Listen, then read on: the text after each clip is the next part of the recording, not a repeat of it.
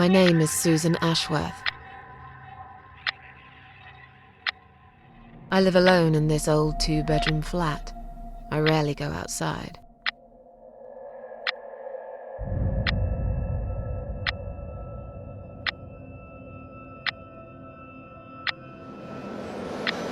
Some would say it's a lonely life, and I guess that's true, but I don't like people's company. Not lately, anyway.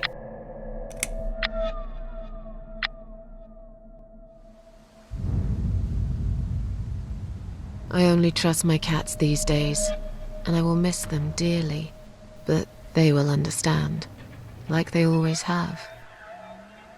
Teacup stays with me till the end. He watches me, as if he knew.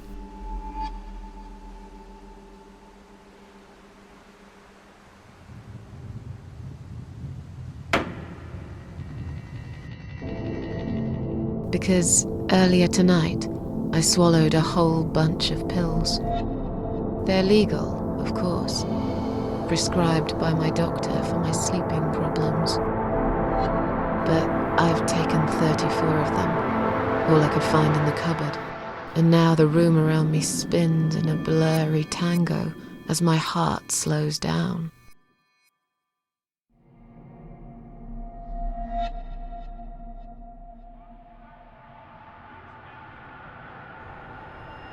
Any second now, I will be dead.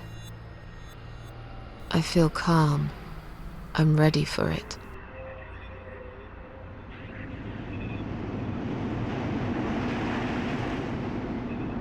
I've only got one thing to say now.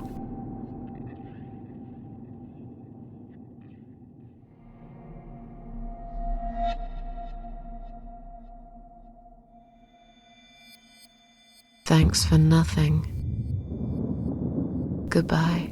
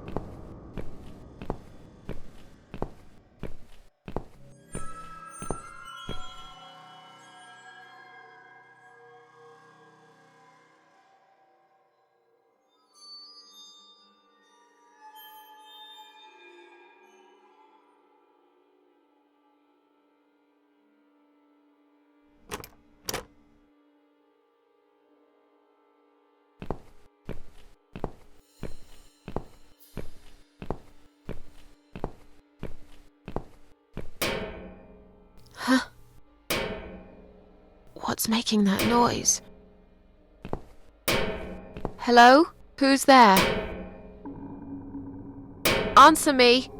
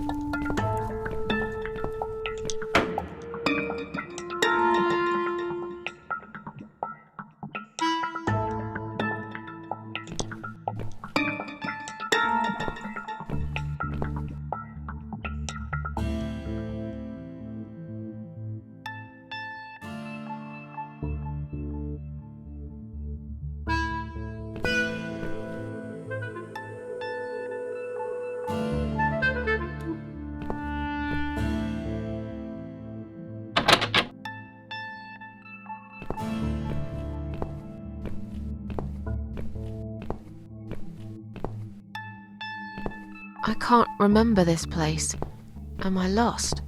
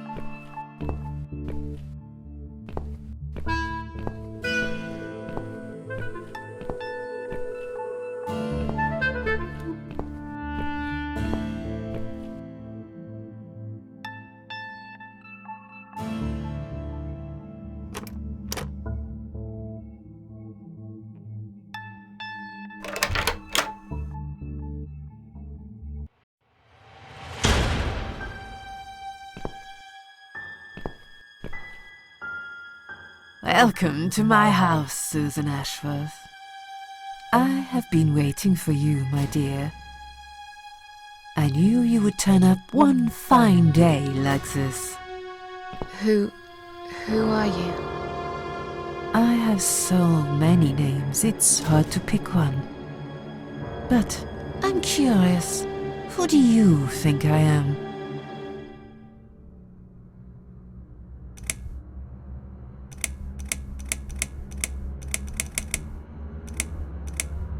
Are you the devil? I know you don't believe in God. If there is no God, is there a devil? I'm something else entirely. I come when there's something to take, but I never give anything back. I am doom, but I'm salvation too. I am feared by most, but adored by some also. Some like yourself, Susan. Don't flatter yourself, old lady. I don't even know you. Well, that's not quite right. I've been around for a while, keeping you company. Always there, you know? Always there. Long enough to know everything about you. Nobody knows everything about me. Not even myself. What is this place? This, my dear, is my humble kingdom, and this house is my castle. I rarely invite people in, just like you. I like my solitude. But you are a special guest, and I'm going to make an exception. Me? Special? I can tell you now that there's nothing special about me, lady. Don't bring yourself down, Susan Ashworth. Today, you are my guest of honor. What is this place? This, my dear, is my humble kingdom, and this house is my castle. I rarely invite people in, just like you. I like my solitude.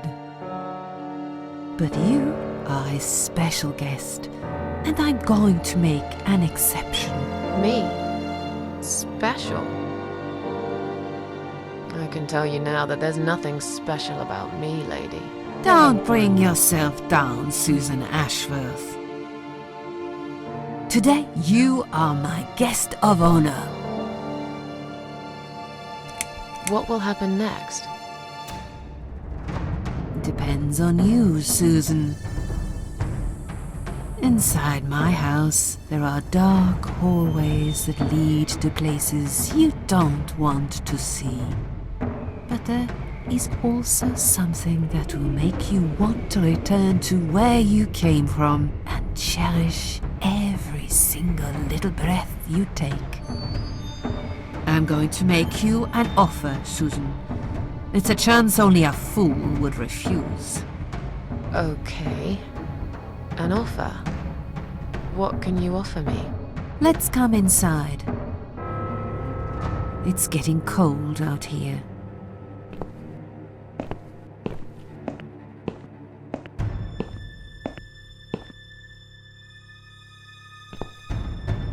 A lonely seashore. Please don't touch anything, dear. I wasn't going to. You lied to the whole world, Susan. And you lied to yourself.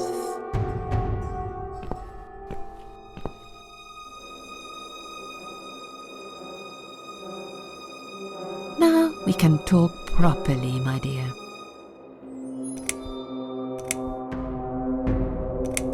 I still don't really know who you are. I go by many names.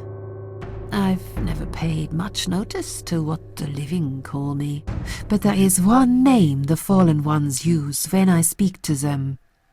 I find it most accurate.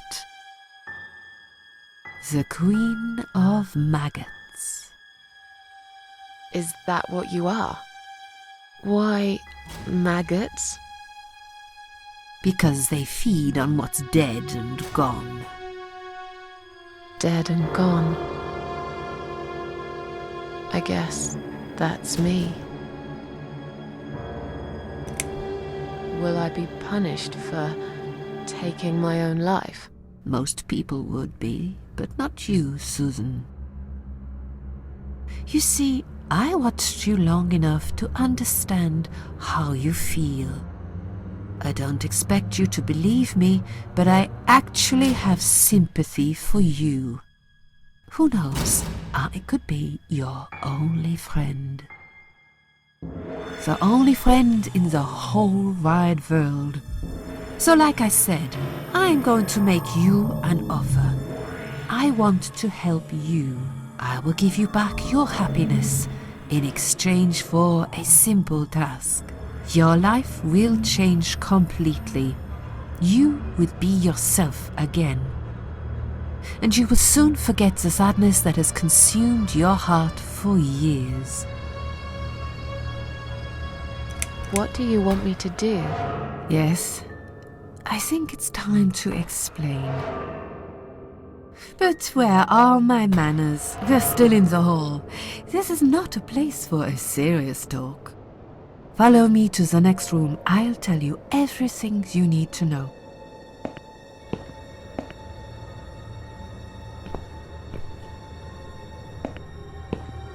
What's your offer then?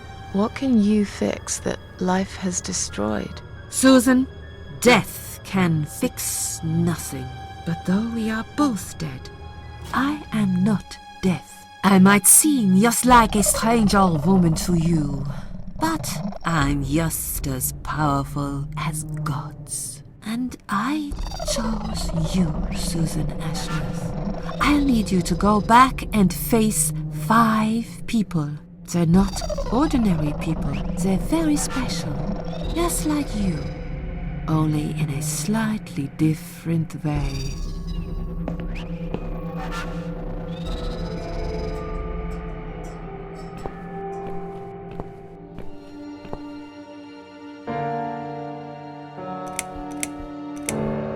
Those 5 people, who are they? The parasites, that's what I call them. They don't know each other, but their destinies are bound together. You will have to keep your eyes open and be constantly on guard. Those people will want to get closer to you. They might even pretend they are your friends, but don't let that fool you. They have nothing but cruel intentions. They'll want to hurt you, Susan. They'll want to kill you. As harmless as they might appear, parasites are the evil scum of the earth, and they all deserve to die. Isn't my life bad enough without them? Don't be frightened. You will have a great advantage over them. They don't know that you know. Do you understand what it means? You will become my hunter, serving punishment for their sins. A tool of destruction. A dark angel walking through the river of blood. You'll find your purpose in life, and you see for the first time how satisfying it can be. But how will I recognize them? There isn't a great deal of people in your lonely life, is there, Susan? You will know when you see them. Bring those deceitful bastards in front of me, and we'll make them regret for everything they've done.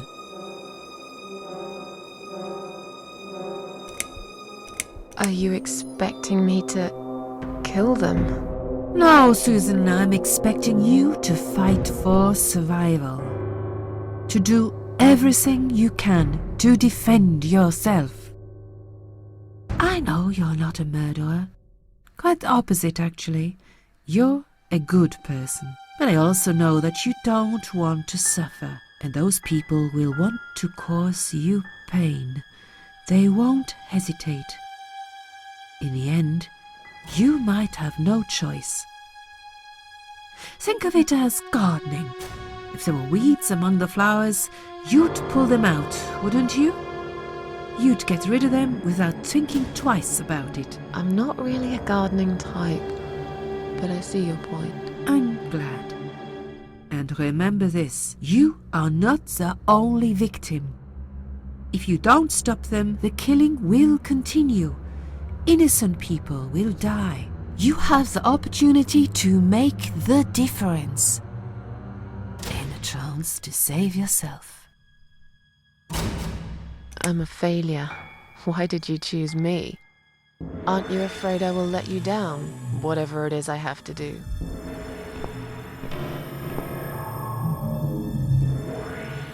Most days, it's enough of a struggle to crawl out of bed.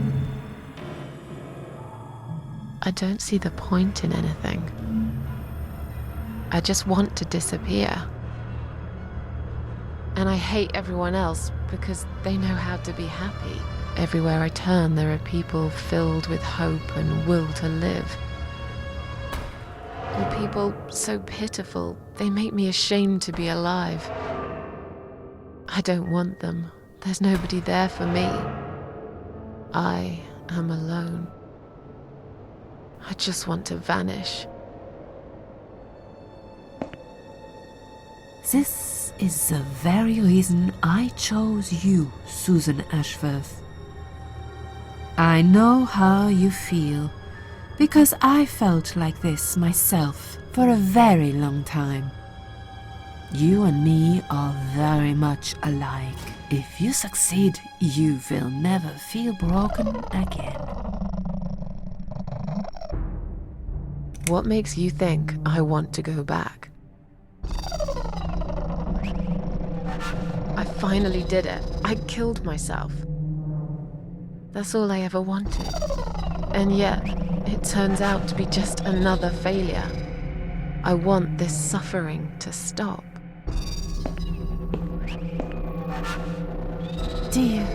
Dear Susan, you don't realize that the suffering never stops, do you?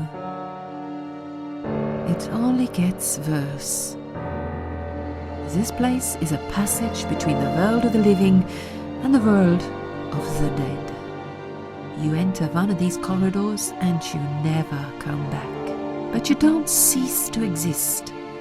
You remain. I can't do this. It's too much. Dealing with criminals is a job for the police, not someone like me. Indeed, you are weak. That's why I have prepared a special gift for you. Immortality. You cannot die, Susan. You will always return to life no matter what happens to you. What? This is the last thing I wanted. Please, can't you just let me die? I've made the decision. As long as they are alive, you cannot die. It's blackmail. You can't do that. I'm doing it for your own good. Anyway, you are in no position to bargain with me. You will either go and do what you have to do, or suffer for eternity, forever unable to find your peace.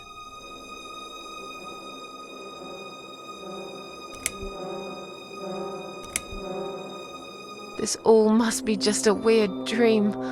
I don't believe you. Susan, see this door here?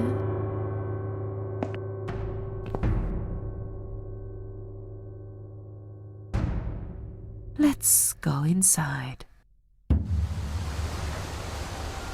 I want to show you something that will help you make up your mind. Follow me.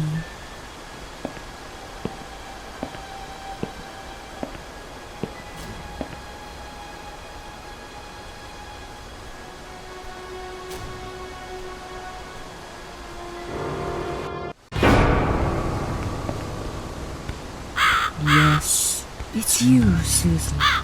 Come closer. Say hello. I don't want to look at it. Haven't I had enough yet? That body in the ambulance. Then the forest. But this place is... This is exactly what I was trying to run away from. I don't want to be here. Make it go away.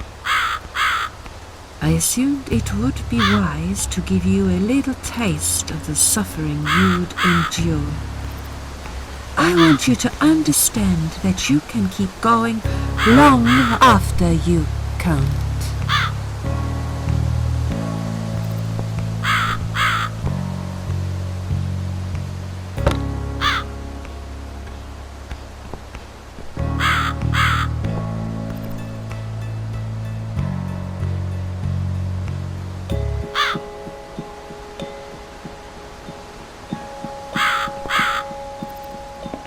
Susan, it's time to make a decision.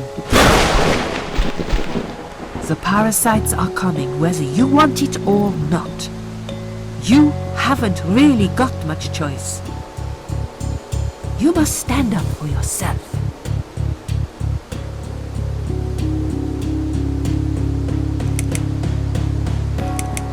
Fine. I'll do what you want. Excellent. I'm glad you have put your trust in me. I haven't really got anyone else. You shall not regret this, my dear. Lights up.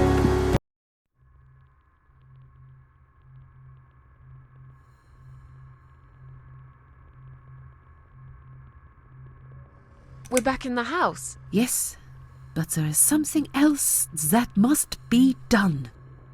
You cannot leave my kingdom before a sacrifice is made. What?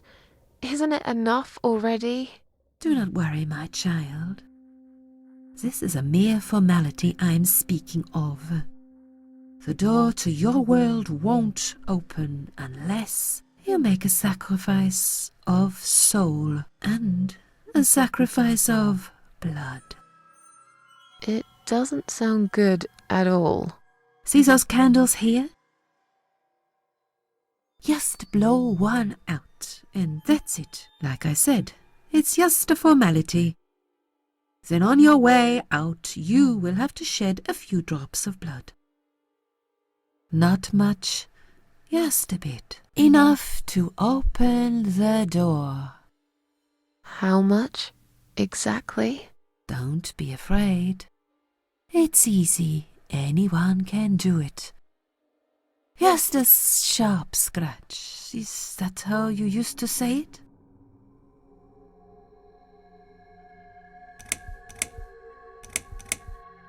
Tell me about the sacrifice of soul. Like I said, it's just a formality. See those candles here? Just blow one out, and that's it. But which one? You can choose. It doesn't matter as long as you do it. Tell me about the sacrifice of blood.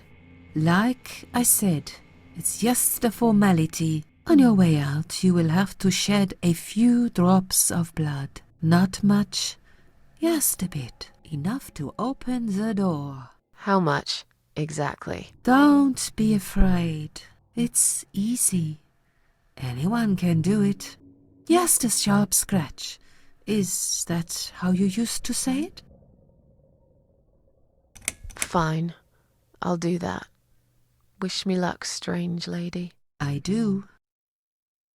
When you leave my house, head to the field. That's where you should be. Goodbye, my child. I'm not going to be far. I've never been.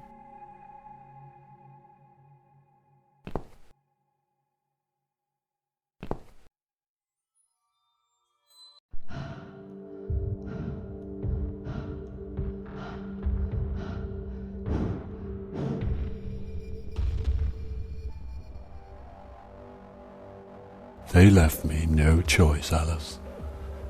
Maybe one day you'll forgive me.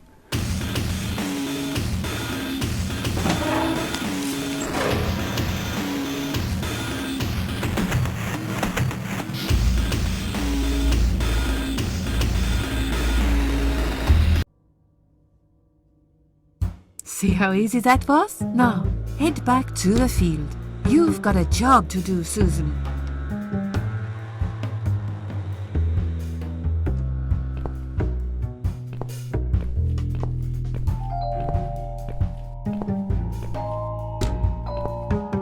What the? How did I get back here?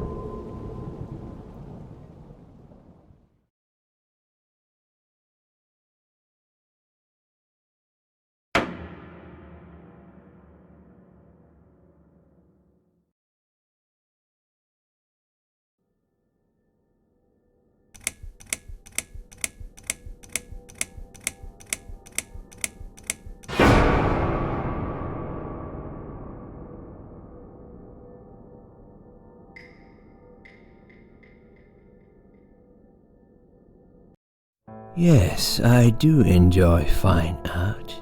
Thank you for noticing. There's a certain raw beauty to it that modern painters often fail to recreate. I always wanted to be an artist myself, but it'll be a long time before I can call myself that. I often say that patients are my canvas, but my job is more about restoration. Obviously, I look at the damaged human minds and bring them back to their former beauty. I'm sorry, I'm probably boring you. No, it's not that. It's just... It's been a difficult couple of days. I'd really like to go home. Of course, and go home you will. As soon as we've done this little assessment, okay? You probably know how it works. I've read in your file you used to be a nurse. Yes, I know very well how it works. You want to check if I'm nuts. Well, I wouldn't use that expression, obviously. But yes, we have to make sure you're safe and figure out how to help you. Also, as a nurse yourself, you know there's always paperwork involved. These forms won't fill themselves. Honestly, Susan, you have nothing to worry about. This is just a formality. I could tell straight away that you are not nuts. Fine. What would you like to know? I will answer all your questions. Then I'll go home, take a long shower, and catch up on sleep. Wonderful. Let's see then. Where do we begin?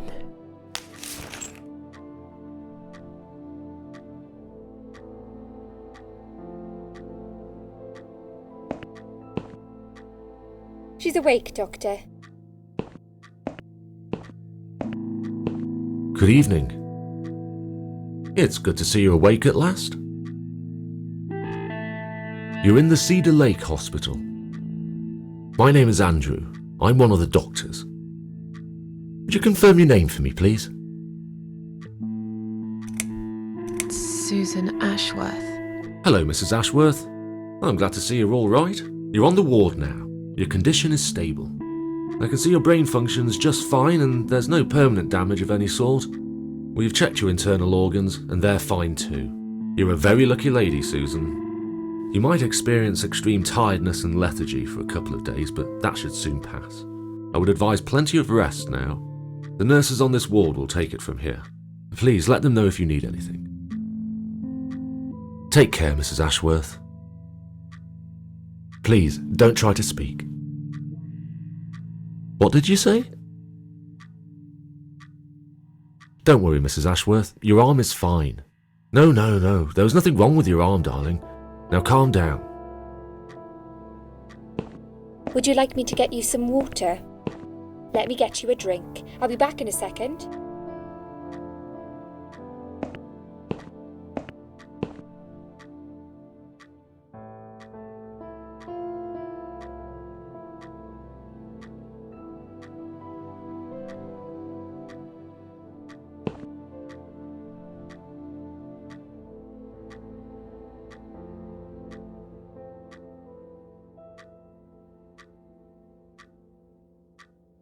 I'm sorry, Susan.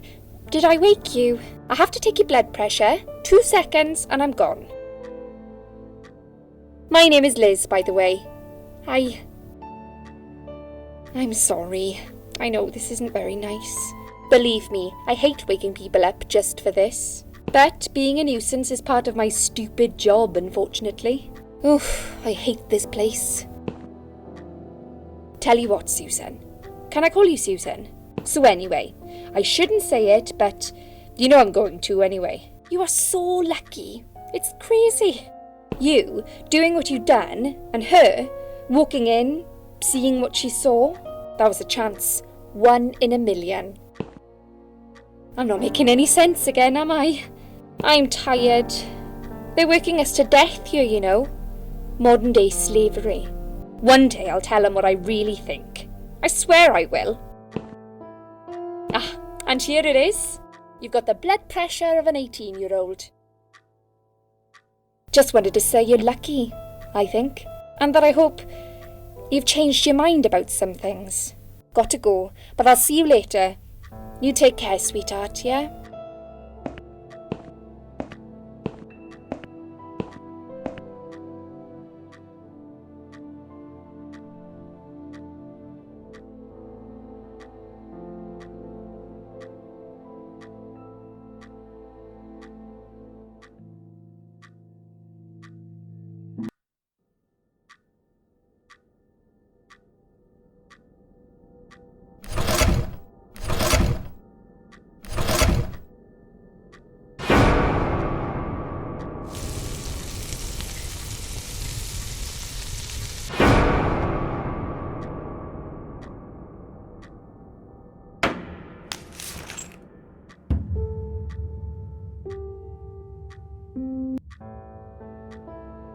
Bad dream?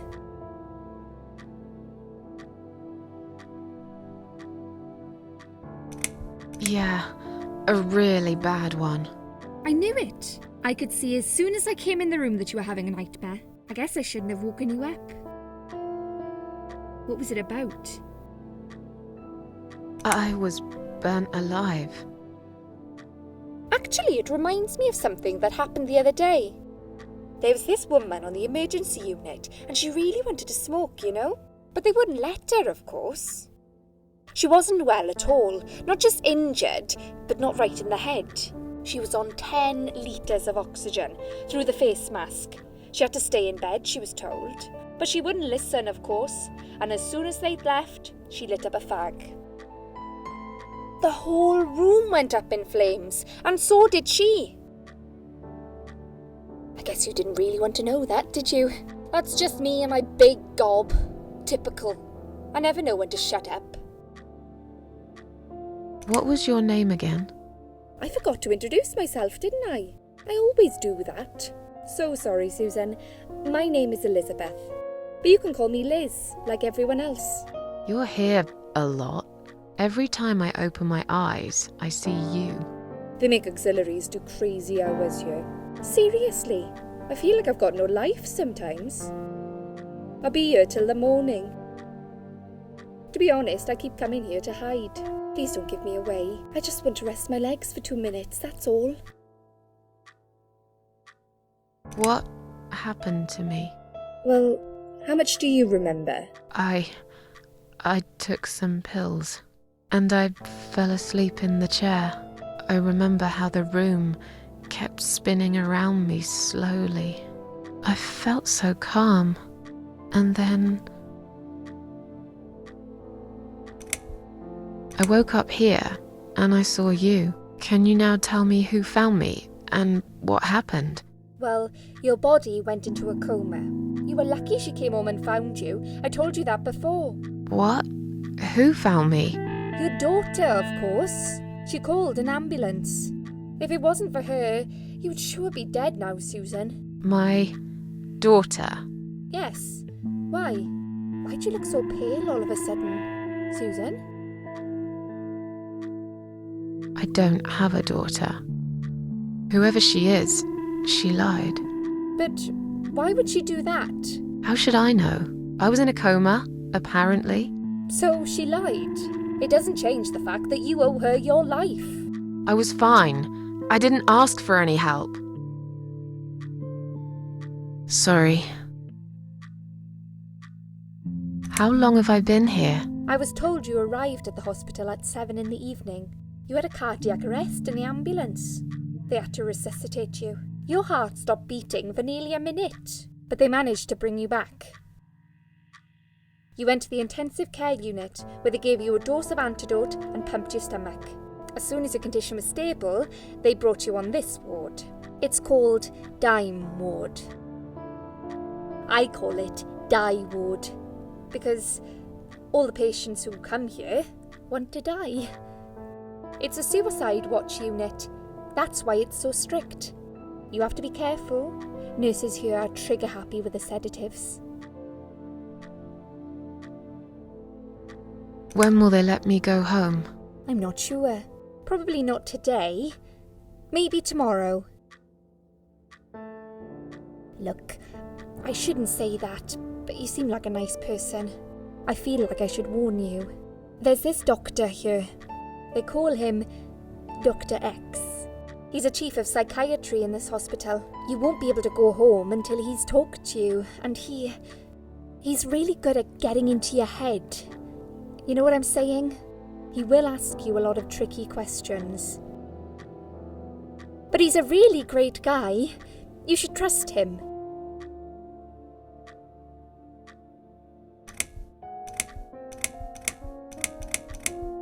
Tell me more about this Dr. X.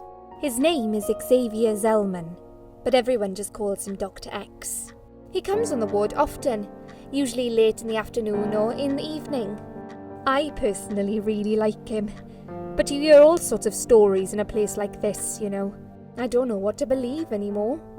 All I know is he's been very friendly and supportive. Some doctors won't even say hello to you. But Dr. X usually stops and asks how I am. He knows I have some problems. He can see I'm not happy here. He actually offered me some free weekly sessions. I think I might take him up on his offer. What are they saying about him? Oh yeah, they say he's a big flirt. Nurses, cleaners, patients. He doesn't care, as long as they're wearing a skirt. One girl I knew, Linda, I heard they had an affair. Stupid girl. Well, she left, and I never saw her again. Now why do you think that is? Dr. X got her knocked up. They covered it up and quietly got rid of her. Probably paid her some money. I don't know how these things work, but it must have been enough to shut her up. I bet he'll be more careful now. But I can't really say a bad word about him, personally. Well, one thing. Maybe. Don't laugh, okay? He's got a weird smell. What do you mean? He smells funny. I don't know. Maybe it's just bad aftershave. Or maybe it's something he eats. Oh, thanks for the warning. I'll try not to get too close to him. Now that I think about it, there's something else too. I'll tell you this, Susan. He starts talking to you, and you just open up and tell him everything. It's very odd. I don't exactly hide things from people, but he got some really private stuff out of me. Really private. You know what I mean? Things I wouldn't tell my mother about. And we haven't even started those sessions yet. So, be prepared for that. Sure, but it's a bit too late for me to hide how I feel now anyway. I think I made it very clear when I swallowed those pills. Did you see this daughter of mine? No, sorry, Susan. Apparently she came in the ambulance with you, but then she remembered something and had to go. I think someone mentioned she went in quite a hurry. Of course she did. She was worried I'd ask her what she was doing in my flat. Saving your life? Do I really have to give her a benefit of the doubt just because of that? One would assume so. That girl is a hero. Maybe real heroes always leave before their identity is revealed. Or she was a burglar, attempting to steal from me. That's a possibility too. Have you got anything very precious in your flat? Maybe.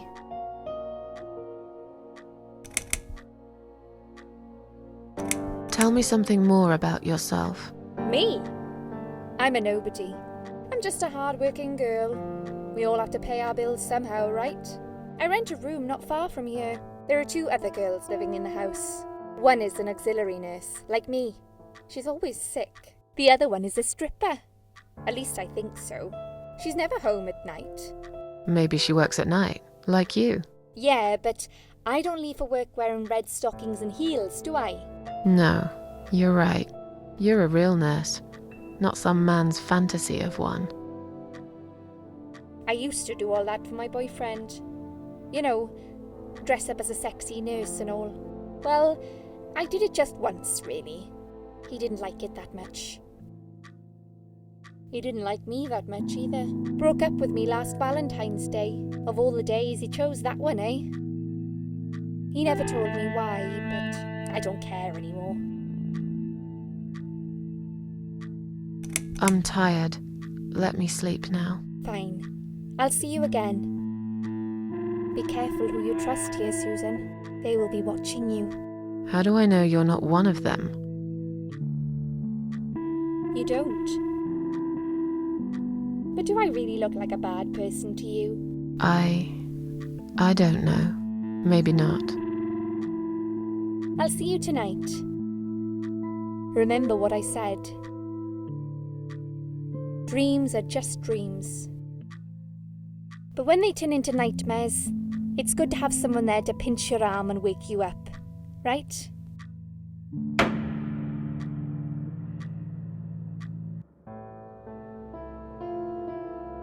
We'll start with a little chat about your childhood. I want you to be as honest as possible. It's important if we want to get to the bottom of your problem. Count to 10 and tell me when you're ready, Susan.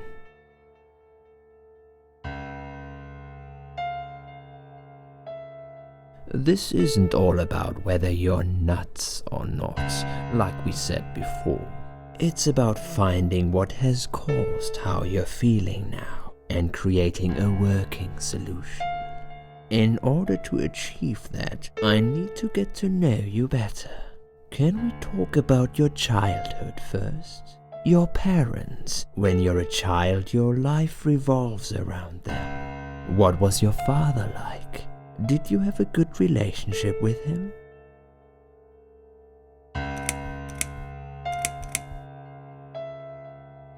Yeah, I had a great dad. I have very fond memories of my father. He was always there for me, no matter what I did. He never got angry or upset. I suppose I never really gave him any reasons to be. I was a good child. Not perfect, but then again, no one's perfect. Whatever made me try to kill myself, it definitely has nothing to do with him. Where is he now? He died 6 years ago. Cancer. Do you miss him? Of course I miss him. How can you even ask me that? It's my job to ask these questions, Susan. Let's talk about your mother now. What was she like? Would you care to tell me about her? I can't complain. My mum was great. She brought me up well. Me and her, we were like best friends, like soulmates. We did everything together. She passed away 7 years ago.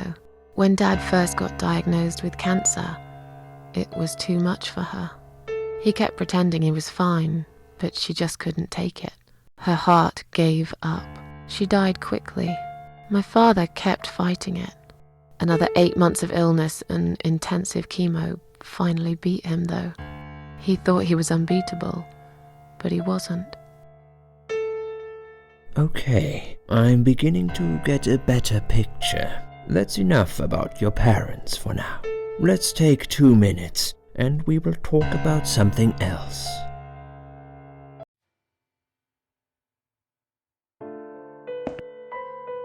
I need to get out of this place. I hate hospitals. Besides, I really want to go home and forget all about this.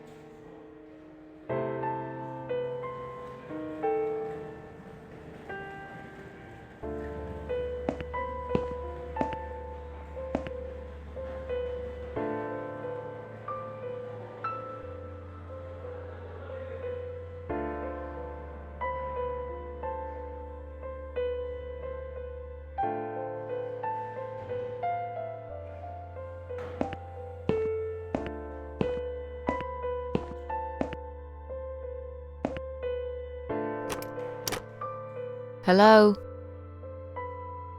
I guess I should wait my turn.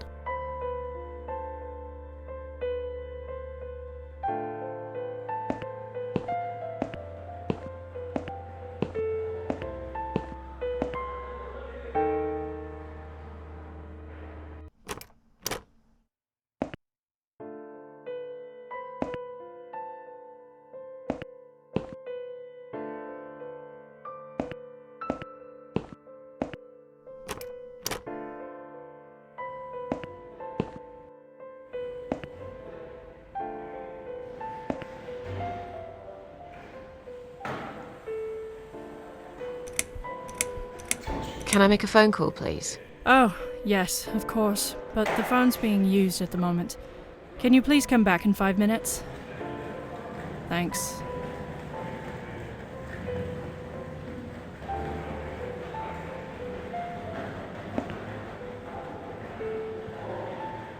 Please do not touch these. They are all confidential documents. Yeah? Well, maybe you shouldn't leave them out on the desk for everyone to see. If you are looking for something to read, we have some magazines for patients here. Thanks, but I think I'll pass.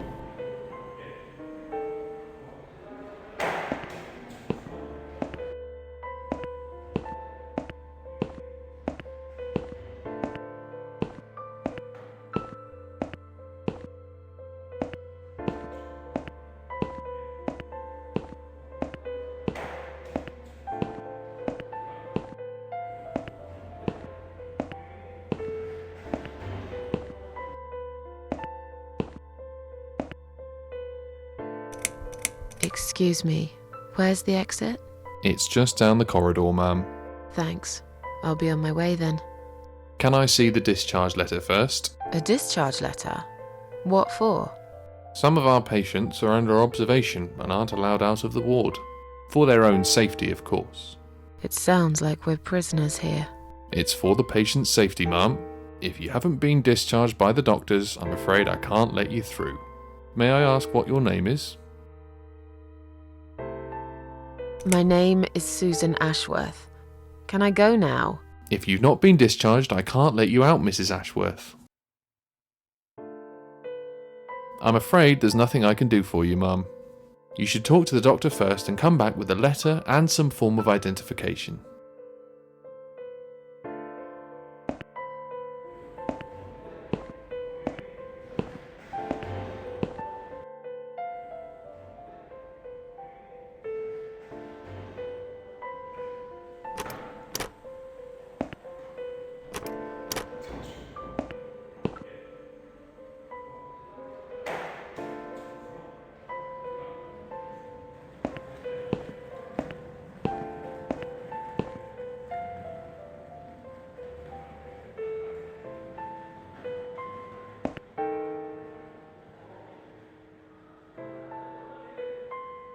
Hi, are you alright? Can we talk for a minute? I can't talk. Please, just leave me alone. Oh, I mean you no harm. I'm trapped here, just like you. Trapped? I don't know. It's just so hard to think without it. But you're a stranger. And you're not one of those lovely nurses either. They look after me so well. I trust the nurses like I trusted my mother. I just want to talk. I need your help. Unless it's Mother who sent you. Was it her? Please tell me it was her. Yeah, sure. I'm a good friend of your mother. I missed her so much. I can't remember you very well. But you should know this. If you really are a friend, you will know my mother's name. The name that haunts me. A beautiful name. Yeah, sure I do. Now, let me ask you. What is it? Oh, well... What is my mother's name?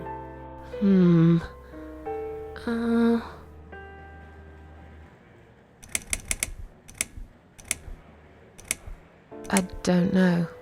No, of course you don't. Leave me alone. Please, just leave me alone.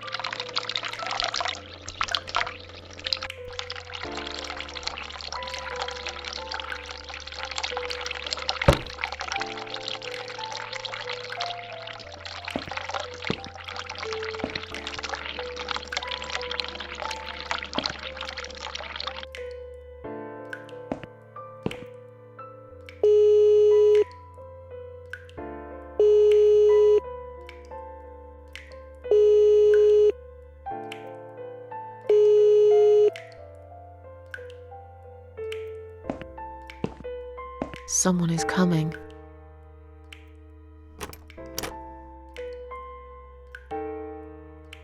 Have you rang the bell? Is there an emergency?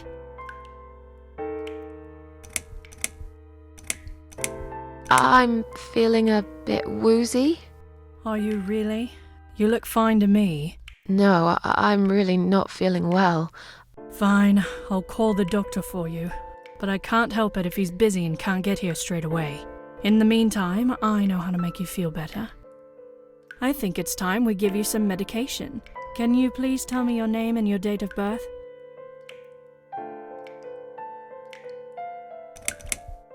Susan Ashworth, 24th of May, 1970.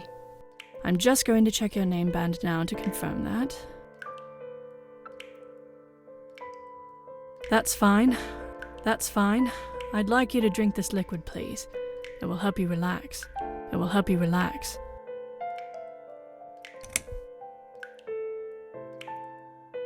That's a good girl. Now, drink it down. You'll feel much better.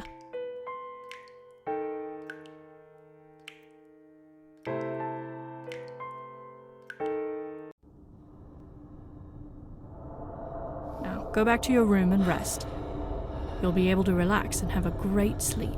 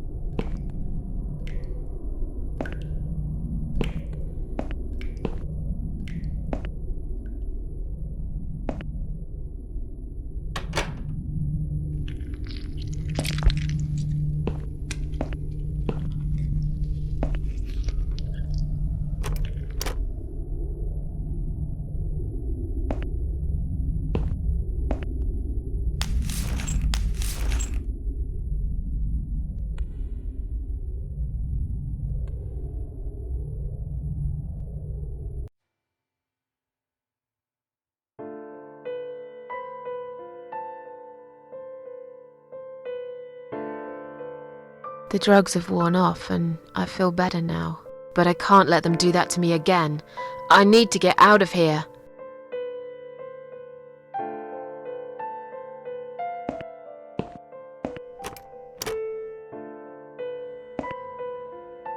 If you really are a friend, you will know my mother's name. The name that haunts me. A beautiful name. But I know it. Let me just think for a second. Sheila. Yes, it was my mother who sent you after all. I'm sorry I didn't believe you, but my head's all messed up. So, let's have a little chat, sweetheart. Do you know how to get out of here? We're not supposed to get out. We must stay here. Do what they say. Take pills they give us. Sometimes, if I behave, they give me the red stuff. I wait for it. I'm being good. What is this red stuff? It's a drug. My favourite one. Red stuff takes the pain away. I must stay here. Good nurses have been most kind. They always remember. They know I'm suffering. But it is not the same as the drugs I see in my dreams. On the other side of the mirror, there's a spider's heart full of drugs. I just can't seem to find it anymore. I see.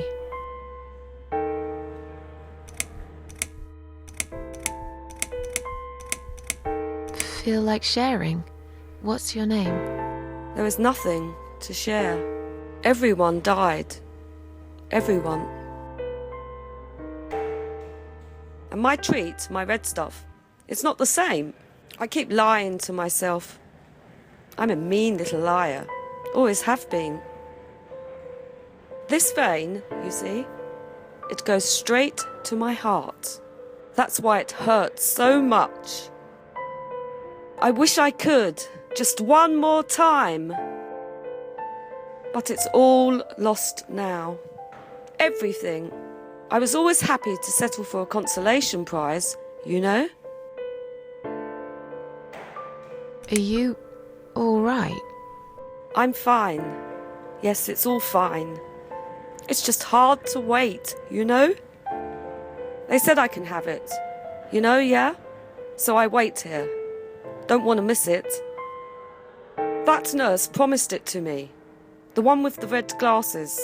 But I think it's been 3 hours already. Why are they late? Do you think something happened? Do you think she changed her mind? Because I swear if she did, I will hurt myself again. I swear to God, I will hurt myself again. I'm sure they'll be here in a minute. They're probably just very busy, that's all.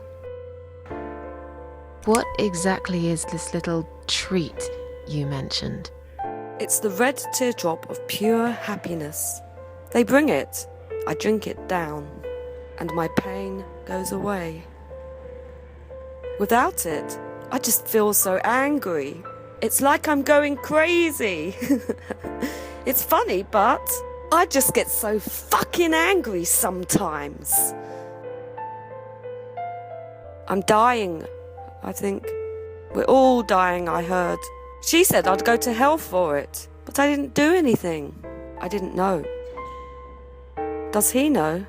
Who? Him! Right. Okay. No, probably not. I need the red medicine. I need it now. I must be a good girl. I must be a nice girl. Maybe I could get you some of that stuff. Do you know where they keep it? Oh, they have it hidden well. You can't get there. Well, maybe you can. I see it in my dreams sometimes. It's where the nurses are. But in my dream, there are no nurses there. I see it, but I can't get it. It's so near, and yet so far. I can still hear the broken heartbeat of the spider's heart.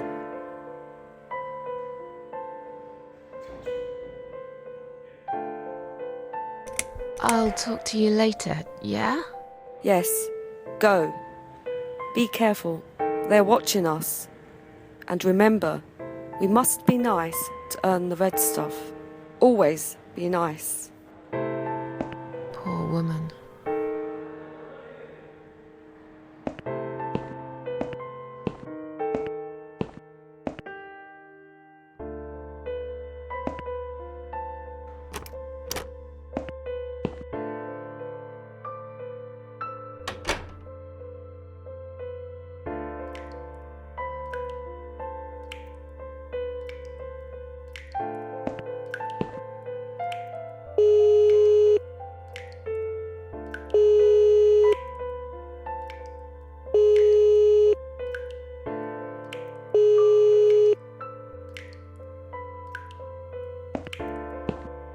Someone is coming.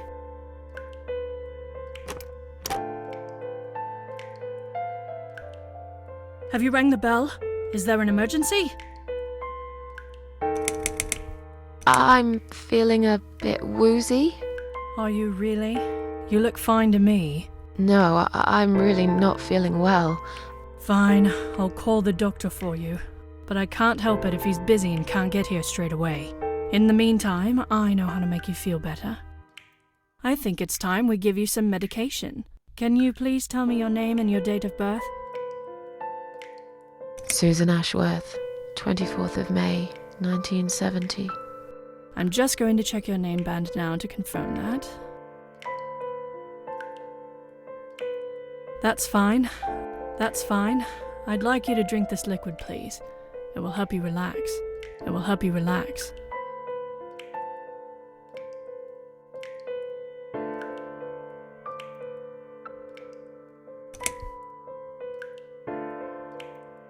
That's a good girl. Now, drink it down. You'll feel much better.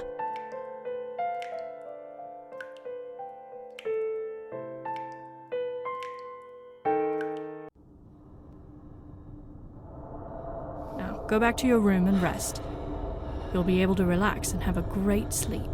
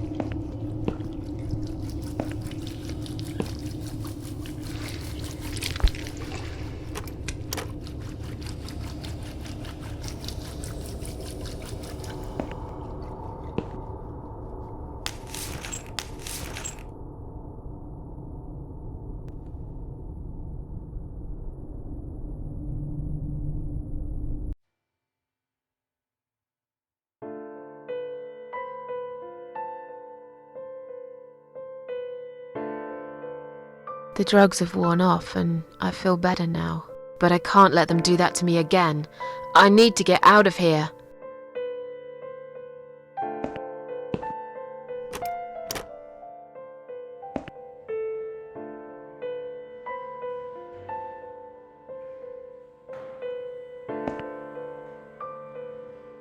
I've found this red stuff you were talking about, but are you absolutely certain it won't harm you? Don't be silly. Of course it won't. Fine. I hope you know what you're doing. How about you give me your name band in return? Is that okay? Oh, yeah. I don't mind. Take it. Thank you for your help.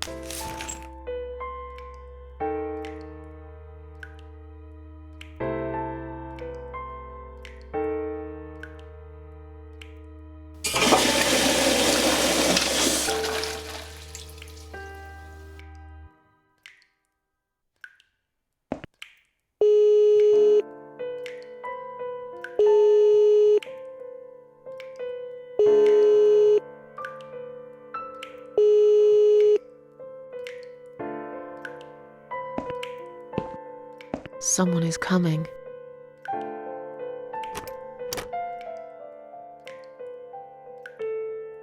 Have you rang the bell? Is there an emergency? The toilet's blocked. What? Well, that's hardly an emergency. It is when you need to use it urgently, like I do. I see. Fine, I'll sort it out. Just give me a minute. It's the gloves. Again! I guess I'll have to get my hands dirty since the cleaner's called in sick.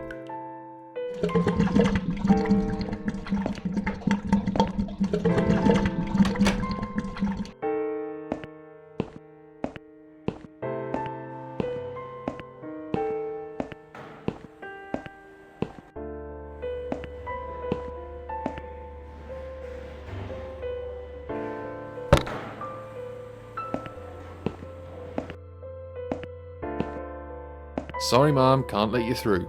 We'll need to see a discharge letter from your doctor first. Here. Are you happy now? Yes, that seems fine. Can I just check your name band to confirm that you are indeed Anne Burton? Oh, all right. I didn't realize you knew how to read. There you go. Can I go now? Of course. Thank you, Mom. We'll see you soon.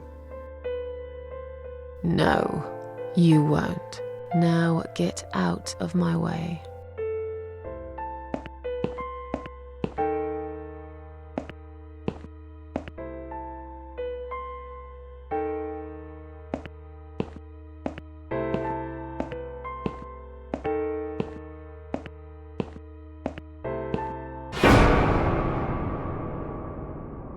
And you must be Susan Ashworth. Well, perhaps I am?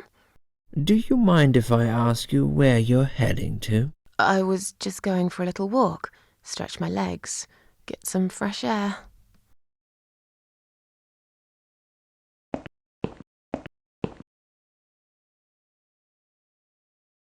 Give it a rest. I'm not going anywhere.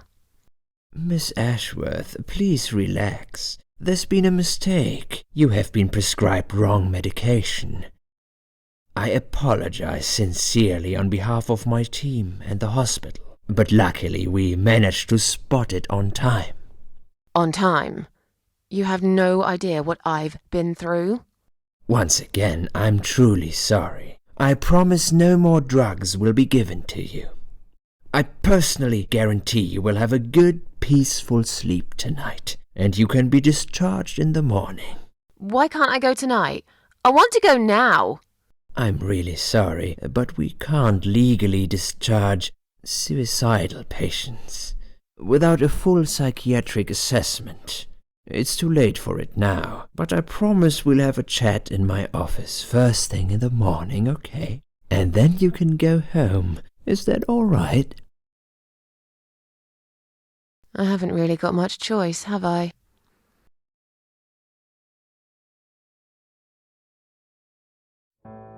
Now I'd like to ask you some questions about your life, Susan. You might find them very personal, but it's important that you answer me as honestly as possible. Fine. Let's get it over with then, shall we? I'd like to go home at last. Of course, I understand. So, Susan, let's see. Are you living alone at the moment? I rent a flat. It's quite lonely most of the time. I used to like being on my own, but I'm not sure if I still do. Too much time with my thoughts, and no one to talk to. Maybe I should get a parrot. We'd have a little chat each time I feel like opening up. Or maybe you could consider finding friends through our Suicide Watch service. They're very good. Helped a lot of people. Okay. Maybe I will. What do you do for a living? I'm between jobs at the moment. I'll find something soon. But it's been difficult. I didn't feel that great. I felt weak and powerless and tired most of the time. I felt really awfully tired. typical depression symptoms, we can give you something for that. You'll feel stronger and motivated. I admire your faith in modern medication, Doctor. I hope you're right. Describe to me what your mornings look like. What is the first thing you do each day? I drink strong coffee and smoke on the balcony. I know it's not a great start for the day, but it's one of my little pleasures in life that I find very hard to say no to. Would you say that you feel safer at home than outside? Yeah, I suppose. It's not really about safety. I've just felt sad for a long time now. Really sad, you know? Somehow it brings me down even more when I go out and see all those happy, successful people. It makes me feel more like a failure. If I don't see it, it doesn't hurt that much. What do you think is missing in your life? Or rather, what is one thing that you think would make your life better?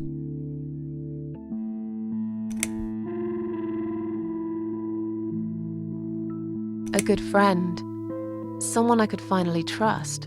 But I can't see anyone will turn up anytime soon. I've become a social hermit. People avoid me. You'll have to try to open up a bit. Hopefully the suicide watch worker will work with you on that. Don't think it'll help much.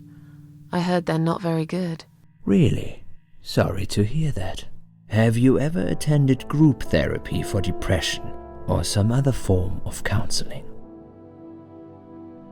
Yes, it didn't help much, as you can see. Just something to think about. I can see you're really willing to open up and talk about your issues. That's a positive sign. I haven't really talked about my feelings for a long time. You're doing very well so far. Do you have problems sleeping?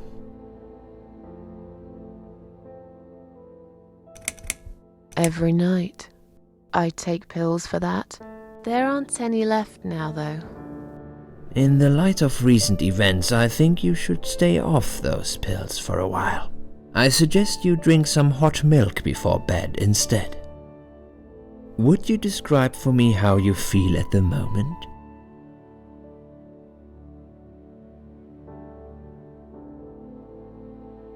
Definitely better than before the accident. Good. Hopefully you can now move on from here. With a bit of luck you will enjoy life again. Suicide attempts often have that effect on people. Same as near-death experience. It makes you realize that you're not ready to die yet. Do you find it hard to concentrate? Yes, sometimes. Do you drink alcohol, Susan? No. That's good. Alcohol is a powerful depressant. I never really liked drinking. Excellent. Sometimes when life gets too much and people feel sad or upset, they think about suicide. Do you often think about suicide? Well, I used to think about it sometimes. Don't you think about it when you're really down? Susan, I'm a psychiatrist. My job is to talk people out of it. Would you ask a fireman if he ever thinks about setting fire to his house? I suppose not. But I'm sure lots of people have times when they do think about it. I couldn't say, Susan. The statistics show that men are 3 times more likely than women to commit suicide. That puts you in the minority. But of course, that's missing the point. Suicide is never the solution. There's always a way of solving whatever problem you might have. I realize that now. Please, in your own words, try to explain to me, why did you really try to take your own life, Susan?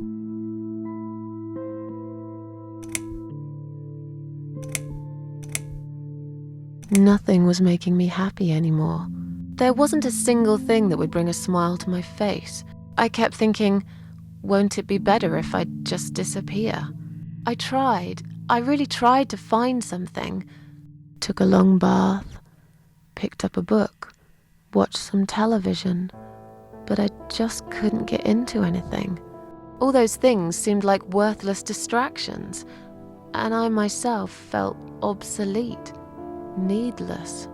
It just would get worse and worse. By the afternoon, I realized I cried for the past 3 hours. I didn't even know I'd been crying until I went to the bathroom and saw my face in the mirror. I looked like a ghost. I looked like I was dead already, you know? And then I saw the sleeping pills. I thought, why not? And I did it. Do you feel as if you're a burden, or that life isn't worth living?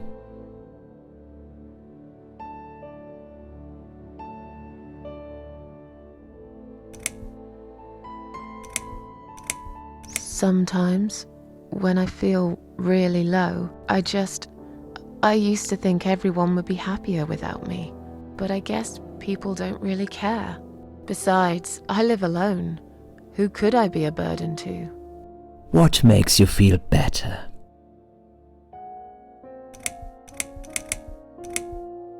Music. I play the piano when I'm feeling down. It's also a signal for the local cats that the food's there, ready for them. That's when they come over, when they hear the piano. What makes you feel worse?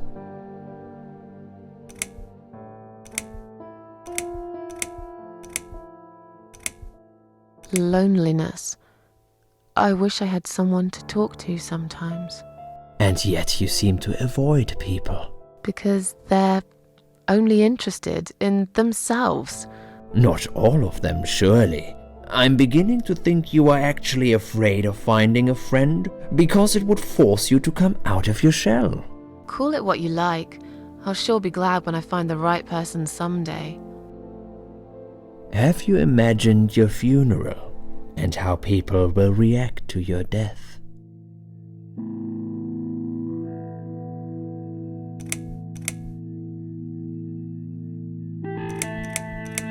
Probably nobody would come anyway. Can you imagine it? Now that's a sad picture. Loved by no one. Missed only by some cats. No tears shed for me. No flowers on my grave. But that's okay. I never liked flowers. I wouldn't miss that. Finally, I'd like you to tell me about Eric. Eric? Yes, your husband. I believe this might be important. What can you tell me about your relationship? What had happened between you two?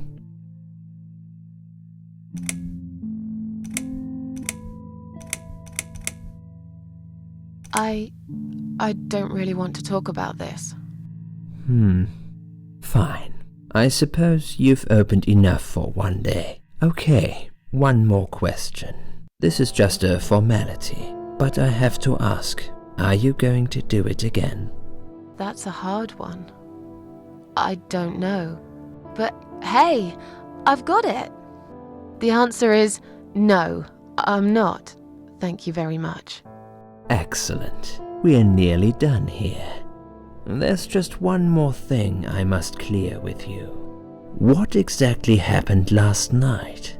Well, after I'd met you outside the ward yesterday, I went back to my room and fell asleep. I slept really well, considering what happened earlier. But then someone woke me up. It was the same nurse who was so friendly with me the first night. She said we needed to talk. We must go, Susan. You are not safe here. But... Please, you must follow me, quickly.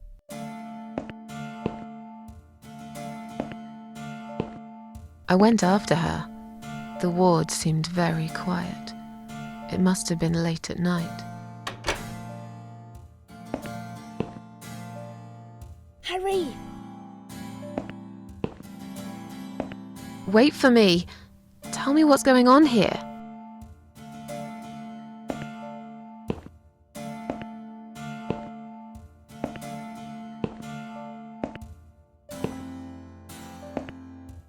security guys were gone, she pointed at the corridor and said, You go first. I'll explain everything in a minute.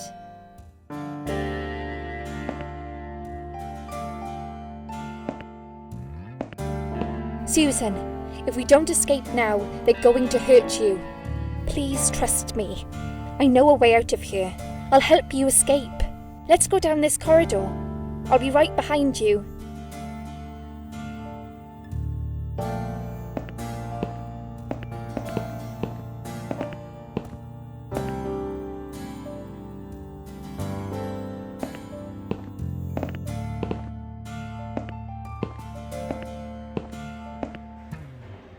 I think I can hear someone coming.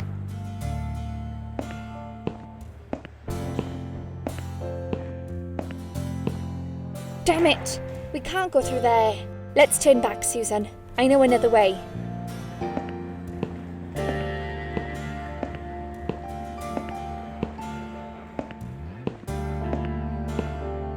Turn left here. We can use the maintenance lift to get us out of this place.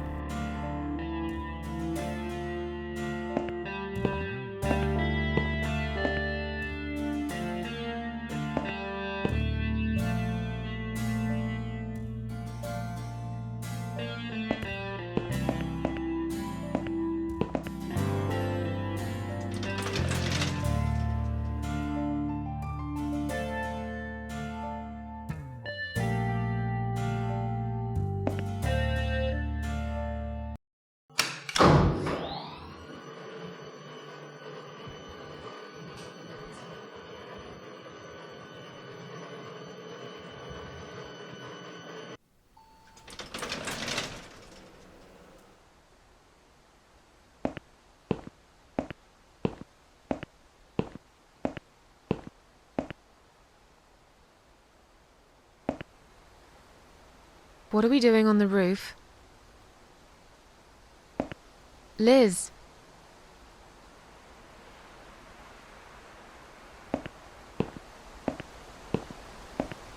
What the hell are you doing?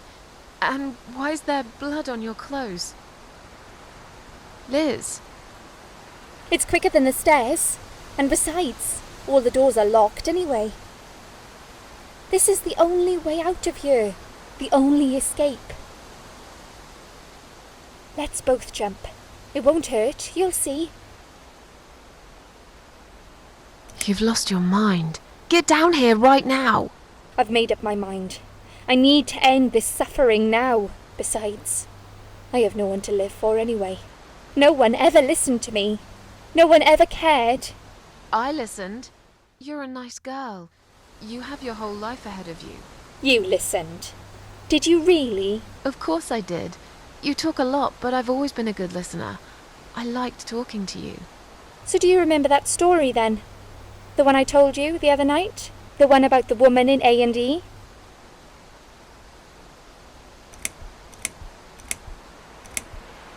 Yeah, she smoked a cigarette and burned in bed.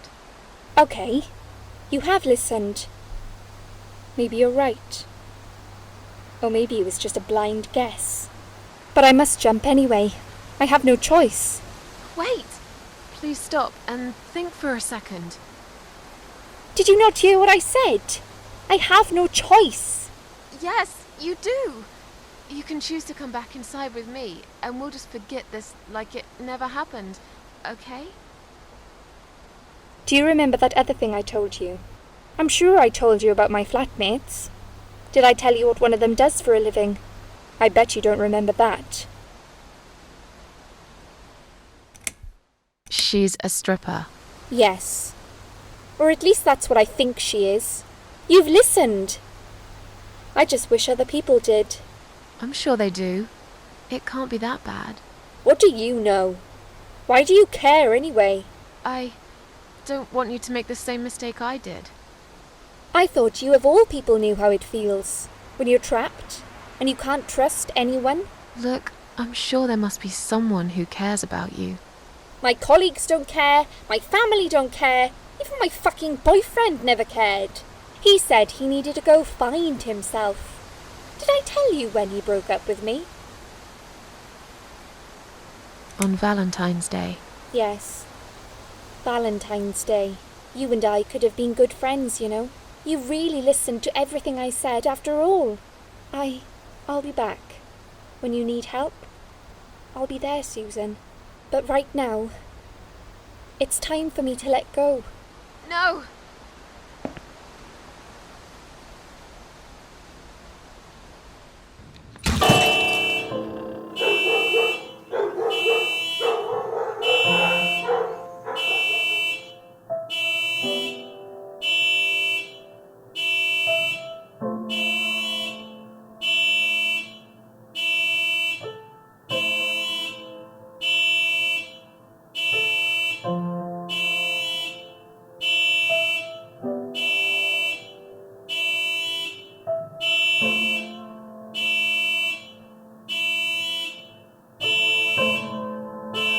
After that, I went back.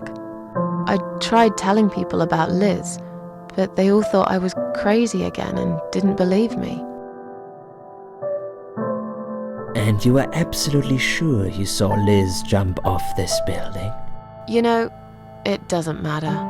I just want to finish this and get some fresh air.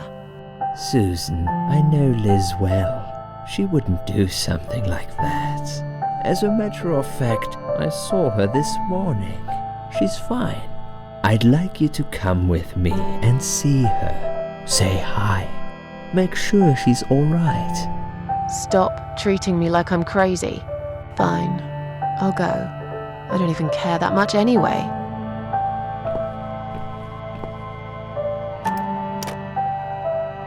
The door is locked? I plan ahead, Susan. I had a feeling in my gut, and my gut's never wrong. I feel like I really got to know you, though. I'm very sorry you've had such a difficult life. I like your green eyes and your sleek cheekbones. You're a clever girl, Susan, but the sadness has poisoned you for too long. There is no coming back from it. For what it's worth, I would have let you go if it wasn't for Liz.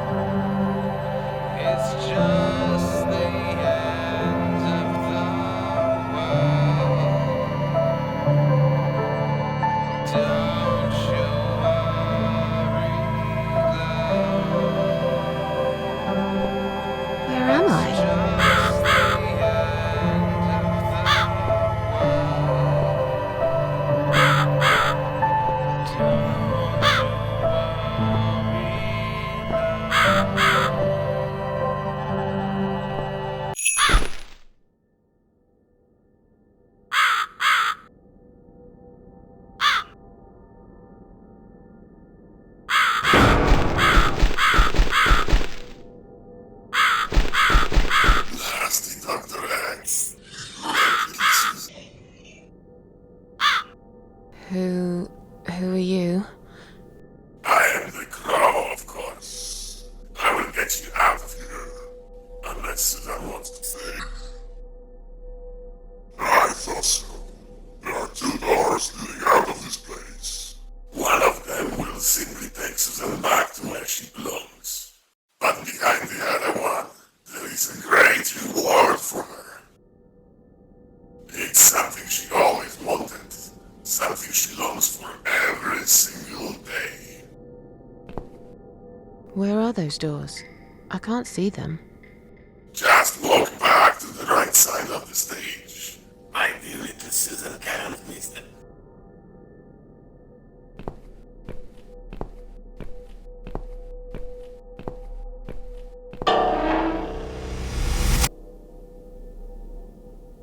Does Susan like my girls?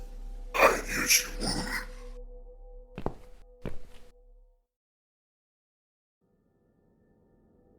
Whatever they are, tell them to stop staring. But they are here to guide Susan. opens up the doors. They know which doors you should enter to get the rewards. But there is one problem. There's always a problem. I'm not even surprised. Which door should I go through? I will leave that to Susan's own best judgment. But this might be her only chance to find what she had lost. Waste it. And Susan will never get it back. Susan has one question. And she can only ask one of them. She must use it wisely. Fine, I can do that. But what's the catch? It's very simple. One of my cats always tells the truth, while the other one always lies. And I'm guessing you can't tell me which is which? It's something I've forgotten myself a long time ago, Susan. But does it really matter? One question is all Susan needs to find the right door.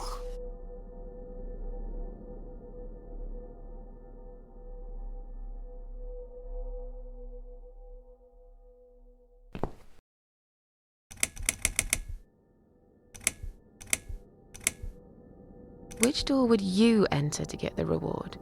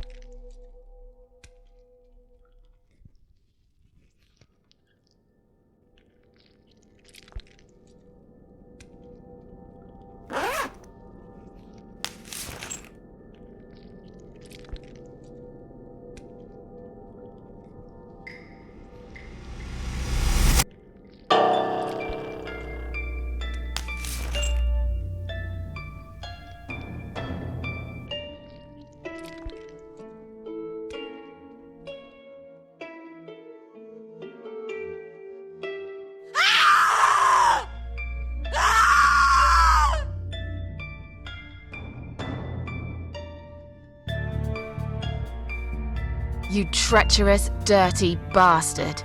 I opened my heart to you, and you stabbed me to death in cold blood. You'll pay for this. I swear you will. But this means the old woman was right. I can't die. I'm immortal. I think it's time to find out how very mortal you are, Doctor.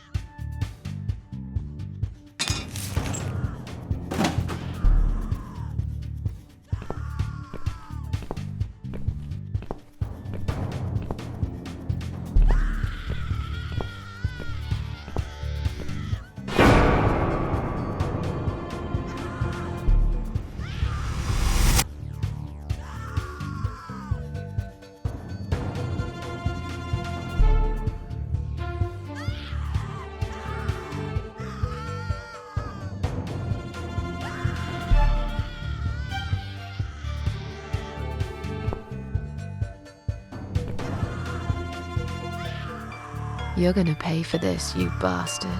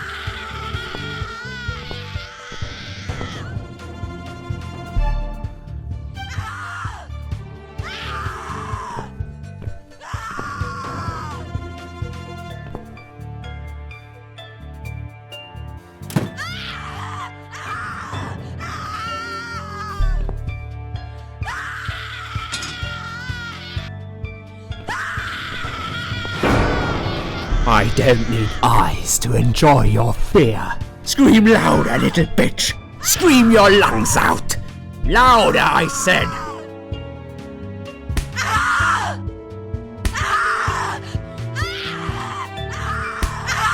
Yes, this is by far my favorite of songs. Would you like me to dance for you? Unlike you, I know all art needs to be appreciated. Your scream is like a poem without words.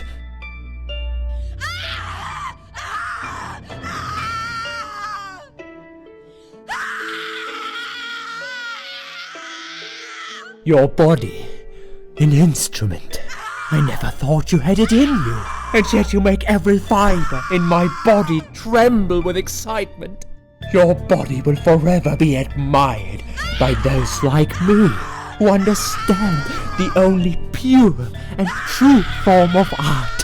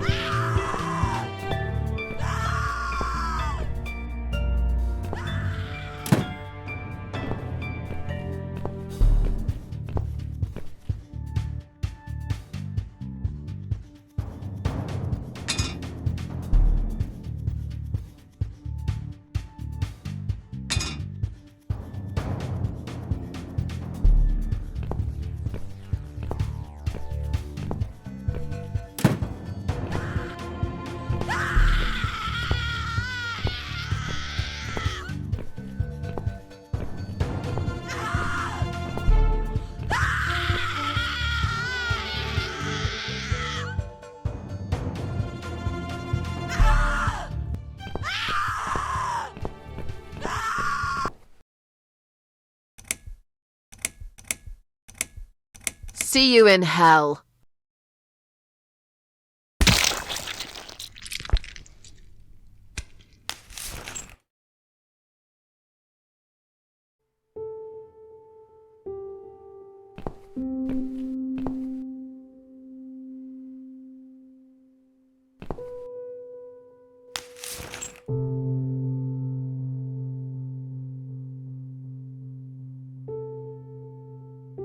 Thank you. Thank you so much. He would have killed me. Like the others. The animal. You gave him what he deserved. Who are you? They call me the cat lady. Now get out of here. Call the police. I'm going home.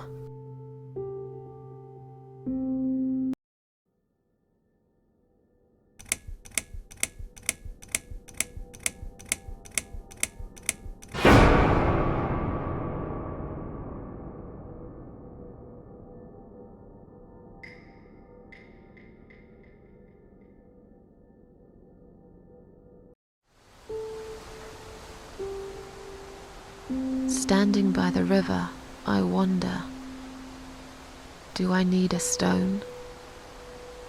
No. My heart is heavy enough.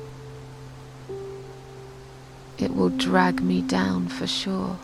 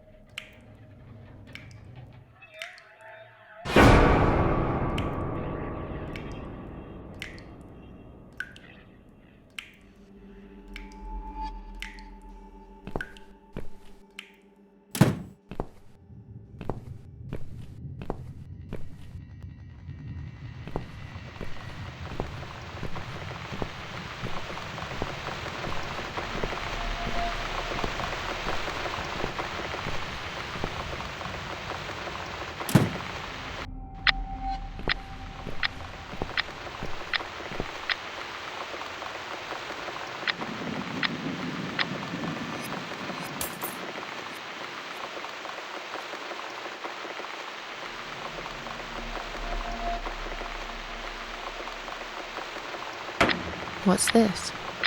Bills, bills, bills, and more bills. How can I afford to pay these? I wish I'd never got out of that hospital alive.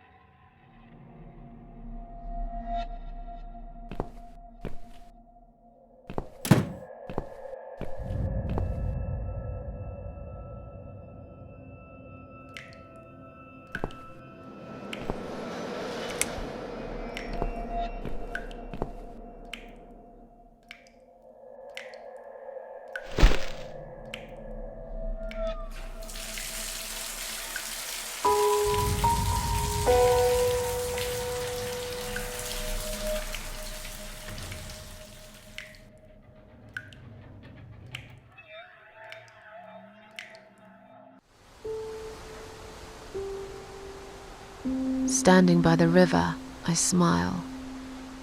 Will I miss it all? No.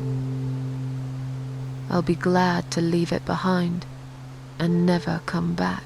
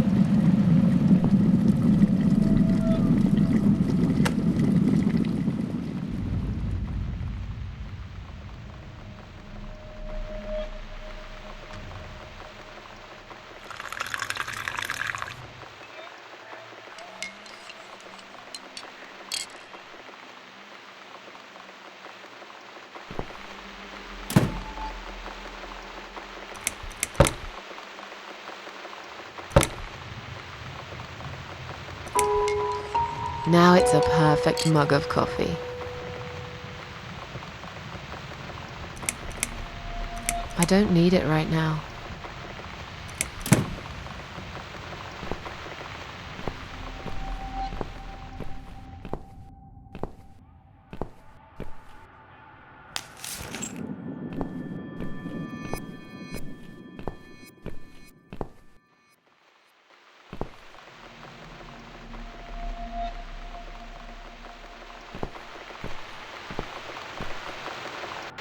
It's this damn bird again. Go away! Shoo!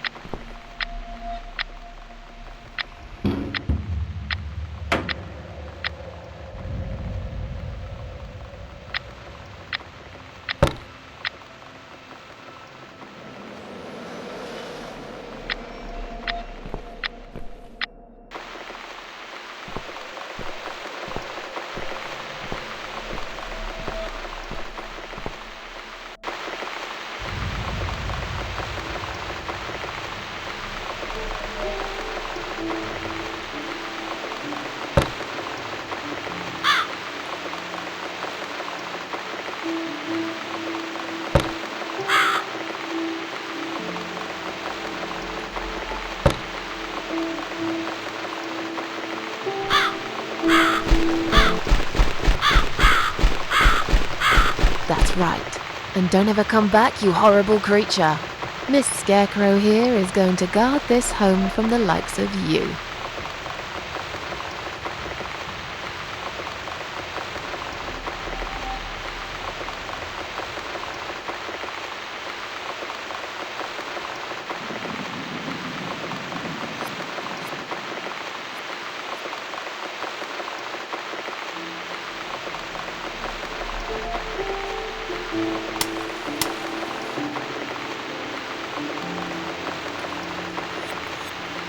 I'm back in my old life.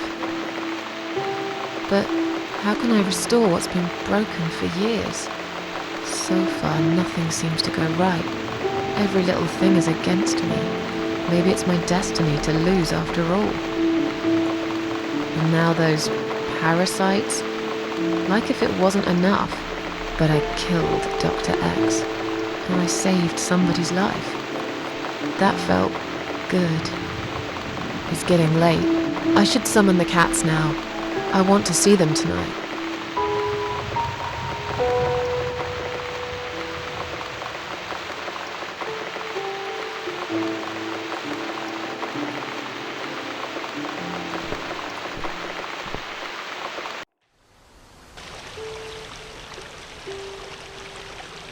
Standing by the river, I close my eyes. One jump, and I'm there.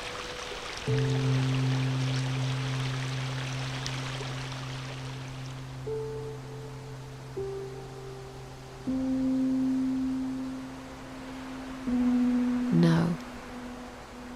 Someone jumped after me. He will never be my friend.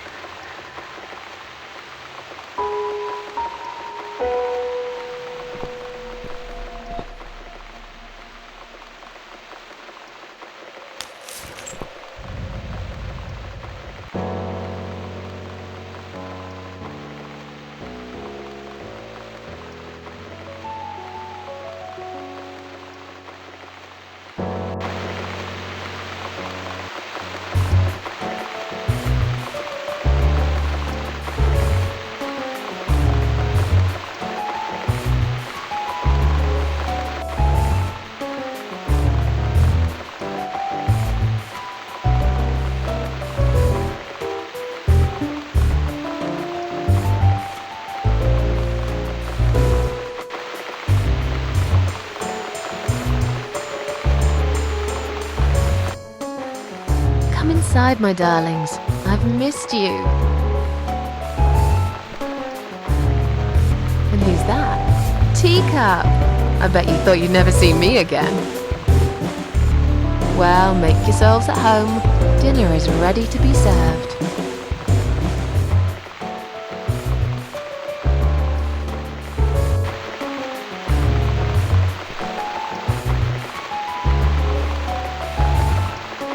Come on, everybody. Gather around. It's time for dinner.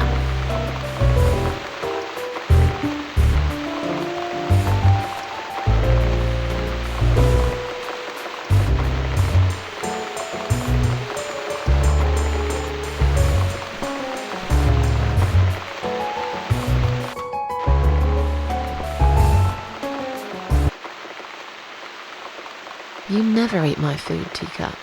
Already had your dinner, have you?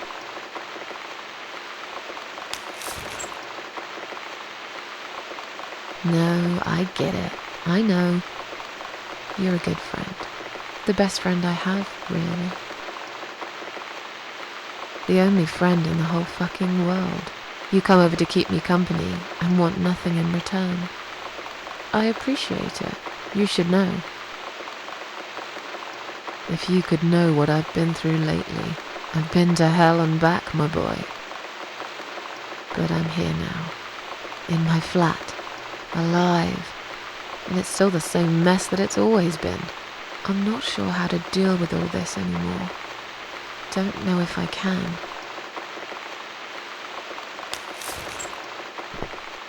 I wish I could be like you. At peace with the world. Always smiling. Someone's at the door. But who could it be so late at night?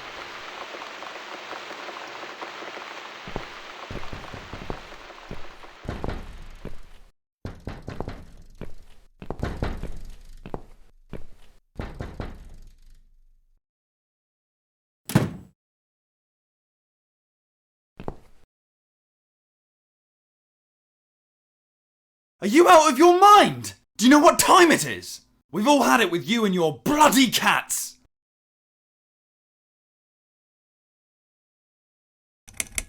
I'm sorry, I didn't mean to disturb anyone. Some of us have to get up early for work. You think it's okay to make noise at this time of the night? Oh, come on, don't exaggerate. I did play the piano, but only for a minute or two. Enough to wake me up! And this is not the first time either! If this happens again, you'll see pest control stepping in, and it won't be pretty! I didn't realise it was so late. I won't do it again.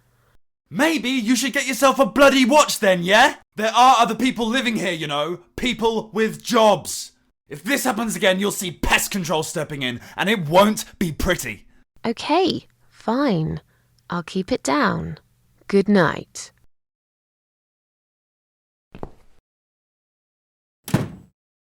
Damn cat lady. They should lock her up somewhere. Fucking nutcase.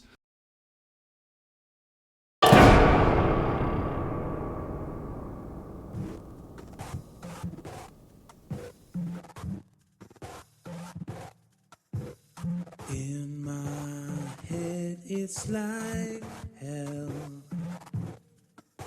and I don't feel I've got the will.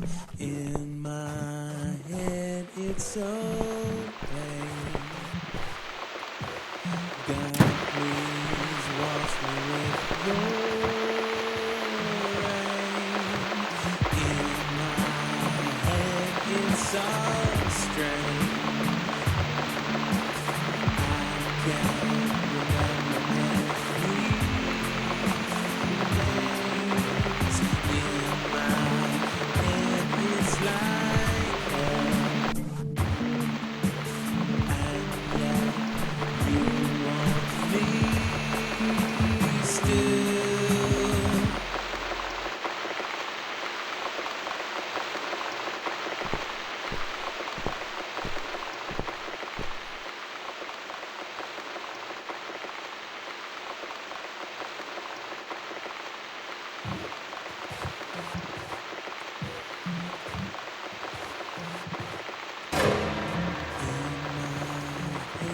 It's like hell,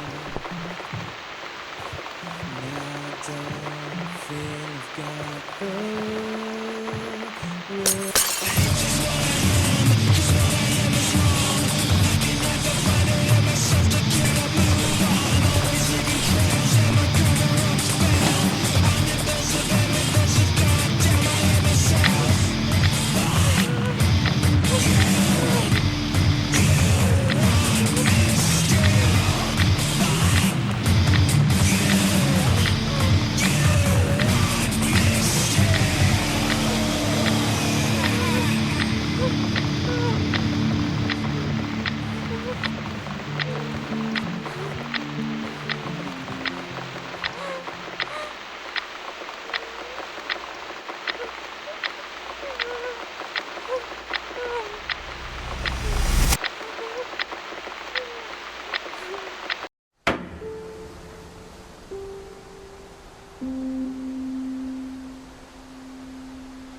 Standing by the river, I'm thinking,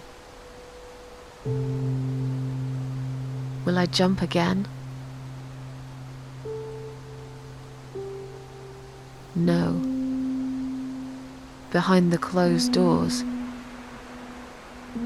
I have fallen in love with the razor.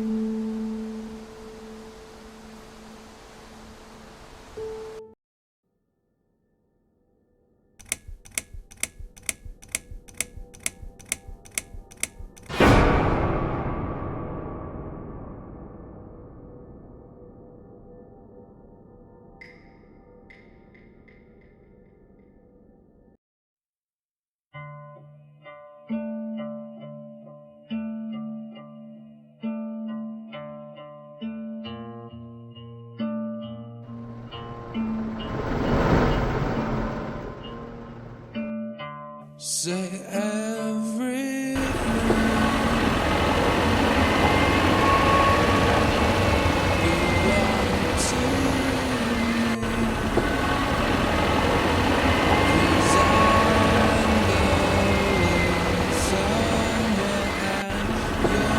Call me.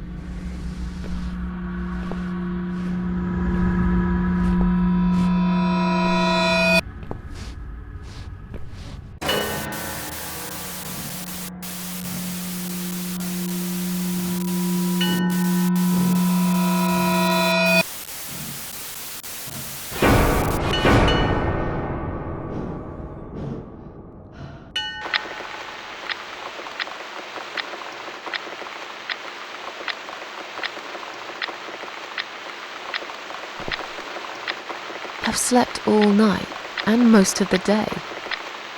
Why am I still feeling tired? Someone's at the door. I really hope it's not him again.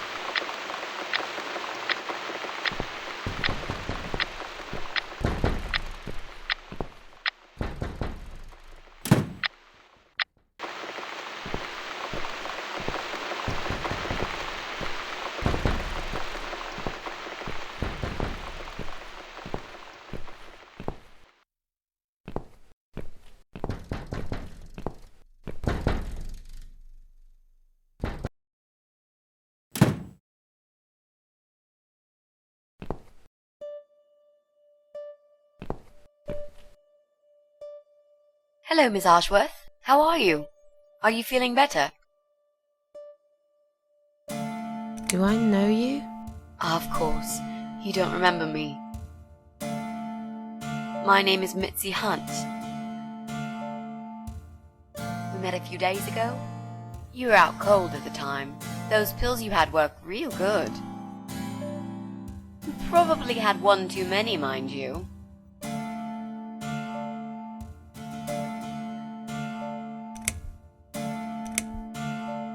So it's you. I had a feeling you'd turn up sooner or later. It is me, indeed. A girl who got in the way and fucked everything up. I'll understand if you're angry at me. It wouldn't surprise me if you blame me for calling the ambulance and saving your life, but I had other reasons for it too. Personal reasons. It's important. It's important. That's why I came here the other night. To talk to you.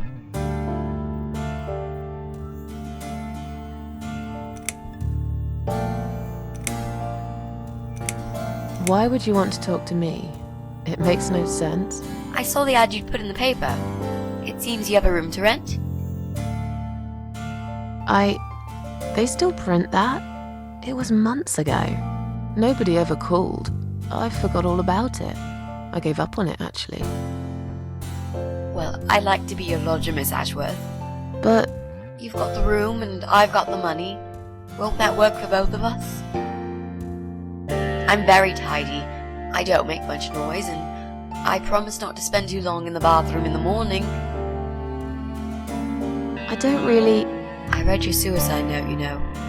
I'm sorry, but I did. I understand that you like your loneliness. You stray from people. I get it. But I won't get in the way. I promise I will give you your space. You won't even know that I'm here half the time. What do you think? Do we have a deal?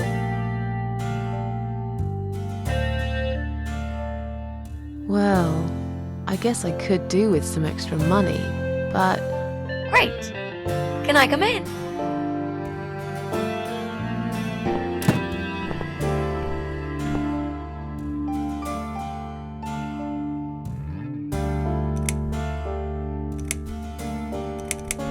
You said you were my daughter at the hospital. You're a little liar, aren't you? How can I trust you? How should I know you won't slit my throat when I sleep? Jesus, what's wrong with you? Slit your throat? Are you always so suspicious of people? If I wanted to do such a thing, I would never have bothered saving you, would I? Just think about it for a second. I was trying to avoid all the stupid questions. I didn't know what else to say. That seemed like an easy option at the time. Otherwise, they wouldn't have let me come in the ambulance with you. And I wanted to see if you've made it. This spare room I have is pretty bad, you should know. I'm not fussy. It's not for long anyway. Just a few weeks, maybe. Anything is better than what I've got at the moment. Which is? I slept at the train station last night. There's a guy there who talks to rats. You should see him. Wait, can you even afford rent for the room? Sure. I'll pay you for 2 months in advance. Money's not an issue. Why not go to a hotel then? I hate hotels. More than train stations, with homeless weirdos and rats. Robbie? Oh no, he's cool. He's alright. And he kept the rats away. How did you get in that night? I'm sure I locked the door. Well... Okay, I'll tell you. You won't like it probably, but I'll tell you. I picked the lock. You did what? Look, I know it sounds like I'm some sort of criminal, but believe me, I'm not. My dad was a master locksmith. He knew everything there was to know about locks. He taught me some of that stuff too. Look, I've got this little box. I always carry it with me. There are a few types of lockpicks in it. They're very expensive, custom made. It's now the only thing that reminds me of him. I see. But you know, it does sound like your father was really a burglar, not a locksmith. It's not important anymore. I guess it isn't. But what gave you an idea that you can pick the lock on my front door and just barge in uninvited? I heard the cats. They were going crazy. It was like if all hell broke loose inside. The noise they made. It was incredible. Like ghosts howling. Then for a while, it turned into an almost human cry. Well, anyway, I kept banging on the door, but you were already asleep. In a coma or whatever. So I pulled out a sea rake and got the door open. You could say I had a hunch. A hunch. Great. I had a hunch that something was very wrong. And I made no mistake, did I? Why do you want this room so much? Let's face it, this flat's falling apart. It's cold, it's dark, it's a bit mouldy. This is the old part of town where nothing ever happens. It's far from the city centre, and there are only 2 buses going through here, and that's if you're lucky. And I'm known around here as a fucked up, wicked cat lady. They'd burn me at the stake if they could. They'd put me in a bag and drown me in the river like a litter of kittens. I'm not exactly great company for a young girl like yourself. Who are they? People. Just people. I don't give a fuck about people, Miss Ashworth. But I do like cats. Do you think they'll smell the rats on me? I'd really use a shower.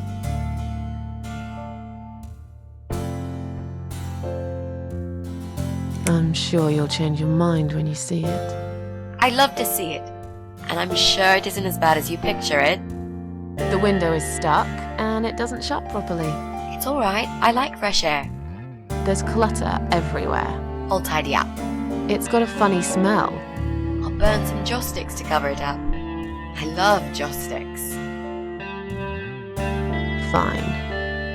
I give up. Follow me. You can see it for yourself, if you're so stubborn.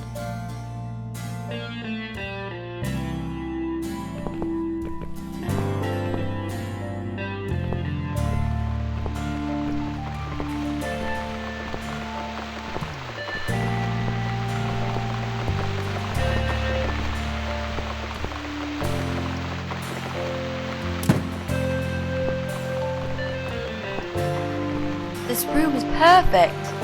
Really? What about all this clutter? I'll move some stuff to the side if that's okay with you. But most of it I can use. All I really need is a bed to sleep and a roof over my head to cover me from that rain. And a power outlet so I can charge my laptop. Oh, and somewhere to watch too. You got a shower, right? I'm dying for a shower.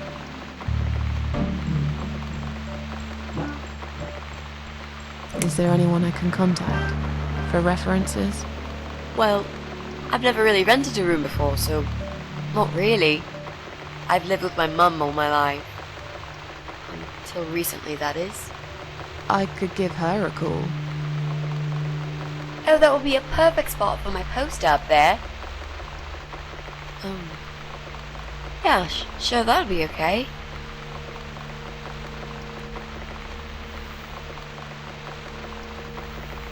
You're not in some kind of trouble, are you? Do I really look like some kind of serial murderer to you, Miss Ashworth? I don't know. What do serial murderers look like anyway? A scar across the face, an eye patch, rough stubble. Those sort of things, I guess. That's a pirate you've just described. Just add a wooden peg leg and we've got a full picture. But who knows? I'm no expert on murderers. Not yet, anyway. You mentioned some personal reasons for staying here.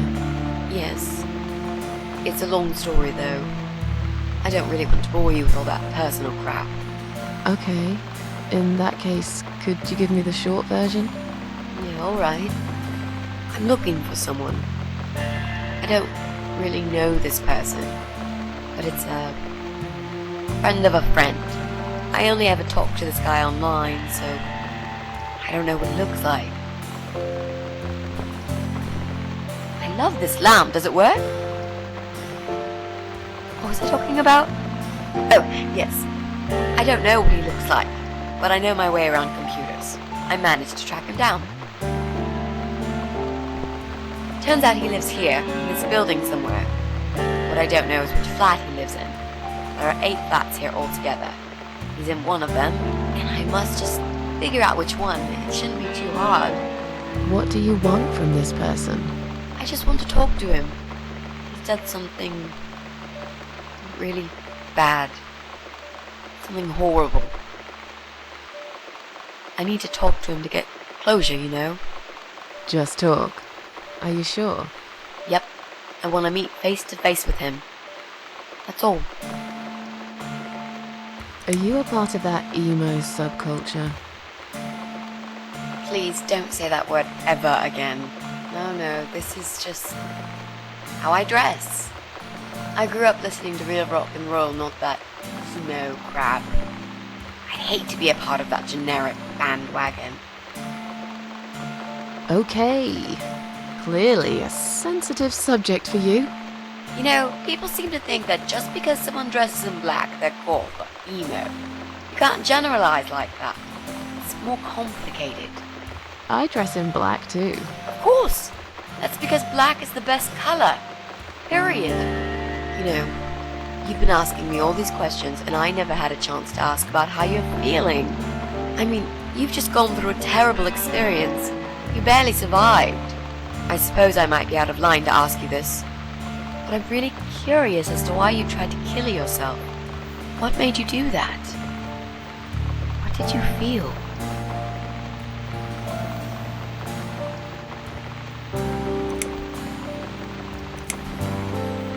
long story. Won't bore you with this personal crap. Ha ha ha. Right back at me, I guess. I did give you a short version, though. Yes, but somehow I can't help the feeling that you've omitted a few important facts. Just some details. Anyway, I suppose your story is the kind that can't be shortened. Still, if you feel like talking about it sometimes, I'd love to listen. I'll bear that in mind, Mitzi. Let's go back to the living room.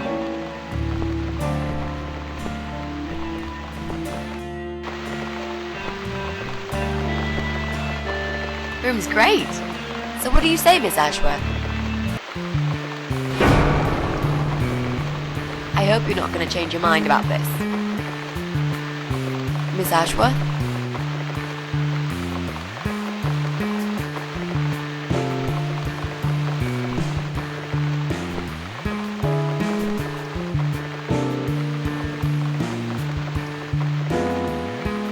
What happened? Are you alright?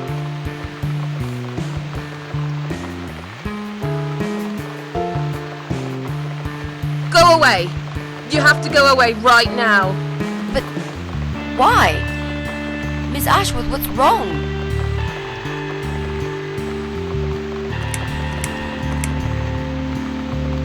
You're not safe here. You should leave. Now. Please, Miss Ashworth, I'd really like to stay. Don't throw me out now. Well, you can't stay. You can't. If you don't go, something terrible's gonna happen to you. Please, just leave me alone. I was perfectly happy before you came. I have my cats. I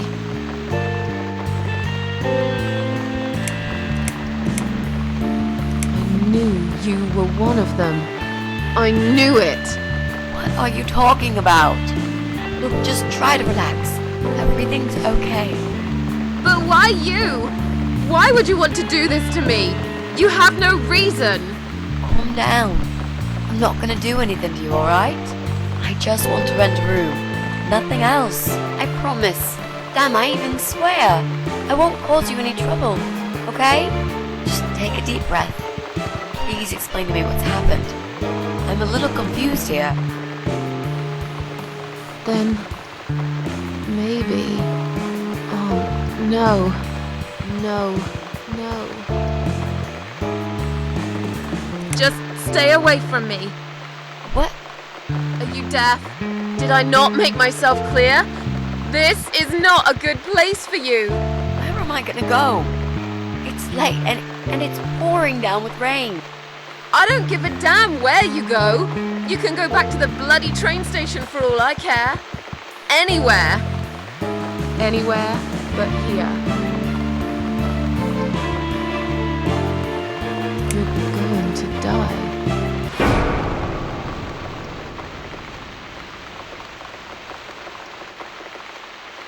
I know. Yeah. I know.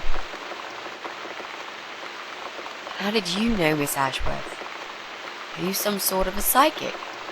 Do you possess some kind of supernatural mind-reading abilities? Or is it just so fucking obvious? What do you mean? I don't know how you're going to die, but call it a hunch if you like. It's cool. A hunch. Well, I do. I know exactly. It's how it started, as a matter of fact. Do you want to see? I'll show you. Here, Miss Ashworth. Take a good look, because I'm not going to do it again.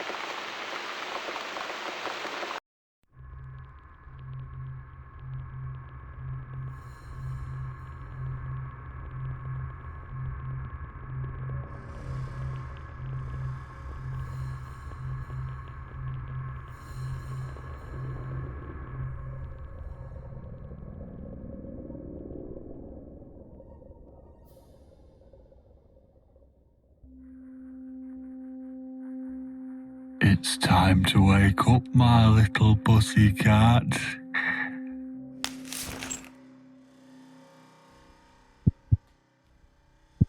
What's the matter, sleepyhead?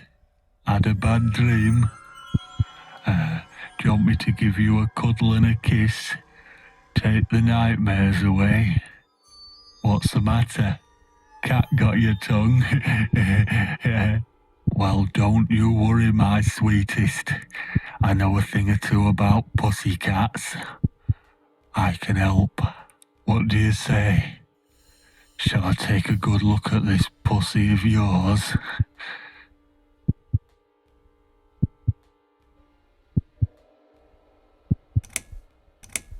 You're a dead man. You just don't know it yet. I'll cut your throat open and watch you bleed to death. I'll feed your body to the crows. Oh, you're gonna regret this, pal.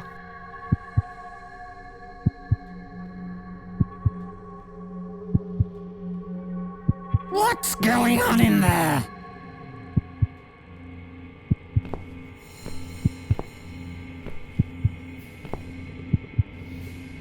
Who's this? Did you play with this little bitch behind my back? 'Cause if you did, I swear to God... Me? I'd never do that. You know me, honey. You're the only girl for me. This lady here will join us for dinner. That's all. For what? Take the goddamn mask off when you talk to me. You know damn well I can't stand it. And make sure you put it back in the van so you don't fucking lose it again. Okay.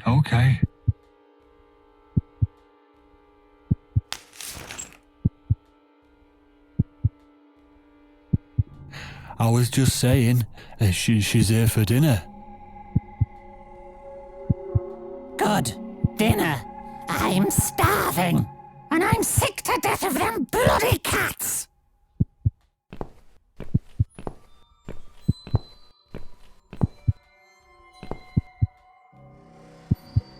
You nasty little whore. Trying to seduce my husband in my own home? How bloody rude.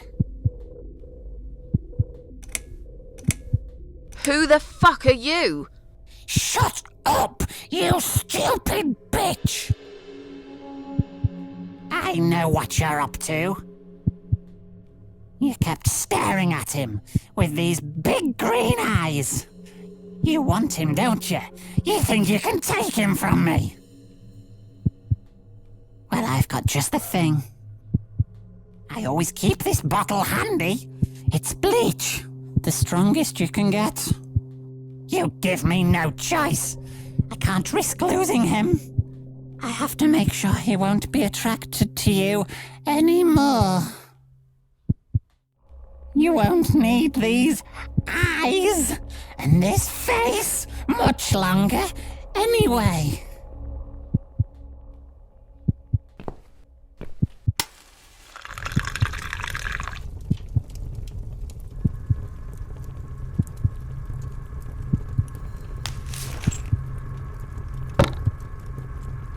No one will do it right if you don't do it yourself.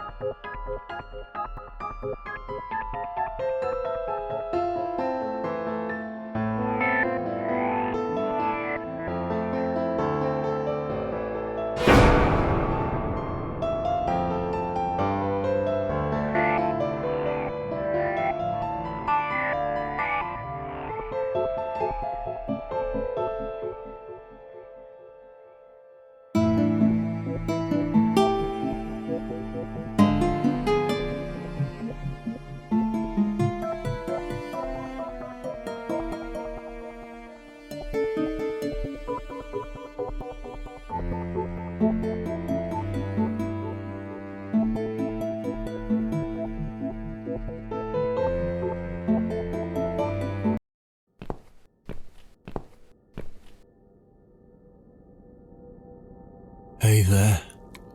Gorgeous. I see my old lady brought the bleach. Again. What a shame. I really liked your eyes. It could have been a start of something very exciting for us, if you know what I mean. She does that every single time. What do they call it? Trust issues. That's it. Well, never mind. Plenty more fish in the sea. I'm not too fussy, but even I have some standards. Ain't gonna touch a bird like you, I gotta be honest, girl. You look like shit. But I wouldn't want you to think I'm not a kind man. Plenty of time until dinner, and you're in pain, so I've brought something to end your suffering. Think of it as an option.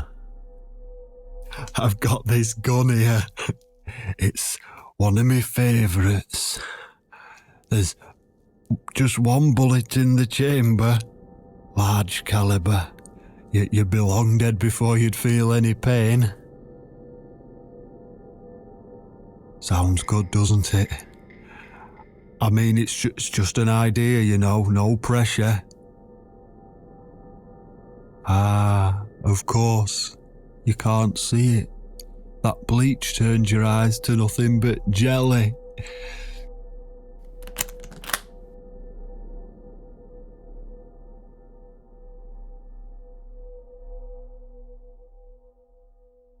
So I'll just leave it for you here. Feel free to use it. That bullet's meant for you anyway. I'd better go now. We won't want to get caught red-handed again, would we? You naughty minx.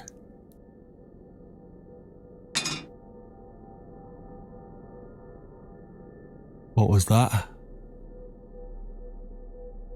You can't reach it? Well, what did you expect? Life's a real fucker sometimes.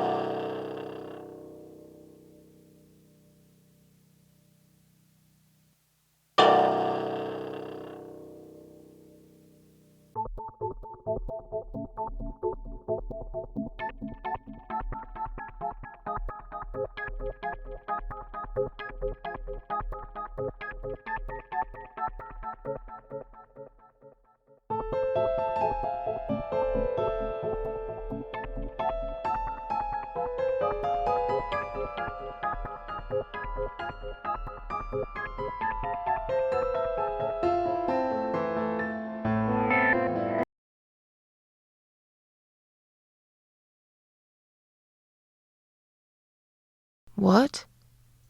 Who's this? My eyes. I can't see a thing. That bitch. A key? Who are you? Say something. Anything. I should be able to unlock the handcuffs now.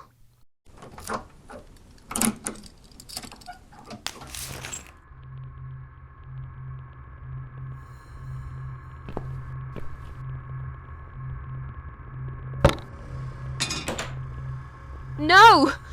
No! I dropped it. Where is it? Where the hell is it?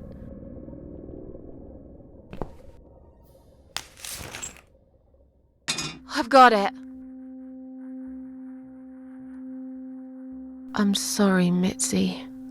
I have to break my promise.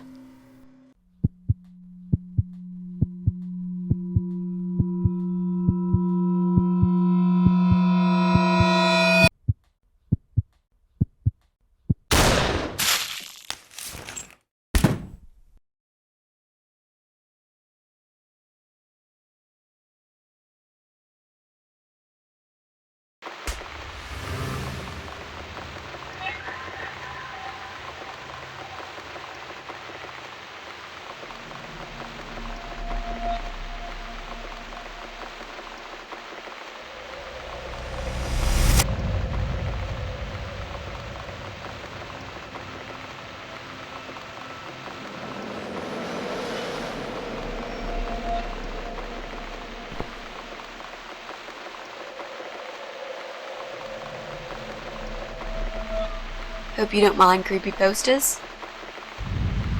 It's your room. You can do what you like with it.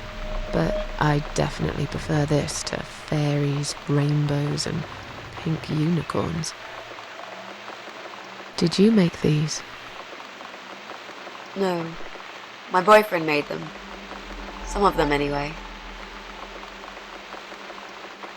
So, Miss Ashworth, I happen to have a bottle of wine in my bag. I was going to leave it to Robert, but I forgot all about it. Robert? The guy with the rats? Oh, yes. Of course. So, shall we have a drink, then? We could get to know each other a bit more. I know, I promised I won't get in the way. And, I mean, you don't have to if you don't feel like it. But since we're going to live together for a little while, it won't hurt if we talk to each other, will it?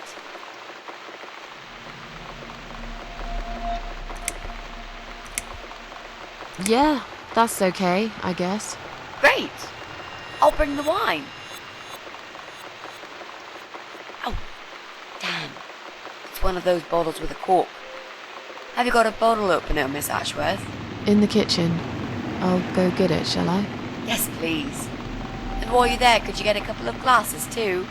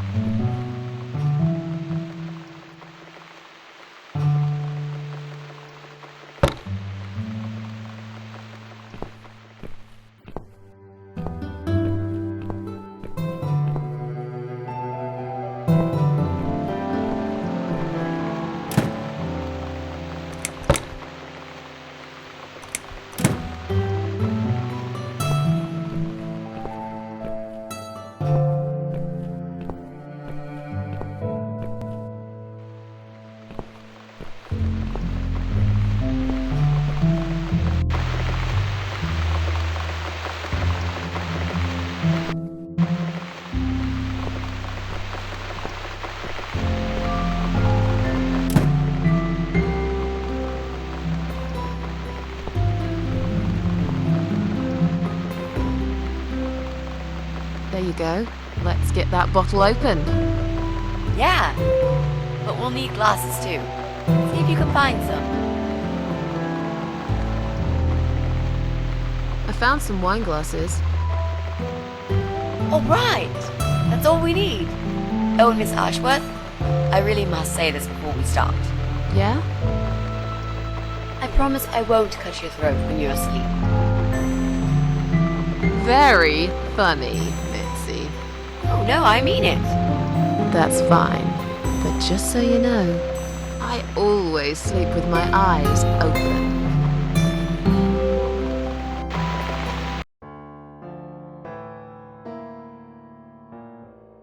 So, the big C. Want to talk about it? Well, to be honest, I didn't really want to tell you about it like that. I put you in a very difficult position, I know. It's just that I was really desperate to get this room. I hope you can understand. This is the last and most important thing I must do before my time is up. It's fine. You seem alright. It's just... I find it hard to trust people these days. Maybe it's time I opened my eyes to see others have problems too. Some, like yourself, even bigger than mine. What kind of cancer is it? Do you mind me asking? Brain tumor. Her name is glioblastoma. Her? Yep, they're all girls, the way I imagine it. Just look at their names. Lymphoma, melanoma, myeloma, leukemia, sarcoma. Each of them a fucking goddess of death. Beautiful and ruthless. You might just be right about that, Mitzi. I used to be a nurse. I know a few things about cancer. And I know glioblastoma. She's a real bitch. Yeah, and yet she gets to be the prom queen before night ends, while I disappear down the back exit. How long? They said I had a year.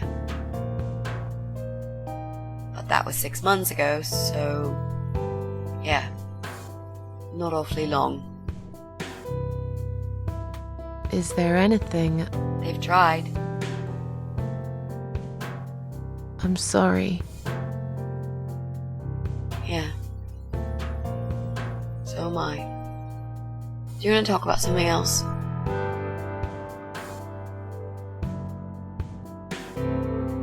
Oh, it's not raining anymore. Oh well, I don't mind rain. Sometimes I even like it. But according to weather forecast, there's a nasty fog coming. Now that I'm actually scared of.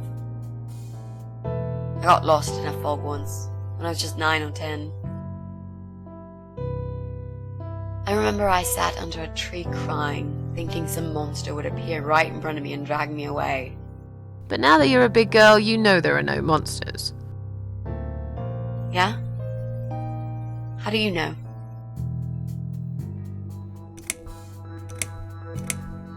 The only monsters are us. Murderers, rapists, arsonists. They're the real beasts. So far from humanity, they're no longer capable of feeling compassion or guilt. They're the ones we should really be afraid of. But whether they're lurking in the woods or fog or the darkness of our cellars, it's all irrelevant. You can't predict what happens.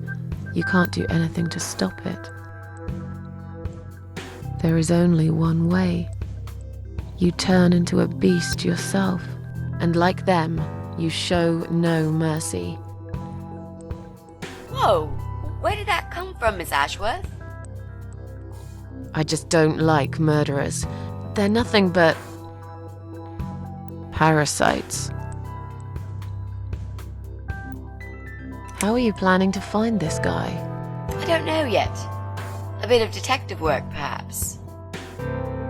It shouldn't be that hard, really. There are only 8 apartments here. One is yours. That leaves us with 7. I was hoping that you could give me a hand, actually. You know some of your neighbors, don't you? Not many. I never really cared about them. They changed over the years, too. You probably also figured by now that this is not the sort of place where new neighbors are greeted with a freshly baked cake.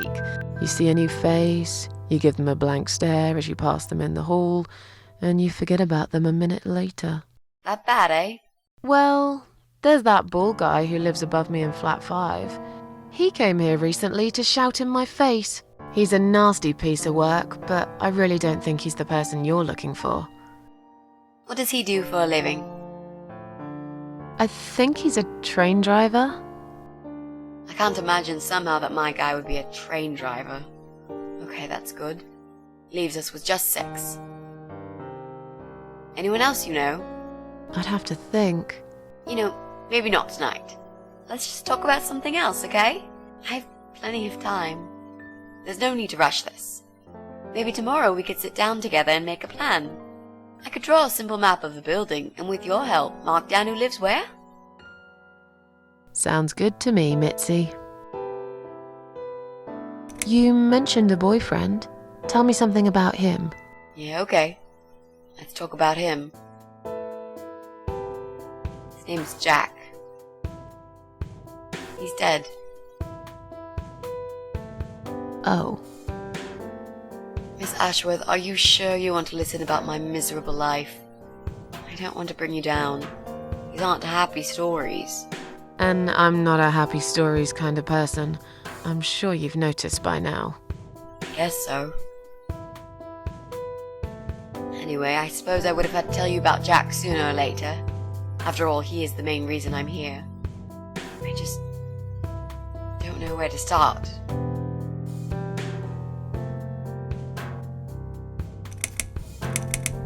Tell me how you two met. Oh, we knew each other for forever. We grew up on the same street. It's funny how we seem to be made for each other. A perfect match. I always knew he was the guy for me, and I'm sure he never doubted that either. Jack was absolutely crazy about me. We thought one day we would marry, have children, be happy. I never had many friends because I had Jack. I didn't need anybody else. You know, if there's one thing I'm really grateful for in my life, it's that I got to experience this pure, perfect love. Some people go through a lifetime without knowing how it feels. I guess I've been very lucky.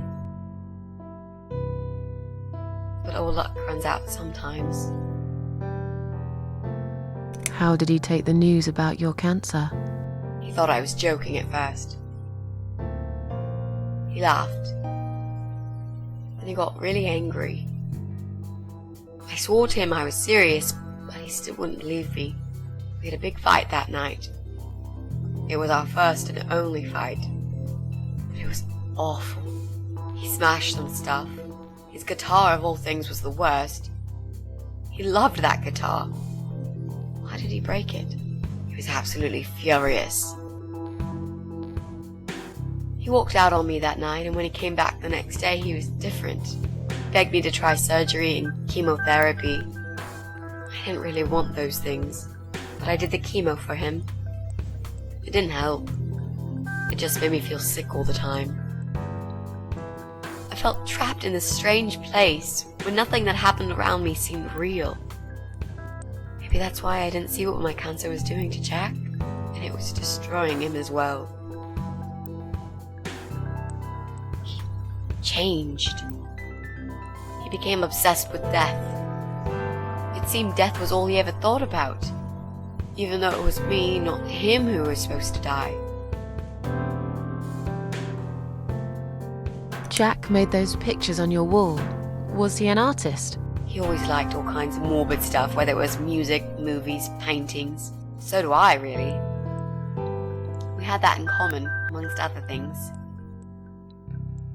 People say it's depressing to listen to sad songs or watch sad films, but I never felt that way. And yet, you are scared of fog? Oh, that's different. I might be scared of fog, but I like spiders. They're beautiful. You must be out of your mind, Mitzi. No, honestly, there is a certain indescribable beauty in sadness. Just like there's beauty in the grey and ugly winter morning when you look past the obvious and notice what others can't see. You must love my apartment then. It's like Ugly took a vacation here and never went home again. How did he die? How did Jack die?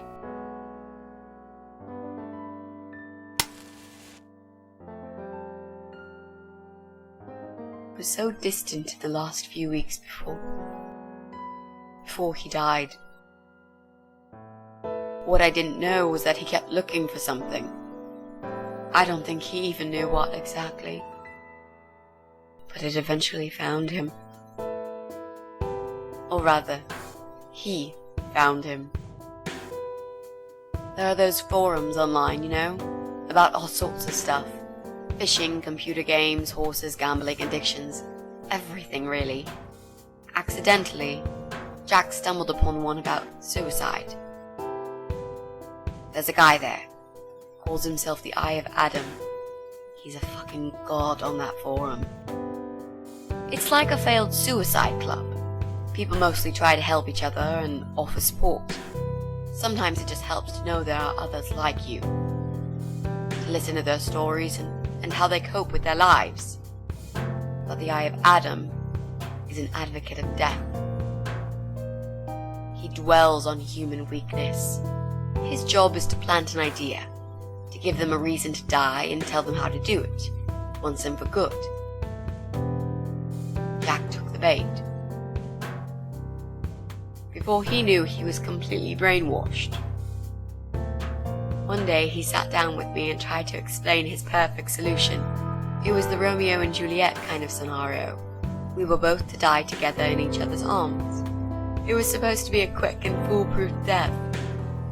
There was no chance we would have been saved. All thanks to the Eye of Adam, who created a tool for perfect suicide. He told me it was very simple. All we needed were 2 easily accessible household chemicals, which combined together create a gas called hydrogen sulfide that kills you within a couple of minutes. I told him he was fucking nuts, of course, but he just wouldn't give up. He reasoned with me, then he begged, and eventually just kept screaming at me. I figured it was his crazy idea of a modern romance, but it was downright tacky and just wrong. Finally, he said he would get everything ready and wait for me in our special place at dawn, 5 in the morning. Don't be late. Those were his last words he said to me. Then he stormed out. I cried for hours, thinking I didn't deserve all that from the person I loved most in the whole world. A few times I even tried to persuade myself that maybe he was right and I should do it. I just couldn't. I eventually fell asleep. I didn't plan it. My head was killing me. I was so tired. I woke up suddenly. I could see the sun rising out my window. It was nearly 5. In utter panic, I threw myself off the bed and ran out the door. I needed to stop him. I needed to get there before it was too late. But right there in my bedroom, before I even left, I already knew who it was. When I arrived at our special place, it was already bright. We used to go there in the past, drink wine, sometimes smoke weed and listen to Pink Floyd, sometimes make love in Jack's car. There wasn't really anything special about that old parking lot. But to us there was. It was completely abandoned. It was quiet. It was safe. After that day, I've never gone there again.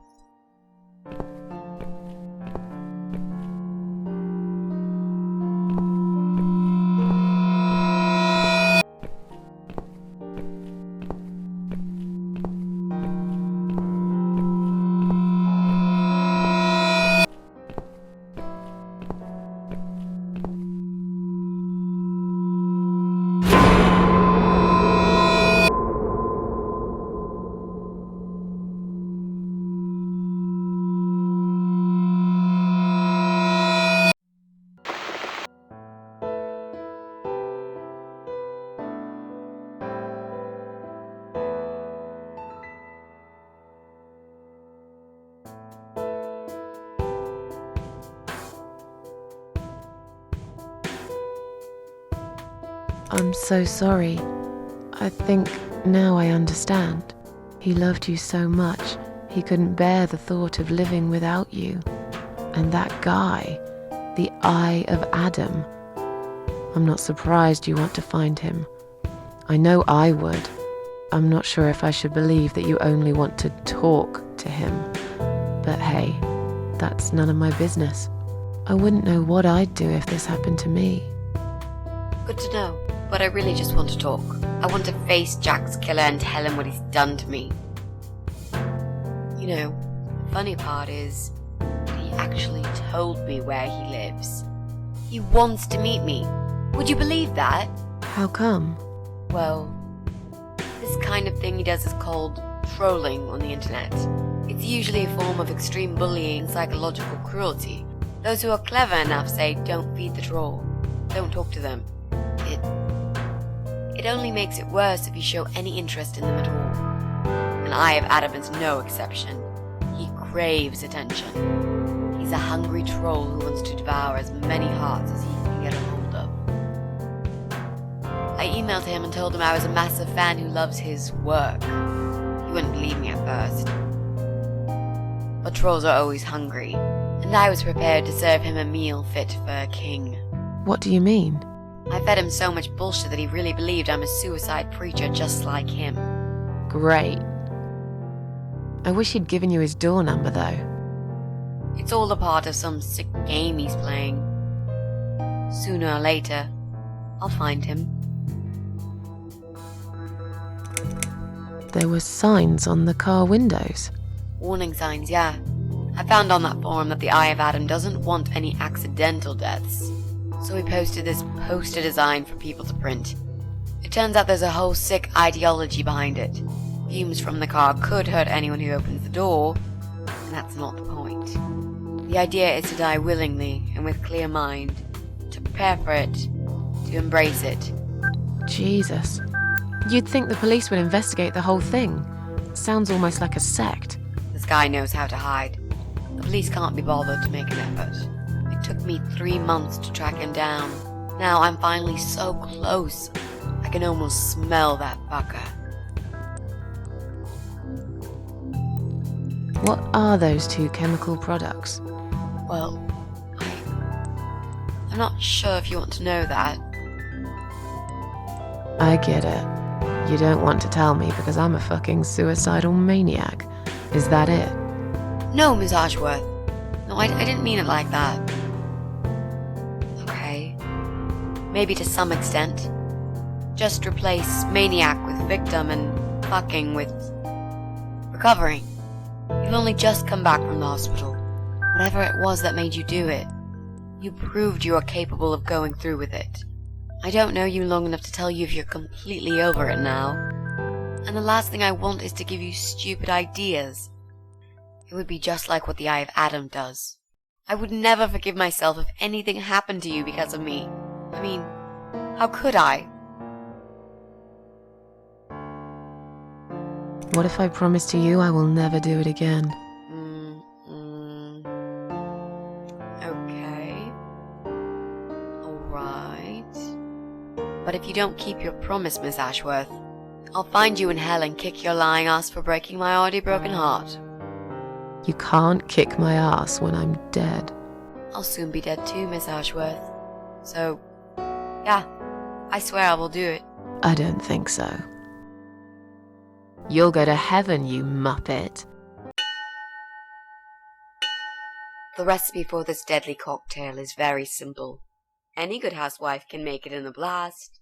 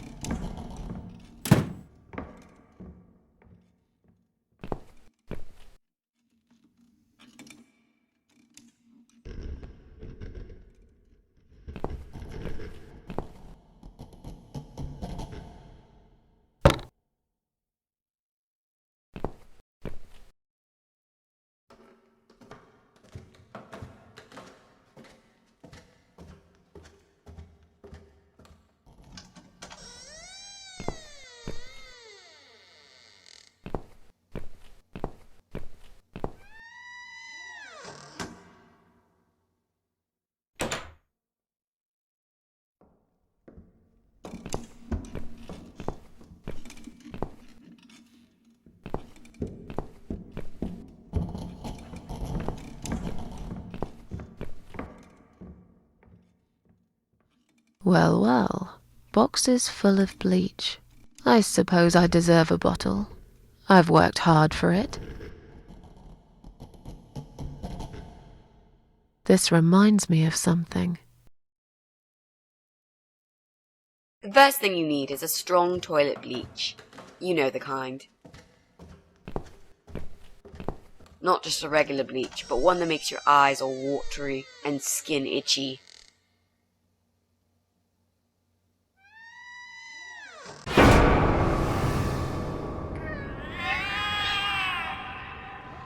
What's going on? Something is wrong, Mitzi. The cats are alarming. That's exactly like when I found you, Miss Ashworth. We've got to check what's going on. Oh, I'm really sorry, but there is no way I'm going out in this fog. Fine. I'll go on my own then.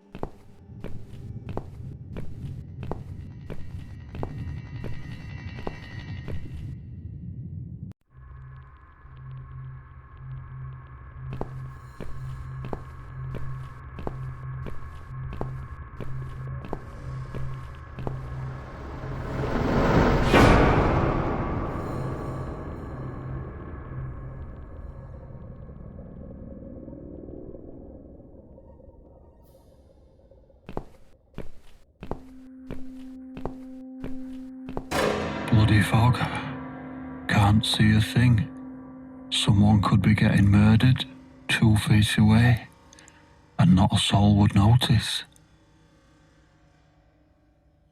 But still, it could be worse. At least it's not raining, eh? Always look on the bright side, they say, and I always do. Not a talkative type, are you? What's your name, sweetheart? Don't be such a scaredy cat, sweetheart. You're Susan, aren't you? A kind man had described to me what you look like. And what can I say? He was spot on. What do you want? I'm just here on a job, sweetheart. Nothing more. I had a call, you see. There's a cat problem. And apparently, some crazy cat lady keeps making it worse for everyone. A crazy cat lady called Susan, I was told.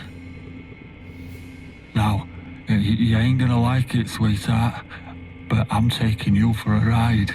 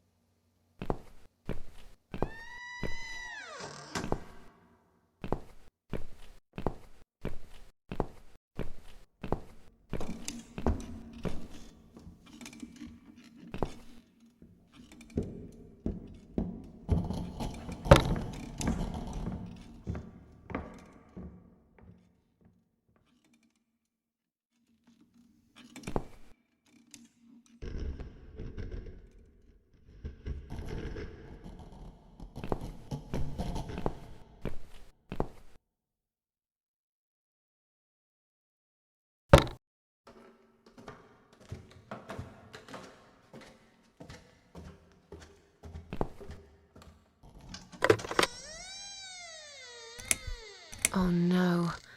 No, no, no. Damn it. I can't remember my own number.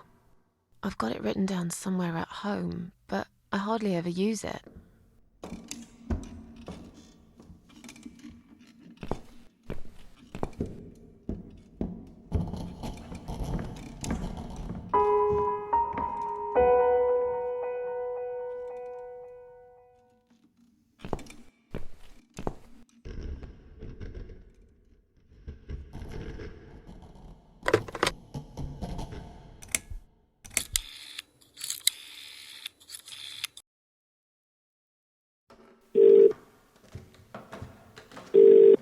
Come on, Mitzi.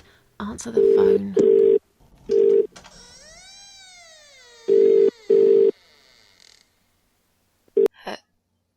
Hello? Oh, thank God. Finally.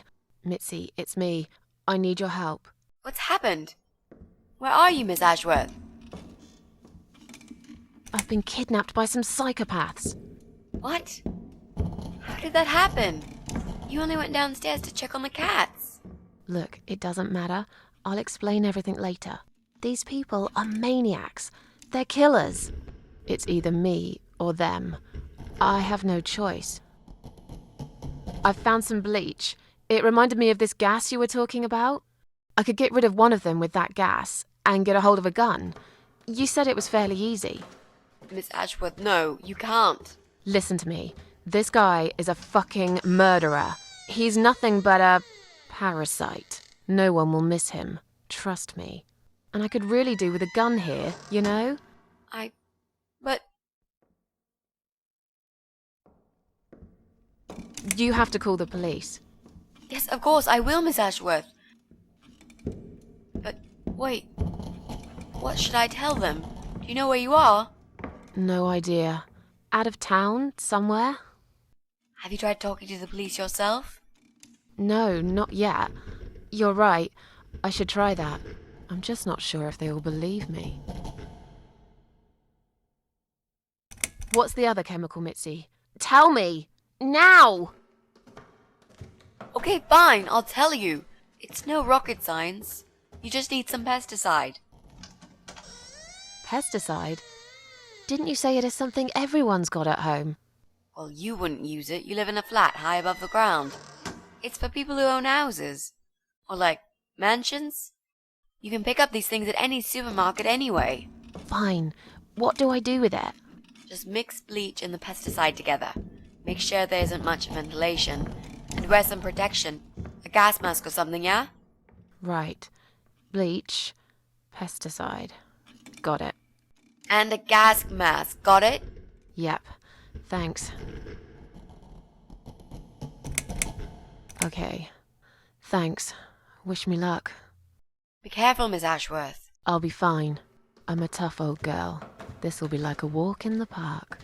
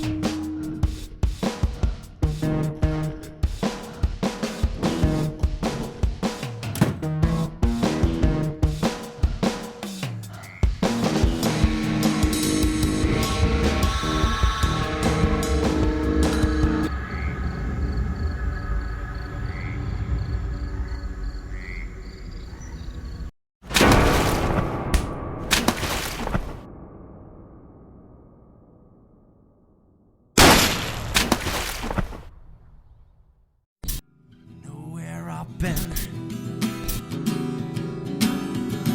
Do you know what I've seen? Do you know where I've been?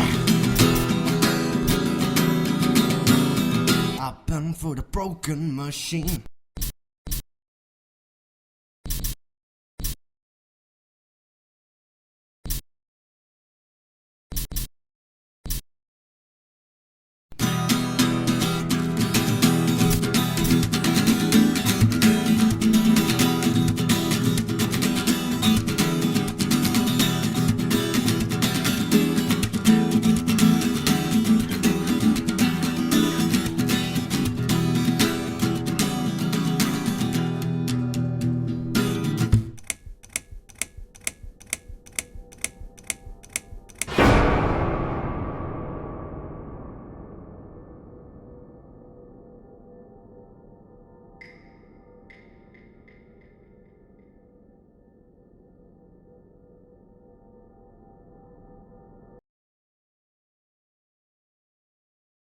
Miss Ashworth, I was worried sick about you.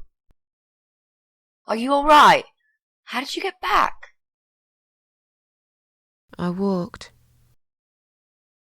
You saw something terrible in that fog, didn't you? I saw a monster.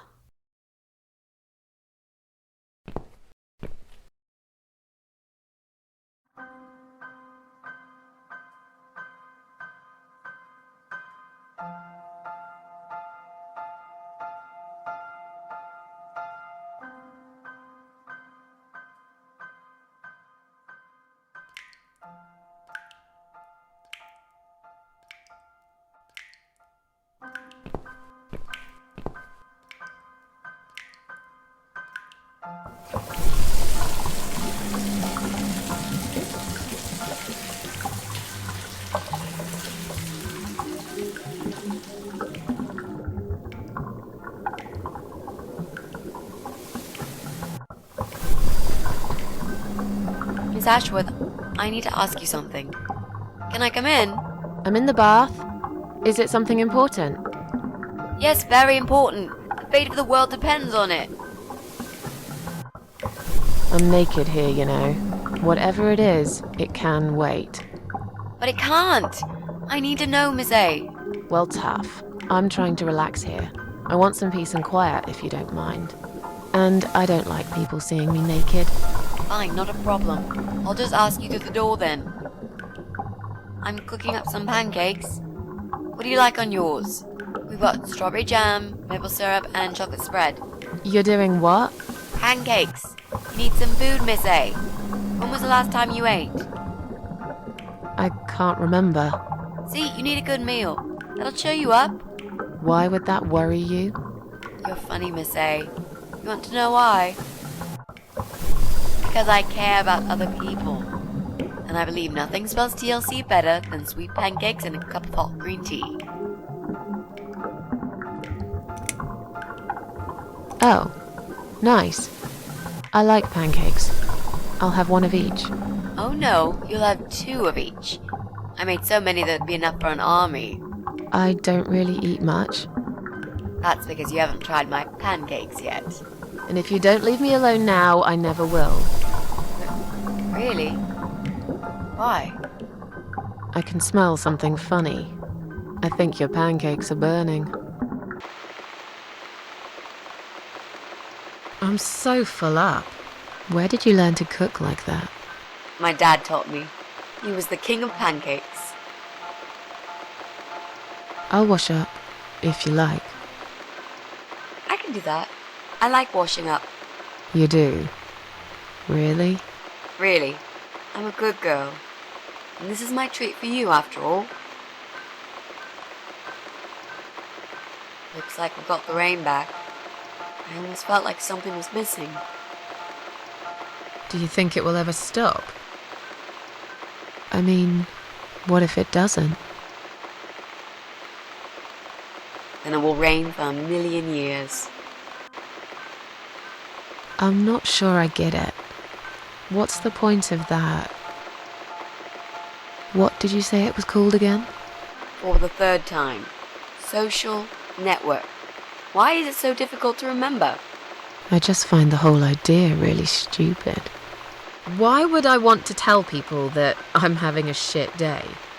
So maybe you would feel better for sharing it with your friends. But I don't have any friends. No, you wouldn't with this attitude. You, on the other hand, seem to have 274 of them? How is that even possible? Well, what can I say? I'm very likable. Wow, that's pretty cool. So, they come every time you play the piano? Yeah, I don't really play that often. Mostly when I feel really sad. Maybe I actually play more often than I thought. You saddo. I know a song written just for you. Remind me to play it to you sometimes. It'll cheer you up. It's called All Flowers in Time Bend Towards the Sun. Flowers, yeah. Of course they do. Do you know it? It's written by Jeff Buckley.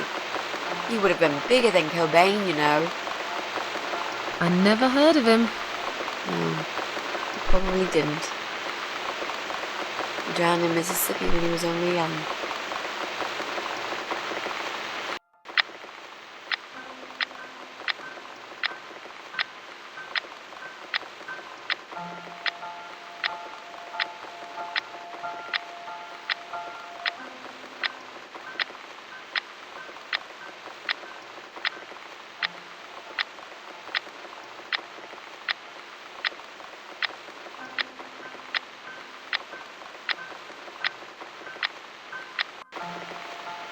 I've created a profile for you. Maybe now you'll learn how to use it.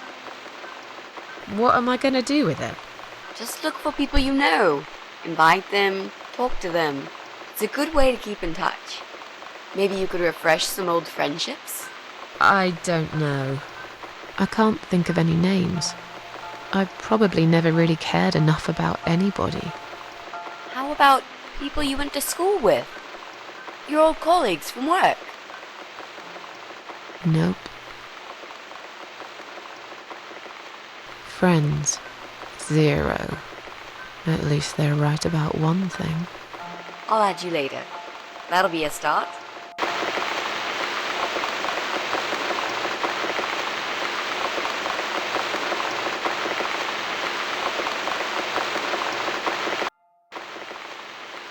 I made us some coffee. Sit down and talk to me for a moment. I'm having a bad day. You with some company. Sure, coffee sounds great.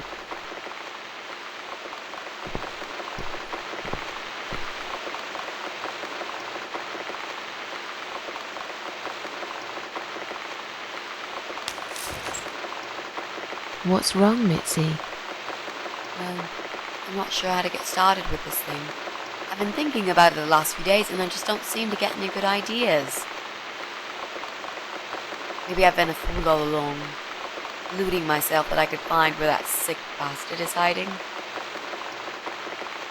Maybe I can help you. I have lots of free time, you know? Last night, I made this, well, map. I made a map. This is our building, all 4 floors. There are 2 flats on each floor. You really want to help me? That's so great, Miss A. How will I ever pay you back for this? I'll think about it later. But we haven't found him yet, have we? No, but I feel that together we stand a chance. So, let's talk about it. What do we know already? I know that rude, bald guy lives in flat 6. I told you about him, didn't I? I think so. It's that guy who came complaining about the noise, right? Right. That's Brian Palmer. Let's mark him on the map. What else do you know about him? Not much. Wait. I remember some woman lived there with him. I've not seen her for ages. They must have split up. Could he be our potential suspect? Yeah, I suppose so. Think so. Okay. Let's take a closer look at him then. I'm pretty sure one of the flats is empty. Which one? I think it's the one on the first floor. There's an odd married couple that lives next door. Yeah? What do you know about them? Well, the man is called Joe Davis. He seems nice, quiet type, but I heard him shouting a couple of times, and he sounded almost like a different person. Like a madman, you know? I gather they must have some serious relationship problems, and they're trying to sort them out behind closed doors. It's impossible to hide this personal dirt from your neighbours. I know it's none of my business, but I can't just plug my ears and pretend I don't hear what's going on there. And the wife? Ivy Davis. Or is it Sophie? I can't remember now. Anyway, she's very polite, always says hello when we pass by each other in the hall. She's one of those size 00 ladies, so skinny you could easily take her for a coat rack. A walking skeleton. I bet she only eats a leaf of lettuce a day, or nothing at all. She looks quite ill, actually. Anything else? They used to have a cat, Lucifer. I often wonder what happened to the poor little chap. We can cross off our flats, of course. Yep, good. That leaves us with only 7 flats. Also, there's an old man in flat 5, right opposite the Bryans' place. There are strange noises coming from flat 7. Interesting. What kind of noises? Like screaming, explosions, guns. Then there are threats and insults, shouted very loudly at someone. I think I might know what's going on there, but it's worth checking anyway. You know the person who lives in that flat? No, I don't. It's the top floor. I have no business going up there. All I know is what I overheard from neighbours' gossips.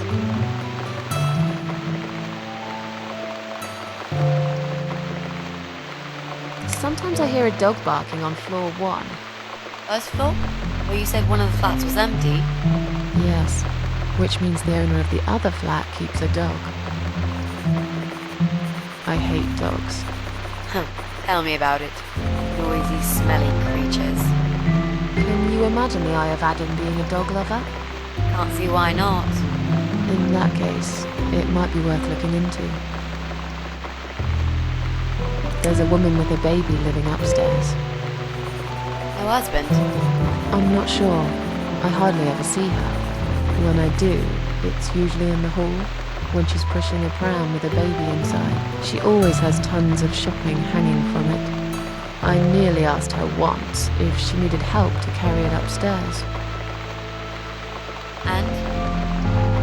I hesitated for a moment, and by the time I offered, she grabbed the baby and the shopping bags and marched off upstairs. Okay, I think that's all that we know at the moment.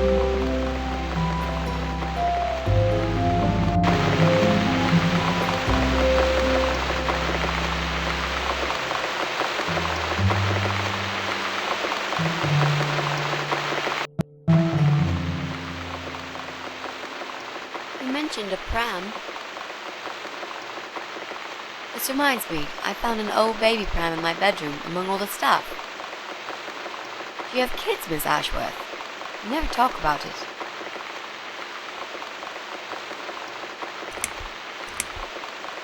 I don't want to talk about it.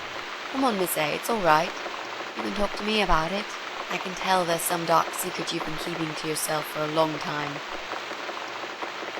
You might feel so much better if you share it with someone.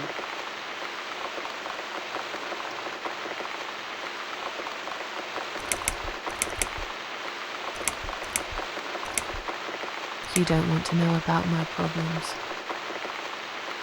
I just really want us to be friends. I swear to God I could do with one. I'm not very good at friendships. I thought that was rather obvious. Friends should trust each other, you know. I told you about Jack and everything else. Why can't you just do the same? You told me about Jack because you wanted to. I didn't force you, did I? My private stuff is nobody else's business. Why does everyone want to remind me of this all of a sudden? Isn't 10 terrible years of suffering enough to let go and never bring it up again? Even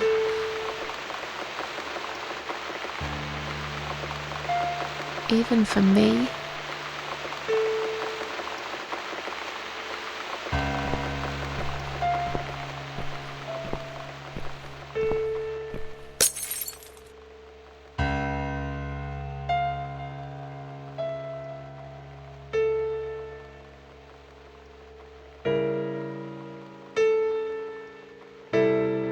Miss Ashworth, I'm so sorry.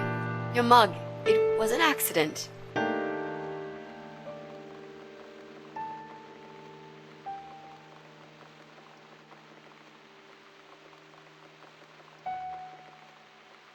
You know, just leave it. I don't even care anymore.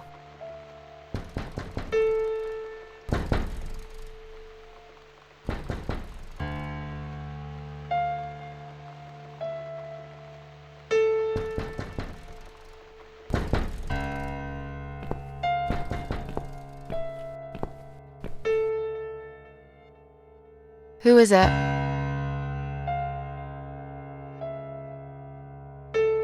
Hang on a second.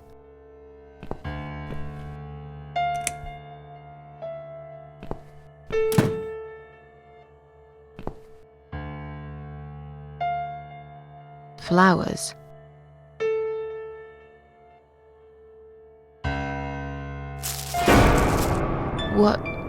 What's that in your other hand? Go away. Leave me alone.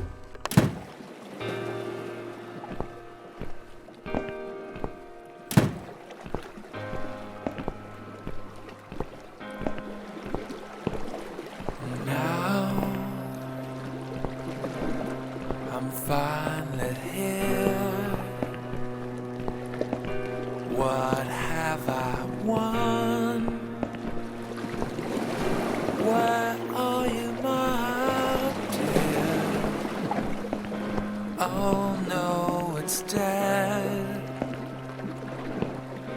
Oh no, what's this? Not a single Goodbye, otherworld. reaches my ear. Well, maybe it's this vacuum. I stick my head into this ship, this helmet. Give me proof 'cause I need it. Oh, what's the whole world worth when you got no one to show it to?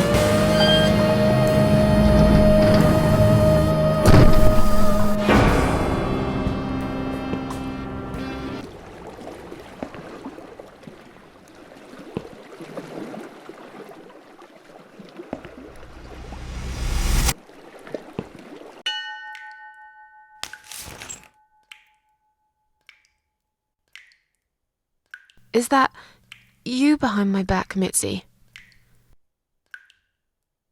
Miss Ashworth, I thought you were dead. I saw that man hit you right in the head. Me? Dead? No. No, I'm a tough old girl. You can't kill me that easily. Stop asking stupid questions. We have no time for that. Let's calm down, yeah? Yeah, okay, I can do that. What's this? Duct tape. Yeah, he had loads of that stuff. Maybe we can break this tape if we pull really hard. It won't hurt to try.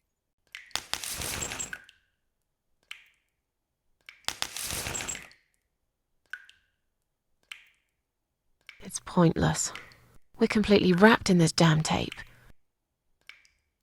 We're cocoons, stuck in a web, waiting to be eaten. But where's the spider? He's gonna play with us first, isn't he? Pull yourself together and stop talking shit. I can't think properly. How about those lockpicks that you always carry with you? You know, the ones you got from your dad and used to break into this place? But we aren't locked in a room, are we? We're wrapped in duct tape in case you forgot. How is a lockpick gonna help here? I don't know. It's probably sharp. You could use it to cut this tape. Well, even if that was the case, I can't reach it anyway. So let's forget the lockpicks and think of something else, alright?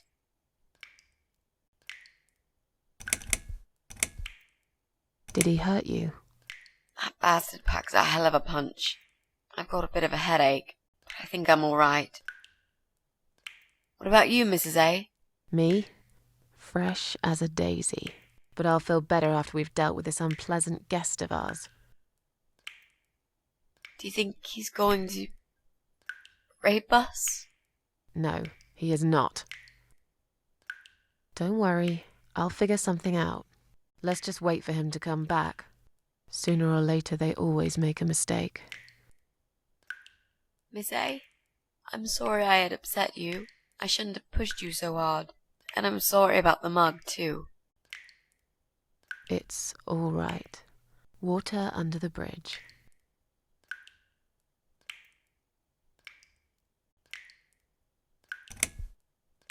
Let's use this sharp knife to cut the tape then, shall we? What? You've got a knife? Yeah, but I'm sorry. I just remembered I can't reach it. So let's forget the knife and think of something else, yeah? Oh, you are a nasty piece of work, Miss A. I really believed you had a knife. You shouldn't joke about it, you know. It's cruel. It wasn't a joke. I lied to you. And you lied about the lockpicks, didn't you? You don't really have them. Who are you to call me a liar? I can't reach the damn lockpicks. It's the truth. Really? Yes, but clearly my word isn't enough. You know what? I'll show you when this is over. If we're not chopped into little pieces, packed in plastic shopping bags and dumped in the trash, that is. Maybe it won't come to that. He might just throw our bodies in the river or bury them in the woods. Maybe there won't be any shopping. Always an optimist. So, any ideas? Not that many, really. None at all, actually. I'm sorry. And you? What do you think we should do? We should kill the fucker. With what? We're tied up. Are you going to headbutt him to death? I will, if there's no other way. Come on, there's got to be something more sensible we can do. I'm not gonna die here. Not like this. Maybe together we can pull this pipe off the wall? How is that exactly going to help us? Stop asking stupid questions and pull with me.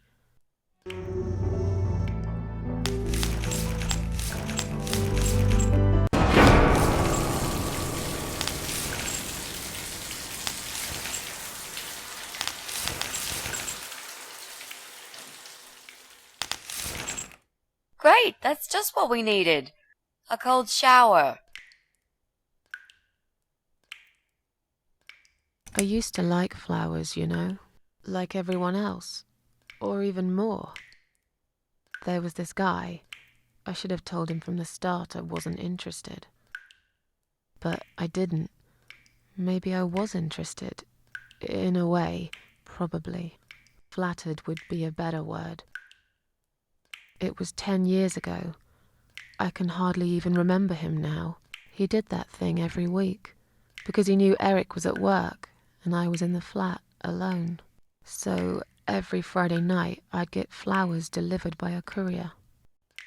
Who's Eric? Your partner? My husband.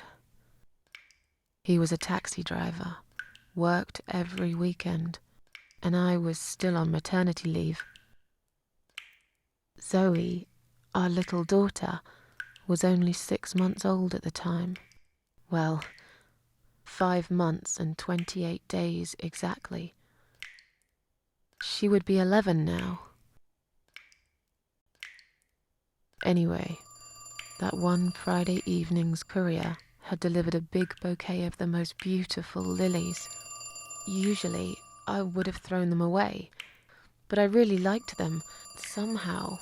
They were extraordinary, absolutely stunning, and looked very expensive.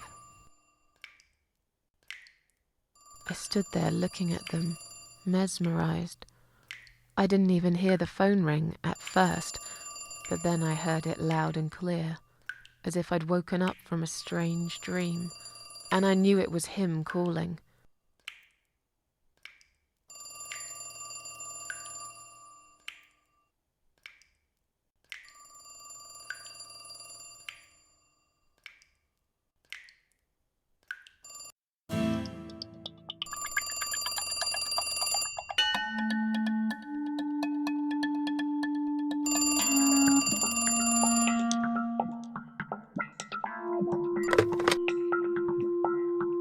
Do you like the flowers?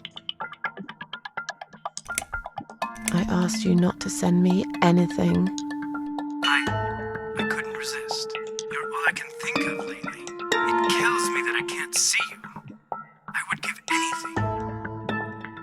I'd better stop here. You know very well how I feel about you. I have a family now. I'm sorry, but I can't see you again. We've managed to patch things up with Eric, and there's Zoe. We have to try and make it work. Our daughter needs both her parents. So, yeah, I can't just run away with you. Life's not a film with Julia Roberts, you know? But sometimes doing crazy things can change your life for better. Do you really want to be that woman who in 10 years' time realizes that she's wasted the best time of her life living with a man that she never loved?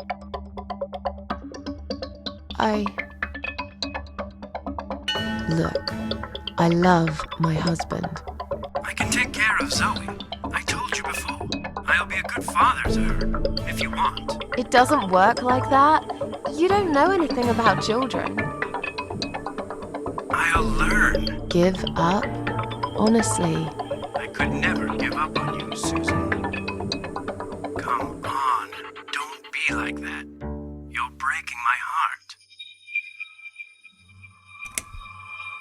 It's too complicated. I don't even know you that well. Look, I'm an honest man. What you see is what you get. We might not know each other that well, but you can't deny that there's this great chemistry between us. It's as if we were meant to be together. Listen, I have to go. It's getting late. Wait, Yeah? when I call you again next Friday, you will answer the phone, won't you?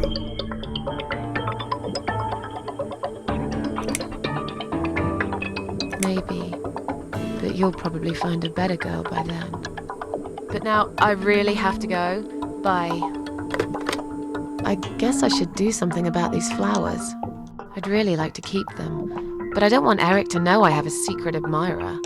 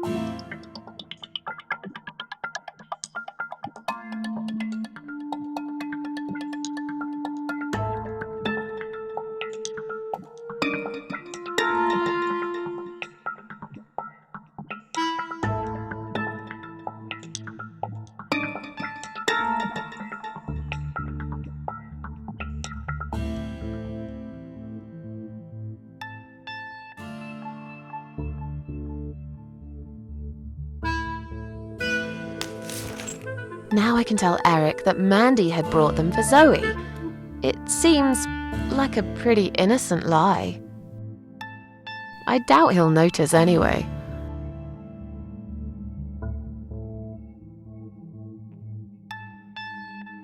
I hope you're dreaming about something nice, my little star.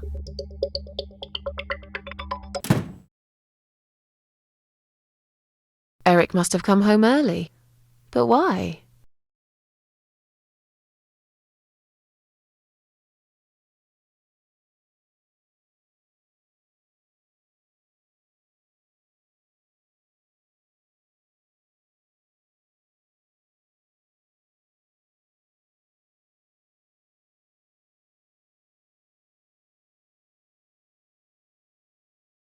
You're back early. Is something wrong? Yeah, well, let's think about it for a minute. Is something wrong? Yes, Susan, there is. Didn't you watch television? Listen to the radio? Didn't talk to anyone today? What happened?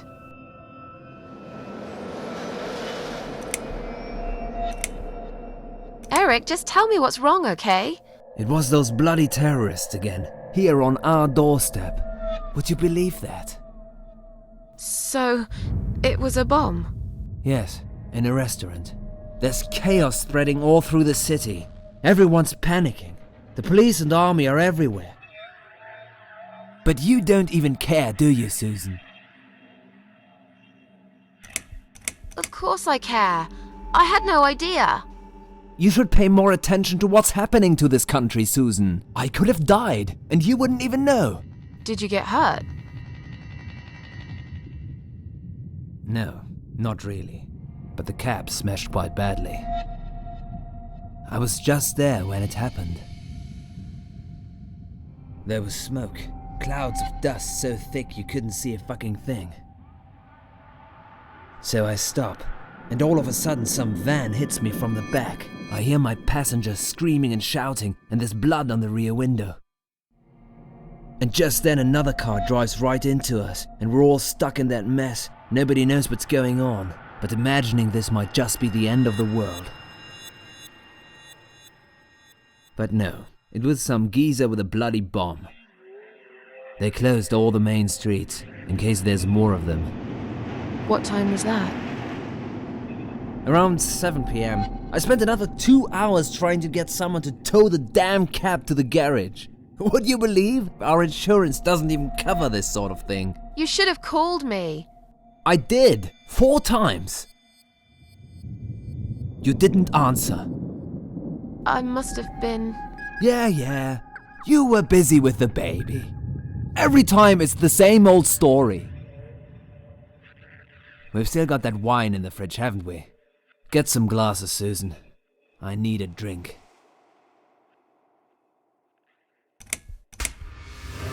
All right, I'll get the glasses, you get the wine. But are you sure you don't want to take a shower first? No, I just need a drink. I can wash later.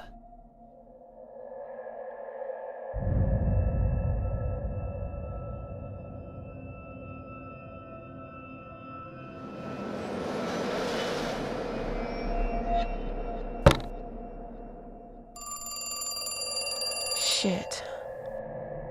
Are you gonna get that? If it's Jerry, tell him I'm not here. I don't want to talk to them tonight.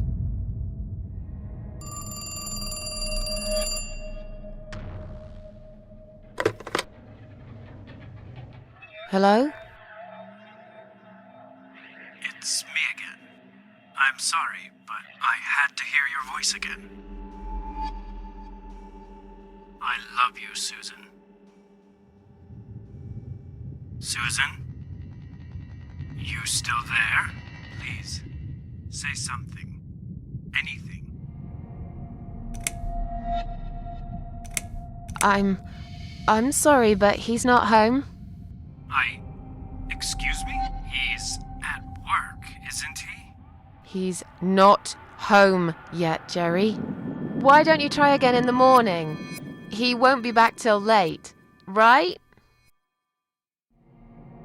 Is that Jerry? I'm not here, just blow him off. Susan, I'm so sorry. Should I hang up? All right. Take care then.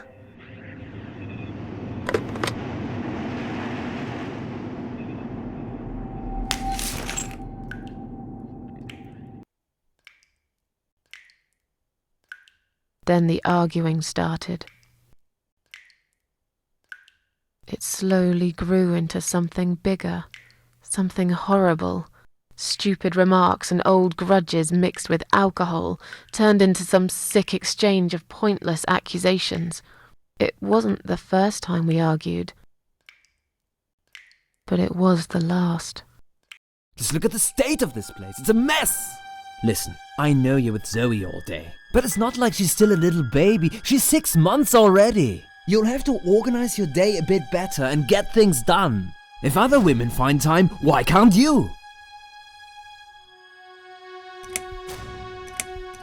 Don't be nasty. I'm doing all I can.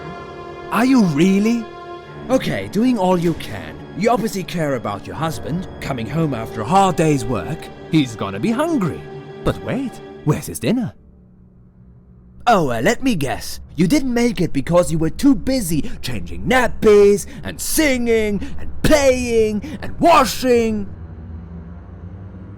Yeah, I think so. And I'm not going to feel guilty about it. If you'd spent more time with our daughter yourself, you'd know how important these things are. So pardon me, there's no dinner for a hard-working husband. From now on, he's gonna have to cook for himself. Because, you know what? The wife is working just as hard, and she's really tired of being treated this way. She better get used to it, cause this is just the start. There's gonna be some changes around here. I'm fed up of being pushed around by you. I put the bread on our table, don't I? I'm the man in this family! I will make the rules, and I'll get the respect I deserve.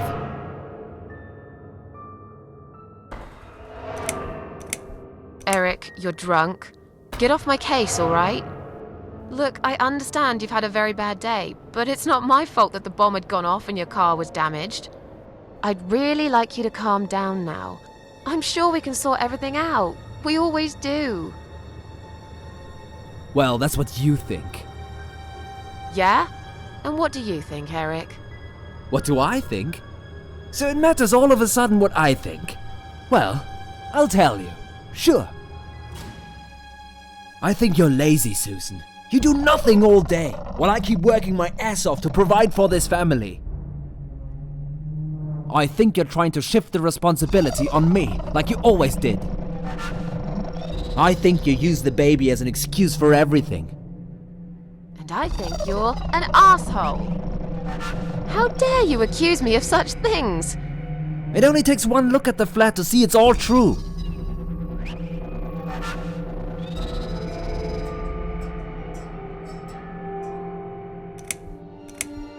How can you talk to me like this? You're treating me like dirt. Didn't you forget something? I'm your wife. I'm the mother of your child. Doesn't that mean anything to you at all?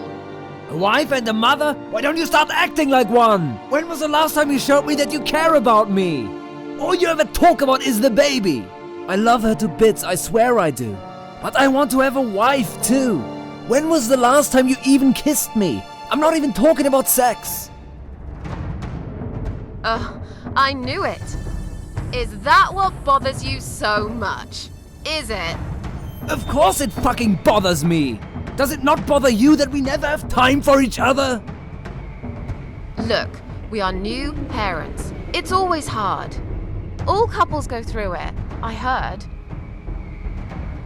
Well, fuck this. I heard different.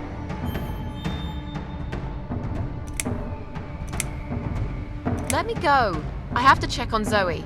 I left a window open in her room. She might be cold.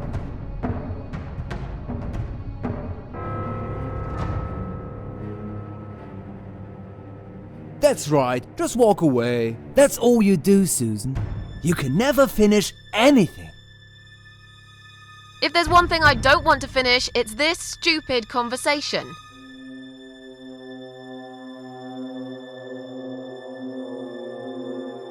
Why not? Are you afraid that I actually might be right?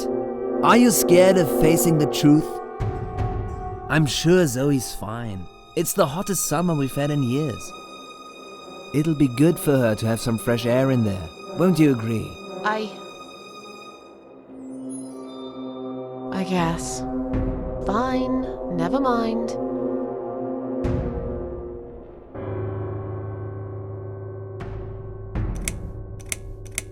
I haven't done anything wrong. Of course not! Because you're fucking perfect, aren't you? That's not what I said. Well, if you're so perfect, yeah? Then why are we here now, fighting? This is all messed up. You're behaving like a 5-year-old? What the hell is wrong with you? You, Susan! You always knew which strings to pull. To tip me over the fucking edge! Stop it! Stop it, Susan. I've only just started. We should finally say to each other what we really think, right?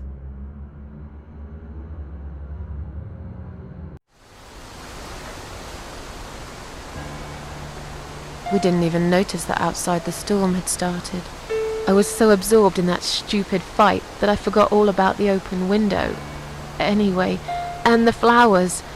Those fucking flowers. Right there, by her bed.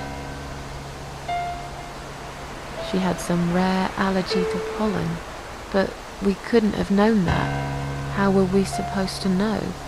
It's rare. She started coughing and choking.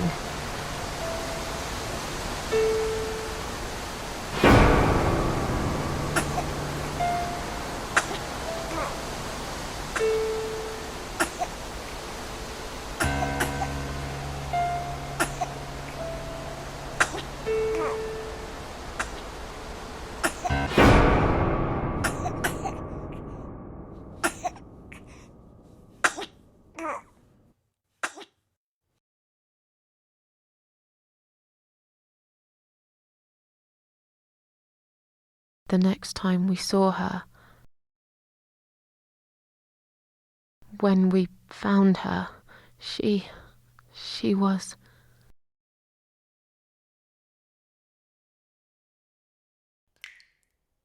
After 2 days of what seemed like a narcotic dream, Eric had gone out and never came back again. They found him nearly a week later. He drank himself dead in the woods. I nearly didn't recognize him when I saw him in the morgue.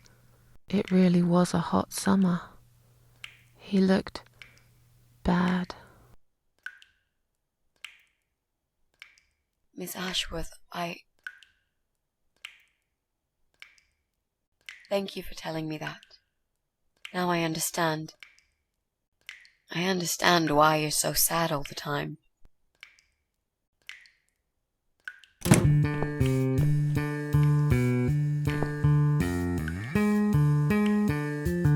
What do you want from us? Are you deaf? Mitzi, let me handle this.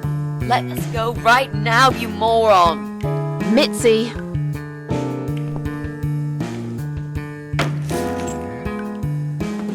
Leave her alone. Don't you dare! No! Take me instead! Take me.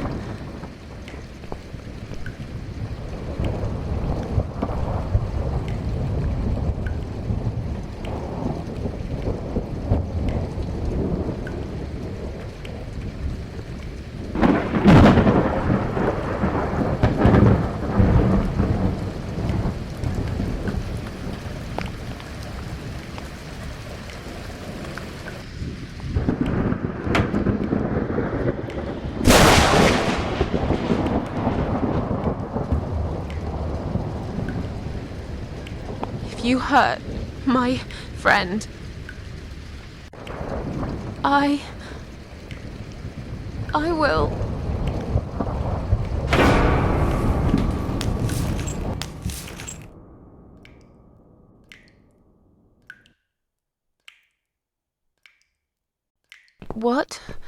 What's going on?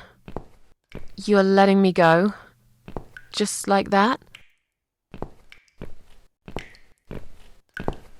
Where's my friend? What have you done to her?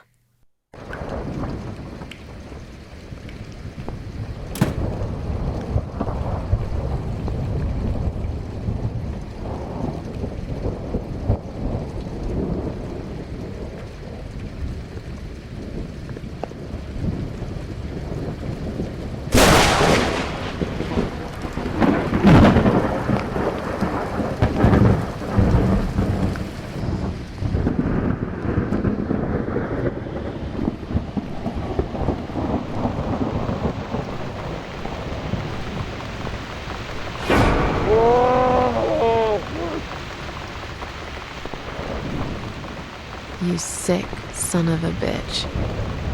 What do you want me to do?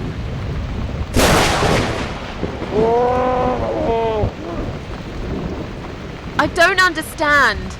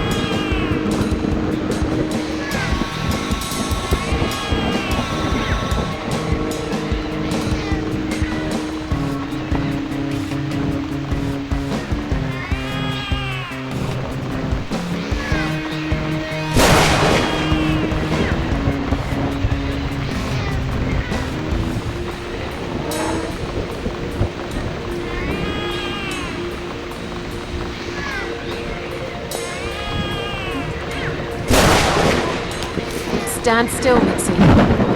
I'm gonna be right back with a knife, and I'll cut you down, alright?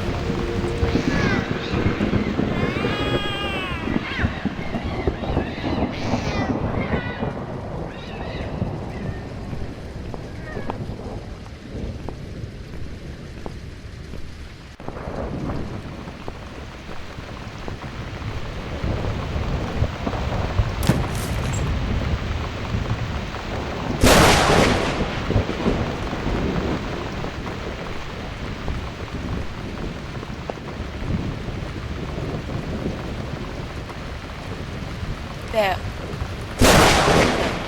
eating you. This is... Don't look, Mitzi. Don't look.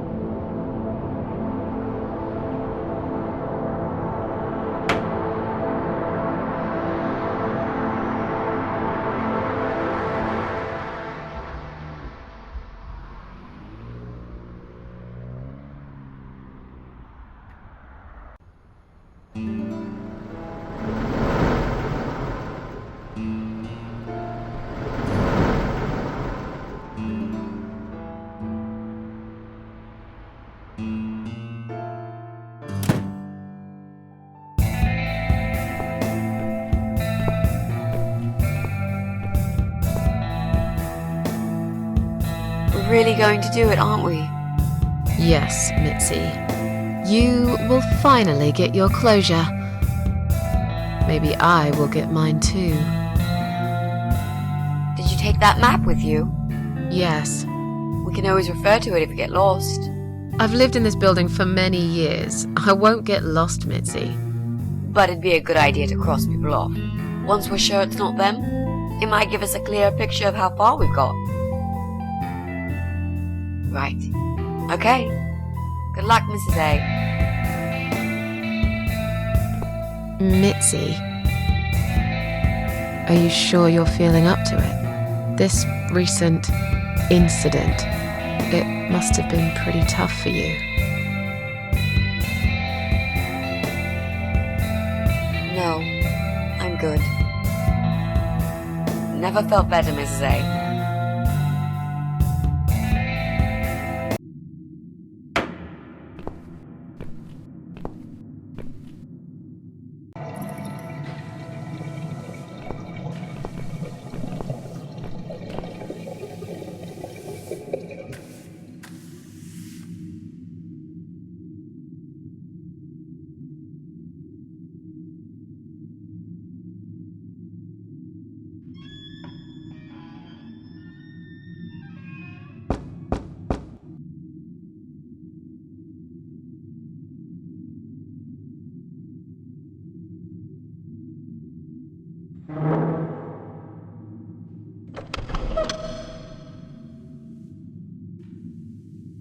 Can you unlock this door for us?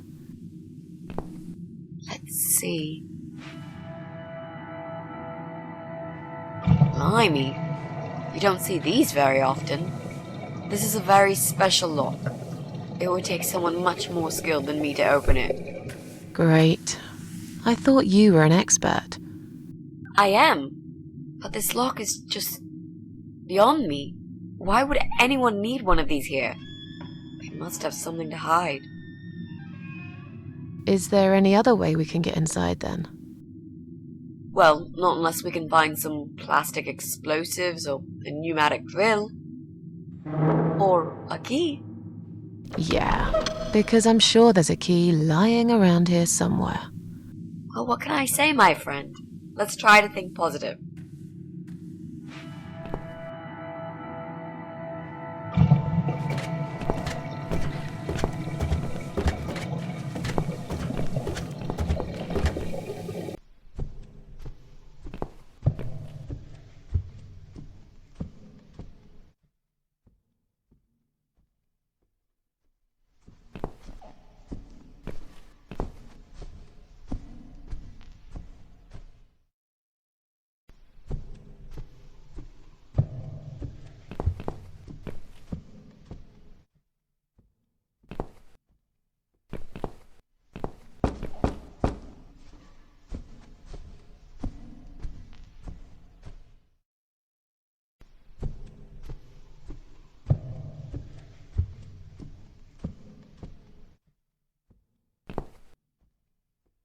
Would you like to try your famous lock-picking skills on this lock here? Let's see. A young child could open this lock with a piece of wire. That's fantastic. Have you done it yet? No, I can't work when you're looking over my shoulder. Do you mind? No, sure. I'll just walk away for a minute and stare at the wall if that's what it takes to get this done. Thanks.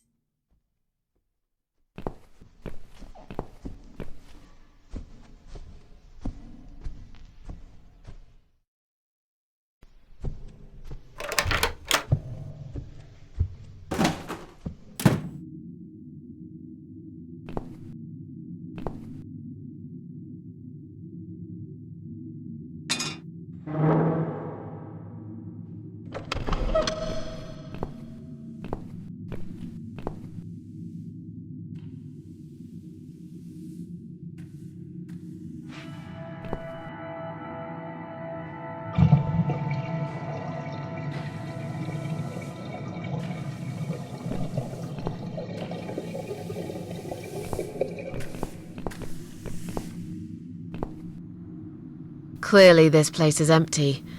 I reckon we can cross it off the list.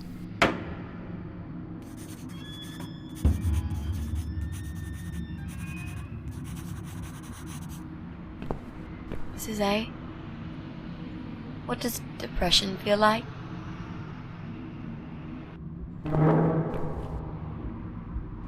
Well, it feels like all I want is to die, but I have to live. That's funny. Most of the time I feel like I want to live. I have to die.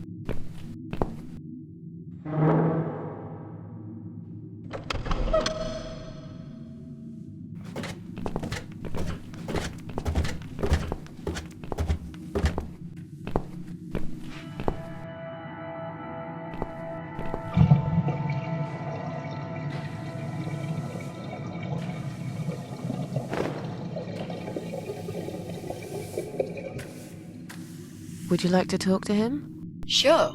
I'll pretend I'm doing one of those customer surveys. Old people usually have time to answer lots of stupid questions. They just want some attention, Mitzi.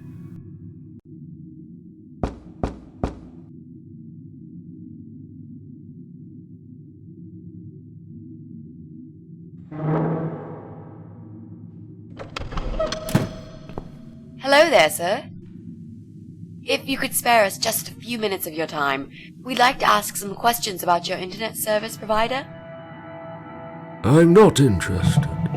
I don't have any money. Go bother someone else. Oh.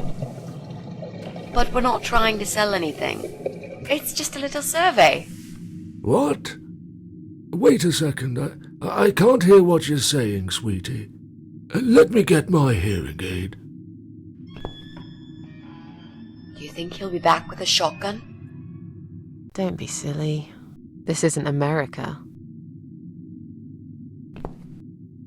I thought I heard someone. What did you want?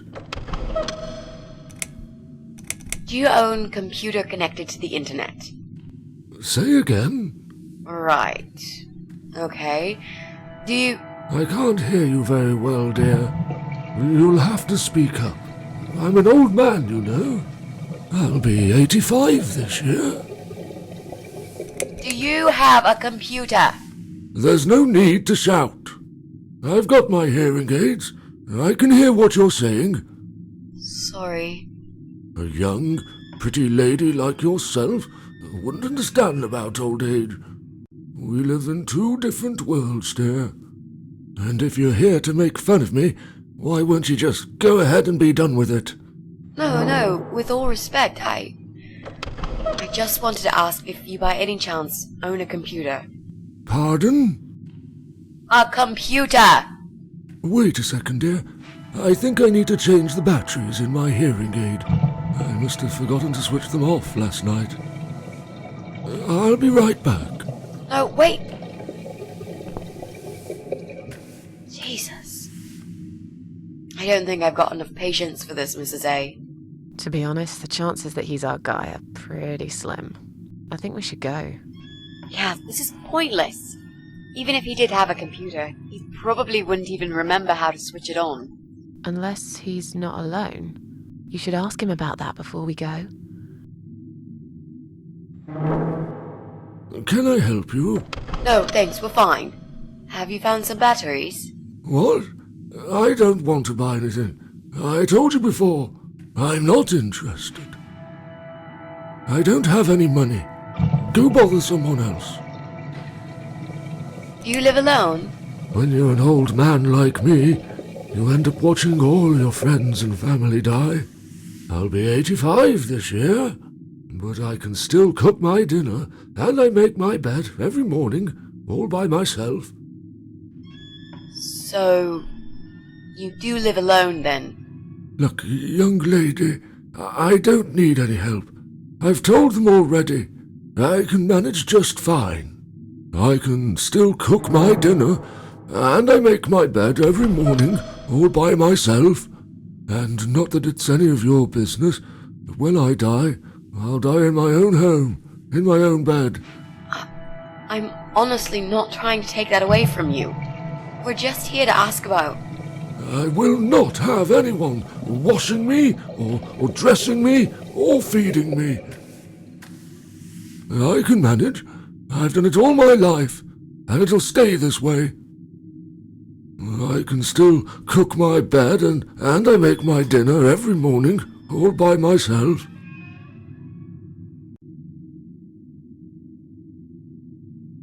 I didn't mean to pry. Please accept my apology. No, it's me who should be sorry. I haven't even offered you ladies a cup of tea. That's fine. Don't worry about it. Mary always liked her tea milky.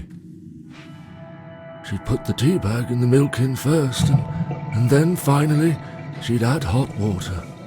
I kept telling her it's the wrong way, but she never listened. She was always so stubborn, my Mary. I miss her every day. I'm sorry for your loss.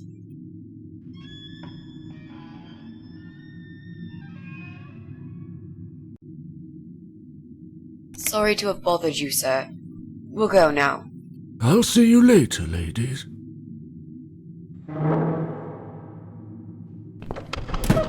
Next time I'll do the talking, yeah? He's tough. Wouldn't answer a single question. But he can't possibly be an internet whiz. Yep, he's just a lonely old man. Let's cross him off the list.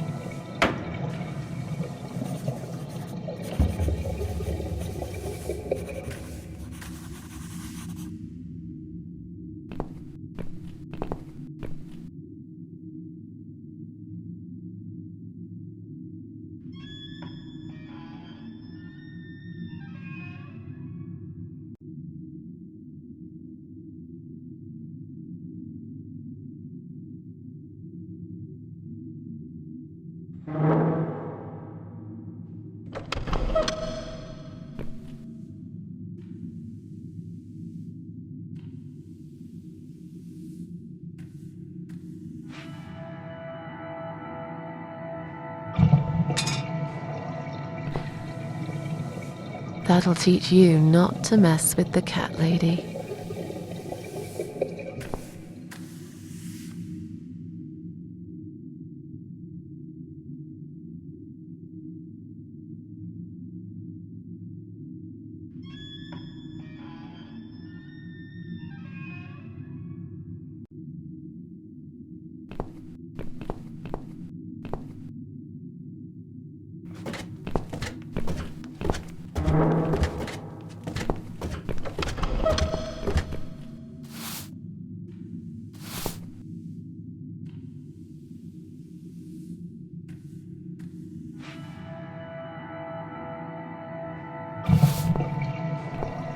Hello. You live on the first floor, am I right? Yes, that's correct. Flat 2. And you're Susan Ashworth, I presume. I've been meaning to talk to you, actually. Really? Is something wrong? Well, it's those cats. I understand you're trying to do a good thing, but it's become unbearable lately. This can't be sanitary for people living here. And I'm sure it's not allowed by the council either. Look, they're not my cats. You're Susan Ashworth, the cat lady. We all know what you do. Everyone's sick of those cats, and I am too. Brian said he will get in touch with animal control if things don't improve. He already did. Really? Well, I certainly don't see any improvement on first floor. It's still completely overrun by these filthy creatures. He'll have to talk to them again. I hear they've run out of business recently. Then he'll have to find another one. This is just not good enough. Are the cats bothering you? Yes, they are, actually.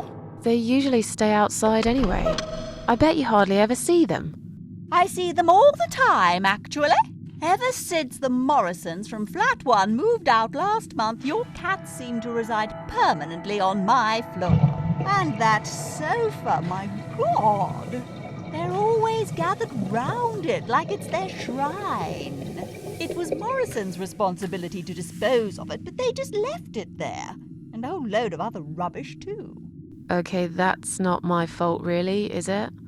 But you encourage cats to come here. You feed them. Everyone knows that. Every time I take William for a walk, he gets upset and tries to chase them away. Who's William? William is my dog, of course. He's 12 years old, you know. He shouldn't be running after cats at his age. Did you say they sleep on the old sofa? I didn't say they sleep. Have you not listened to me?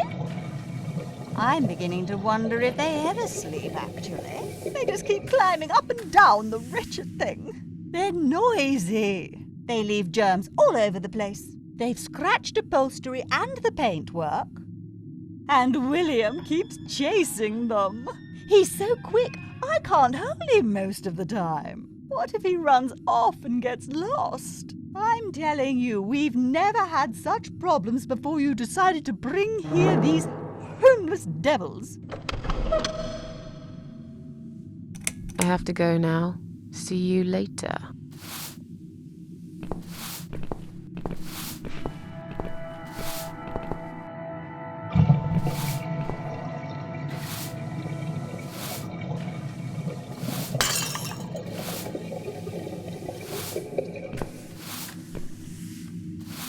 I'm sorry. I didn't mean to push it. Don't worry, Mrs. A. Could have happened to anyone.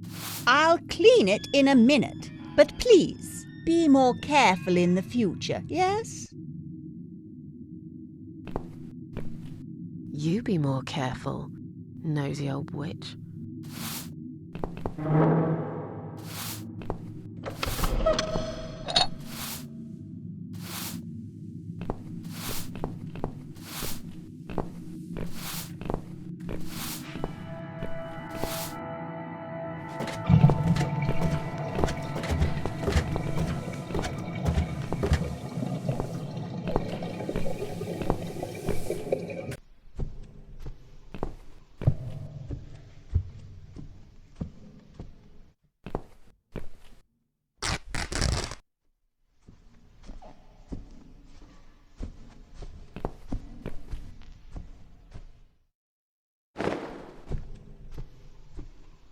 Hey, look at this. Valerian root extract. Cats love it. It has the same effect on them as catnip. They go absolutely crazy for it. You found it inside that sofa? Yes. I wonder how it got there. Maybe the Morrisons wanted to leave a goodbye gift for that woman and her dog? Yes. Well, they would. I always thought they were reasonable people. Oh, what a shame they moved out.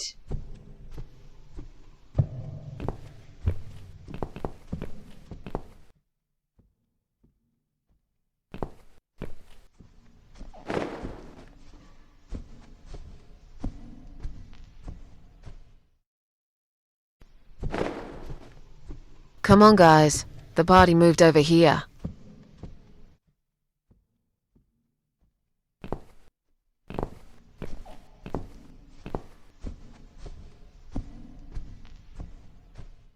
Where are they? Mrs. A.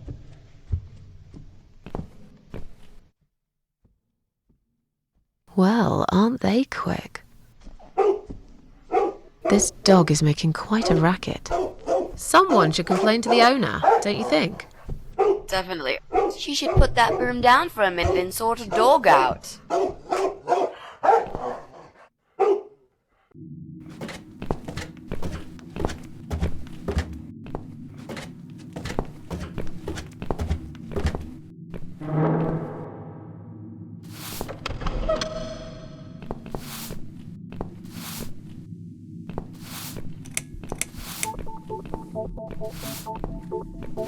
Your dog is making horrible noise. Can't you do something? It's probably because your wretched cat's upset him again. Poor William. I'd better check on him.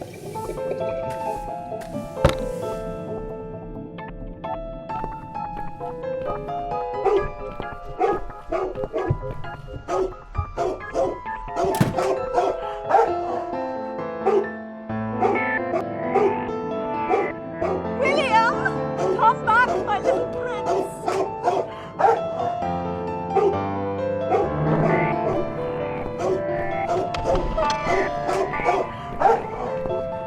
Are you sure the cat'll be alright? Please. These cats can easily outrun some old mutt.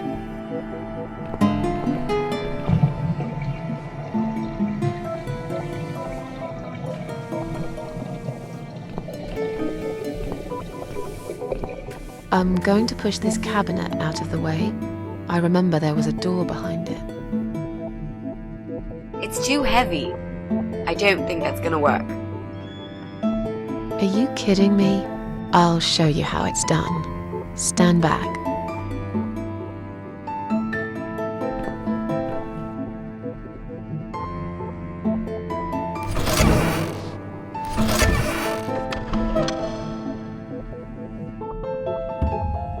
There, the door everyone's forgotten about. Wow. You're stronger than you look, Mrs. A. Yeah, perhaps I am.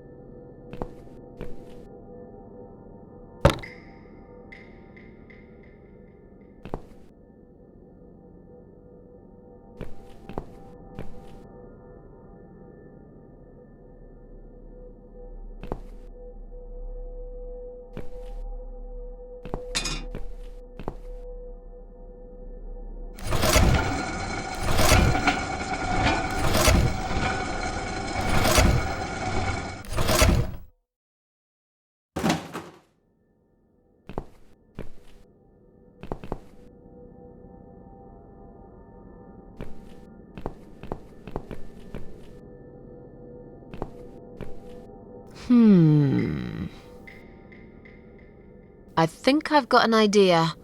I know how I could pay Brian back for all that he's done to me and the cats. Brian. The guy from Flat 6, right? Yes, Brian, that nasty piece of shit. He deserves to be punished, you know, and this wedding dress will be perfect for this. You ever heard the legend of the cat widow? The cat widow? No, I can't say I have. Well, you're not from around here, but I'm sure Brian knows it. He grew up in this city just like me. So, what's it about? It's an old story about a ghost cat who takes a human form to haunt her killer. Wow, that's pretty crazy, Mrs. A. Do you really think we can pull it off? Yes. Yes, of course. We just need to prepare. A good costume will do the job. This dress, we can alter it. We'll need some red paint too. Are you sure about that? I promise this will work. And it will give us a chance to check his computer. If he's got one. Okay, so what do we need? Well, basically, we need 3 things. Red paint. There's a tin here. We could use that. The dress will make a great costume. We just need it in black. Also, it should look damaged. That's important. Cat Widow is a ghost after all. I'll need some scissors for that. We need some kind of mask. I don't want him to recognize me, obviously.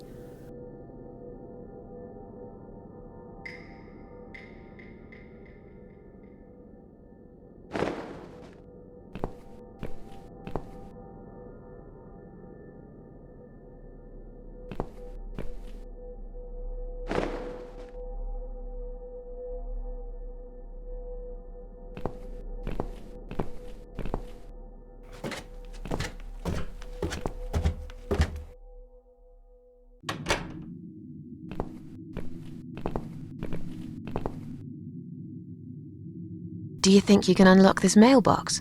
I think I can most certainly unlock this mailbox. Then do it quickly. Someone can come in any minute. A little room for the master locksmith.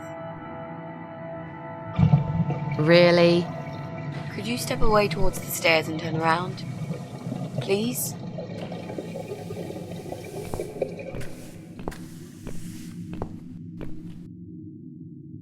Master criminal, if anything.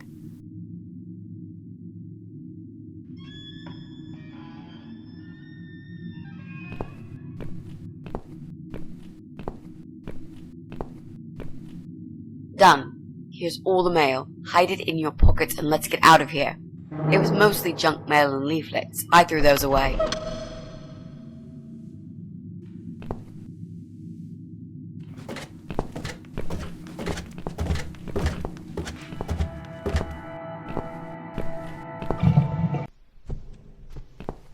Look, she left the door open.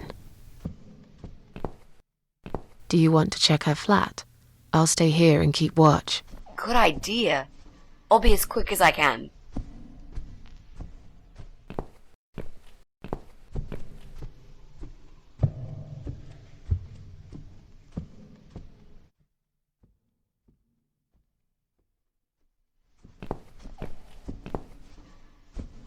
It's not her. I didn't find anything. No computers, no laptops, no telephone line. Okay, I'm not really surprised, are you? At least we can now cross her off the list.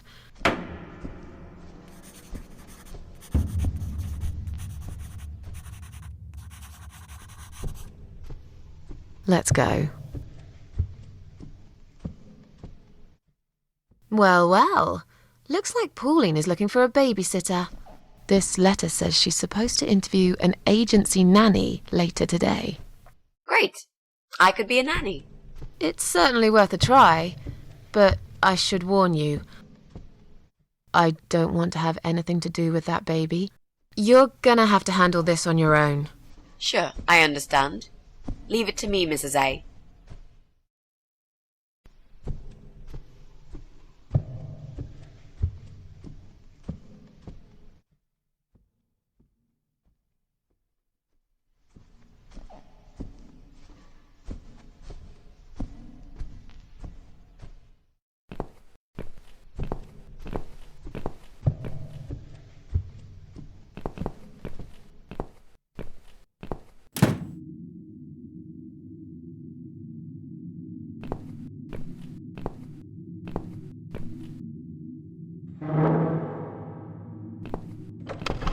I'll try to catch that thing for you, alright?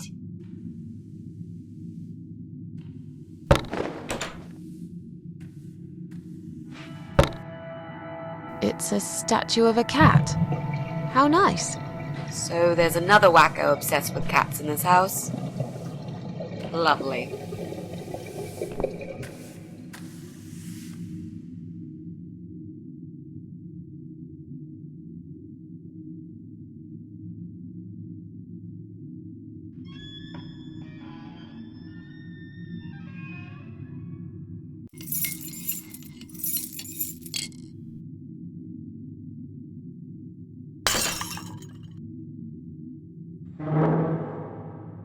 I see I caught this statue only so you could smash it to pieces. Thanks. I don't remember asking you to catch anything.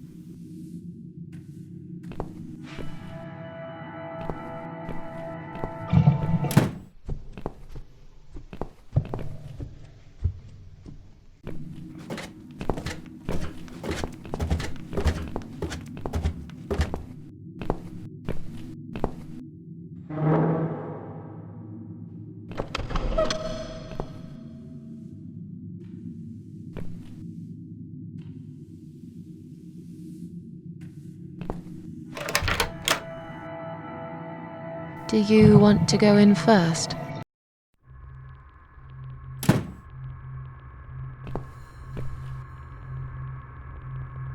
Come on in. The place seems empty.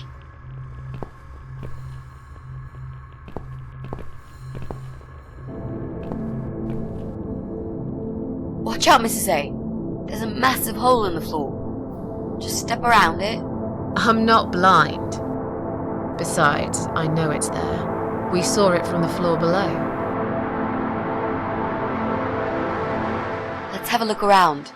There's got to be a computer here somewhere. I really don't like this place. Yeah, it's rather creepy.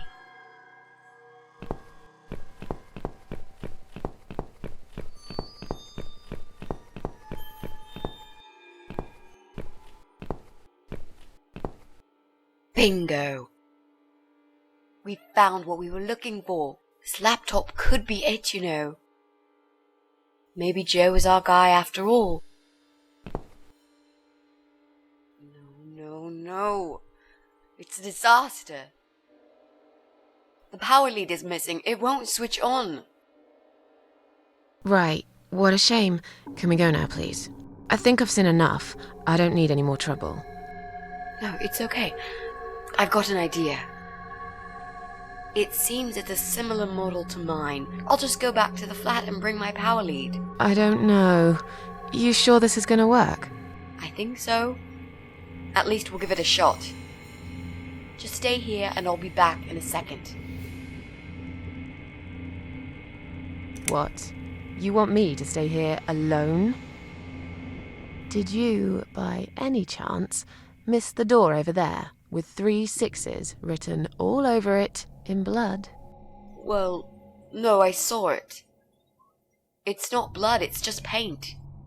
Did you forget the hole in the middle of the room? The rotten food on the table? You said you haven't seen this guy for ages. He probably doesn't even live here anymore. Relax. Nothing's gonna happen. I'll be back before you know it. I will count to 100. If you're not back, I'm out of here. I'll be back before you get to 75. Don't worry. Hey, I just remembered something that'll keep you busy. While I'm gone, think of a vegetable. What? Why? To keep your mind occupied. I bet I can guess which vegetable you were thinking of when I'm back. So you're a mind reader now? No. This is just a little experiment of mine. Okay, whatever. Now go. I'm counting already.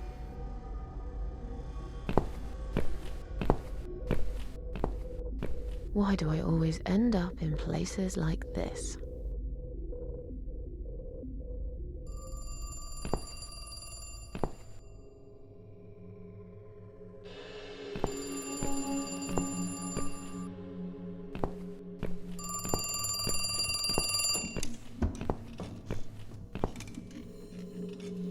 Just one big step.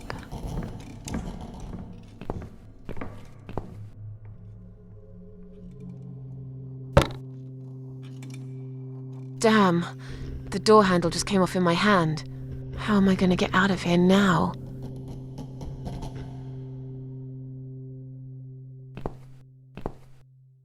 Mitzi? Mitzi, are you there? Shit.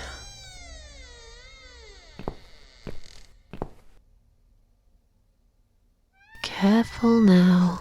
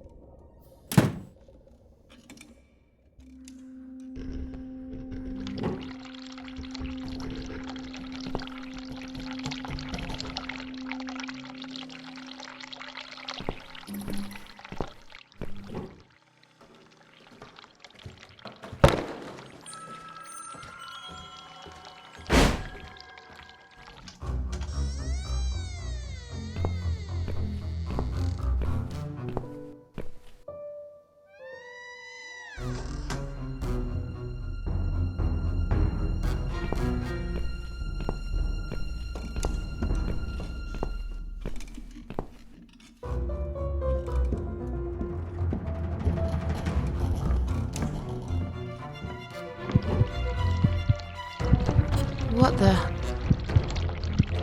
I've got to get out of here.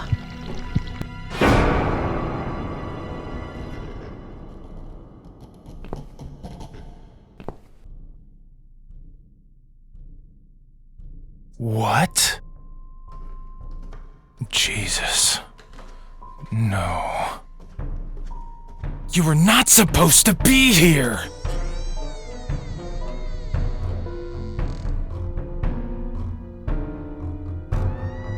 Why did you have to ruin everything? What have you done, you stupid, evil bitch? Who are you? I'm sorry, the door was open? I thought you moved out. You took her away, didn't you? What has she ever done to you? What? Look, sir, you are wrong. I just came here to find my cat. It's gone missing. Yeah, I see. That stupid cat. I've been looking for it too. The little bastard took off with my key. I'm gonna rip him to pieces.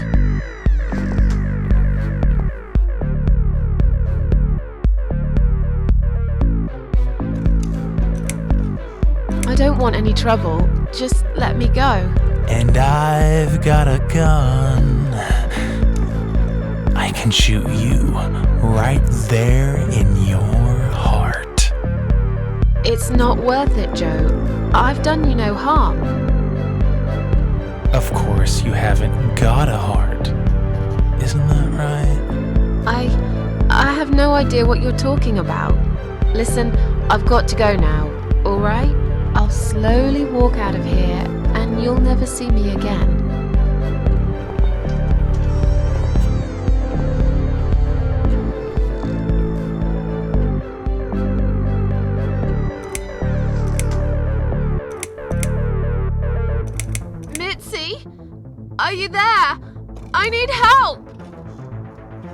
Where the hell are you?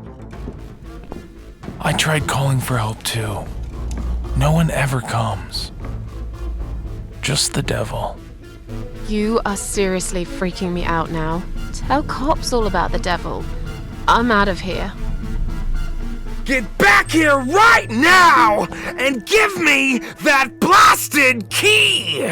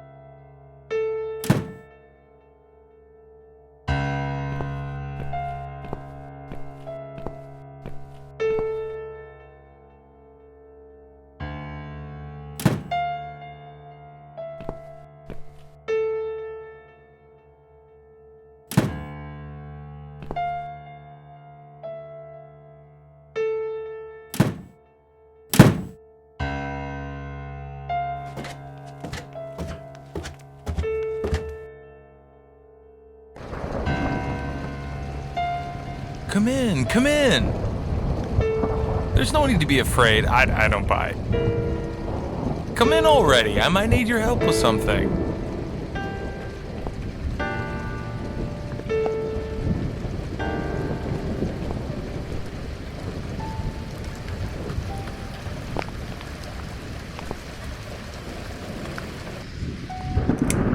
You need my help. I thought you wanted to kill me. Why would I want to kill you? You must be mistaken. Who do you think I am?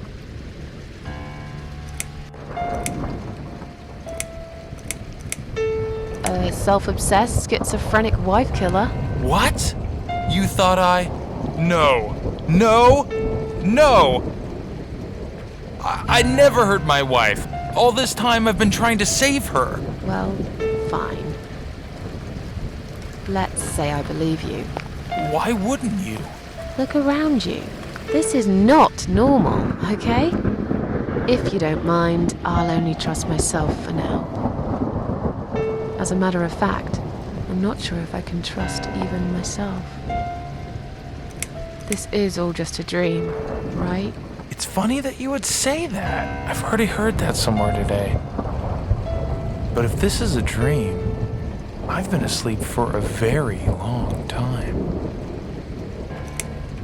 Where are we? I really can't remember the name of this town, but I'm pretty sure the hotel is called Quiet Haven. This is a hotel? I know, it's a joke. They shouldn't charge half the price for this dump if you ask me. I'm sorry. I just want to leave. Yes, I understand. I wouldn't stay here myself if it was my decision to make. I'm stuck here too. You see, my wife Ivy is in the room to the left. She's a little fragile at the moment. She said she was going to do her makeup, but it's been a week now, maybe longer. Every time I try to talk to her, she just gets angry, and she tells me she's not done yet. I've cooked her a meal, but she ignores me. She never likes when I cook. But what's that got to do with me? If you talk to her, I'll show you the way out. I promise.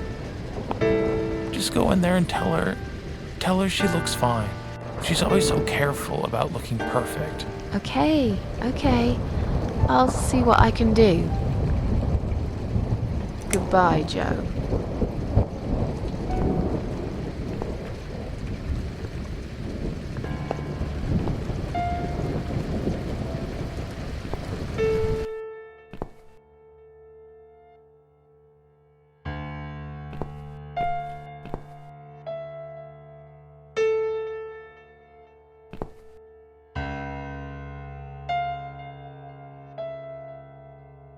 Hello?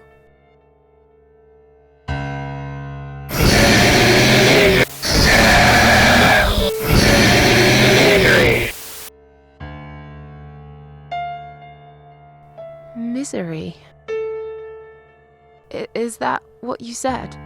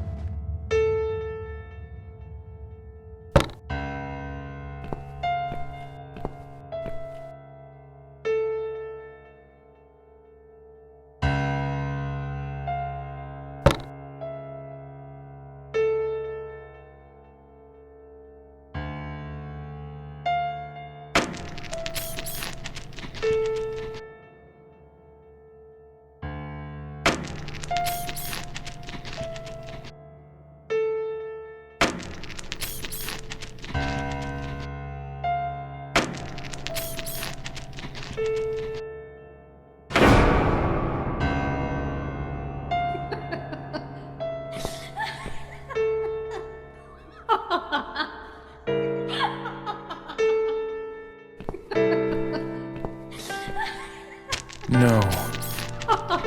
No. No. No! This isn't Ivy! This isn't my wife! It's the monster. It followed me here. It always follows me. No matter what I do. Look, I'm sorry. You must kill it. What? Why me? You still got that power lead, haven't you? The one you stole from me? How do you even know about it? You must use it to kill her. To strangle her. You're out of your mind. Do it. Strangle the goddamn creature so it never follows me again, or I'll shoot you right here, right now!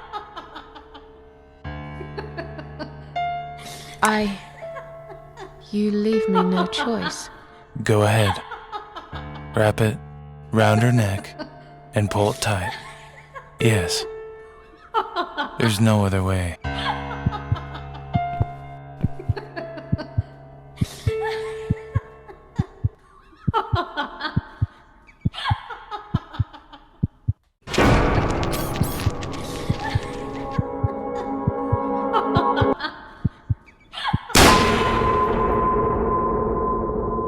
Stop it! What the hell's gotten into you, Mrs. A?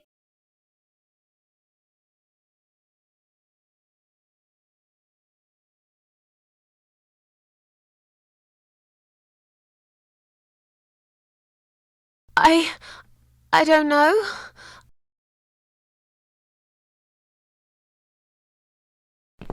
Did you just try to strangle me? No. Oh, God, no. I would never do that, Mitzi. I guess I must have panicked. I thought you were someone else. Look, I was gone for less than 1 minute. Really? Somehow it felt longer than that. At least you found the laptop cable. That's good news, because I don't think mine will be any good. Let's see what's on this hard drive, shall we? Well, that was a waste of time. Never mind. At least now we're sure it's not him. Let's just go. I don't want to spend another minute in this place.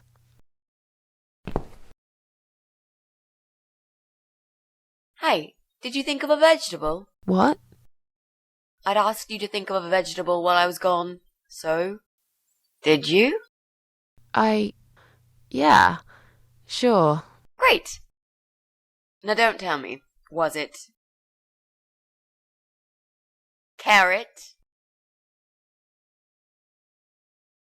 Yes. A carrot. That's amazing. How did you know? That's the secret. I can't tell you that, Mrs. A, or else it wouldn't be a magic trick anymore. Yay, it works every time. Okay, don't get too big-headed now. Sure, but I am the greatest. Look, I only said it was carrot to be nice. In fact, I thought about celery. I wasn't going to say, but you leave me no choice. Yeah, right. Yes. Now, let's go. Joe can come back any minute, and you don't want to meet him. He is not a nice guy.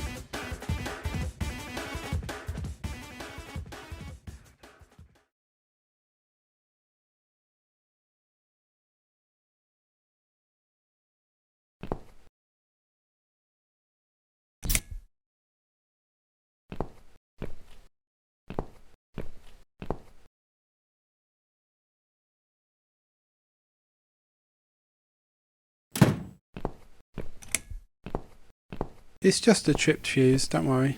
I'll just flip this switch, and we're back on. Jesse, can we talk to you for a second? Sure, but not right now. I'm right in the middle of something.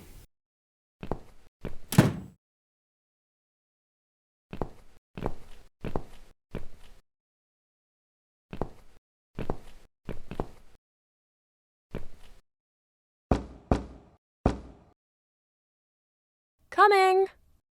Right, step back. I'll handle this.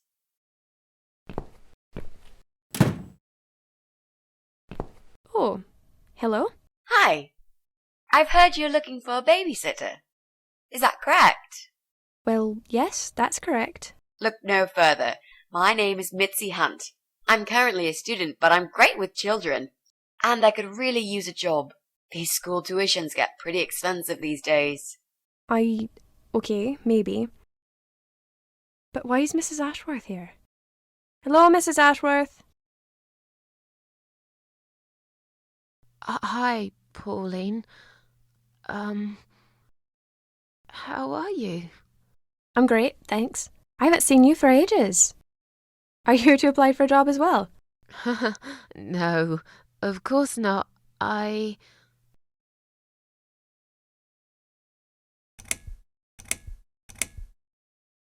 Oh, I'm Mrs. Ashworth's lodger. She kindly offered me a room and we've been living together for the last couple of weeks. I mentioned to her I was looking for a job. My parents pay for the room and school fees, but I could do with some extra spending money.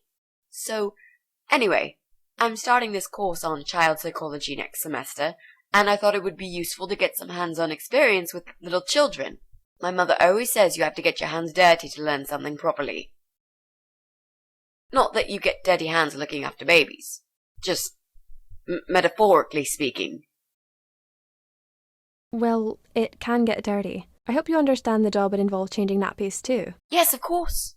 I don't have a problem with that. Yes, well, you sure sound enthusiastic. Would you like to come in? Both of you? It's okay. I'll wait. I could really do with your support. You know how shy I get sometimes. Yes. Well, you'll... Okay.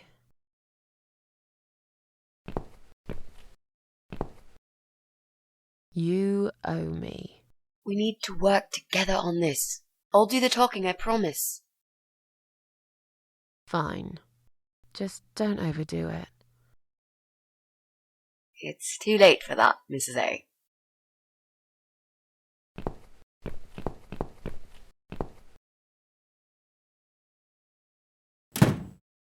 What a nice flat! I love the wallpaper. Very retro. Thanks. I decorated it myself just before Alyssa was born. Please follow me. We can talk in the living room. I'll need you to drag her away. How the hell am I supposed to do that? I don't know. I'm sure you can think of something. Why don't you think of something? I told you I don't do babies. I feel so uncomfortable here. I'd gladly blend with this cheesy wallpaper that you like so much and disappear. I know. So do I. Do you think I know anything about babies? No. But I'm trying to fake it, and so far she's buying it. Look, I need you to stay cool and come up with something that'll make her leave the room. Got it? But that's where the problem is. I can't think of anything. Just play it by ear, yeah?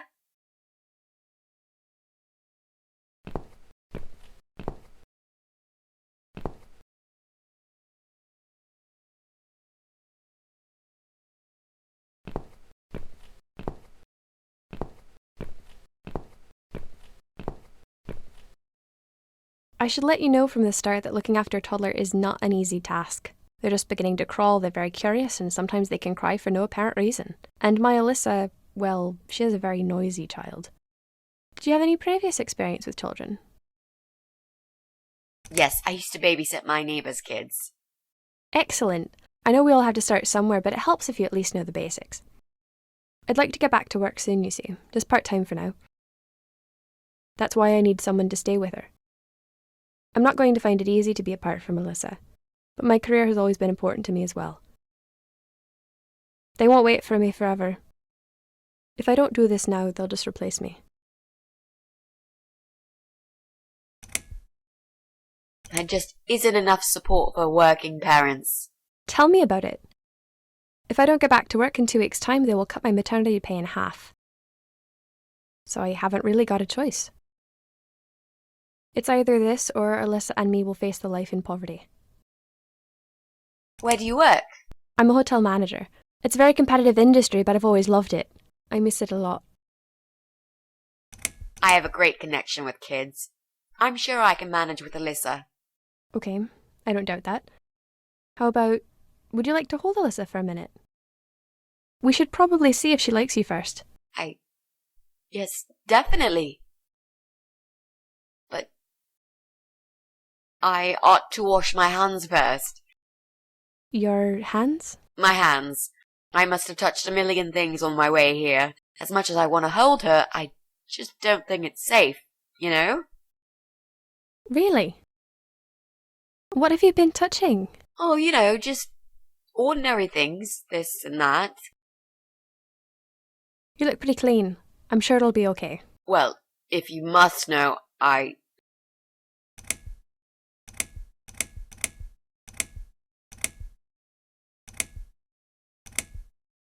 volunteered at the hospital earlier today. Oh, I'm impressed. You don't see many young people doing that these days. But you're right. As nice as that is of you, there's all sorts of bugs you can pick up in a hospital. It won't hurt to be extra careful. I'll show you to the bathroom. Would you mind answering the door for me? Sure, no problem. It's probably just my friend Kate. Just let her in, please. Is that okay? The bathroom's this way. Follow me.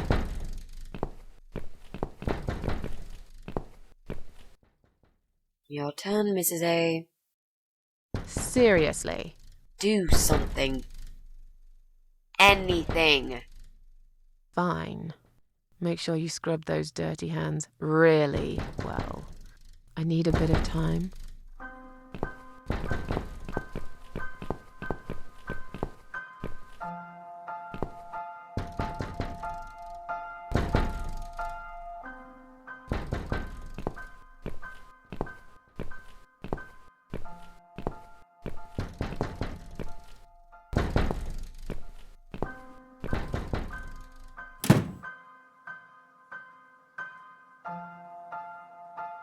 Hello? Hello? Are you Kate? I've been sent by the agency. My name is Rita Tickle. May I come in, please? Agency? What agency? The Happy Nanny Babysitters Agency, of course. We bring fun and professionalism into childminding at a discount price. May I come in, please? Wait, just hang on a second. I believe we have an appointment. It was confirmed by post. Didn't you get a letter? Hang on, I said. I'm sorry. The position has already been taken. Oh, great. Are you sure? Yes, I'm sure. Thanks for your time. See ya. Wait. There must have been some kind of mix-up. No, there wasn't a mix-up. You're just too late. Bye. I'd better call the office and find out what happened.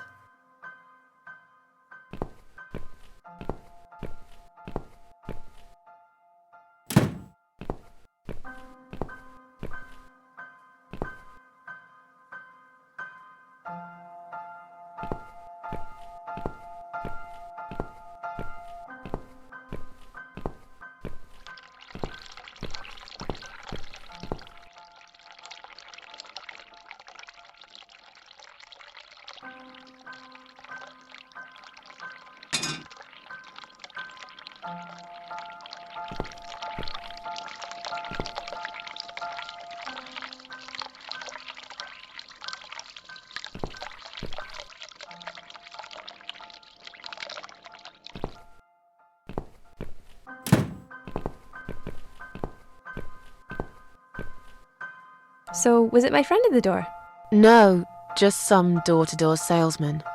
Well, I hope you told him to go to hell. I honestly don't know what these people are thinking. Yeah, me neither. I'm sure it's Kate this time. I'll let her in if you'll excuse me for a minute. Wait! I'm feeling really sick all of a sudden. Oh. Do you think you're actually going to throw up? Yes, definitely. Oh, yes. Quickly go back to the bathroom. I don't mean to be rude, but this is a very expensive carpet. Will you come with me? Please? What if I faint? I'm scared. Everything's just spinning around. Can Mrs. Ashworth go with you for a change? It's okay. I'll answer the door and let your friend in, yeah? Well...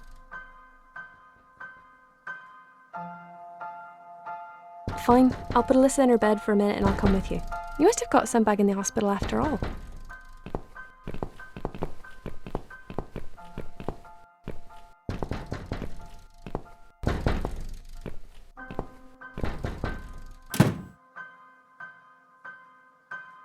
It's you?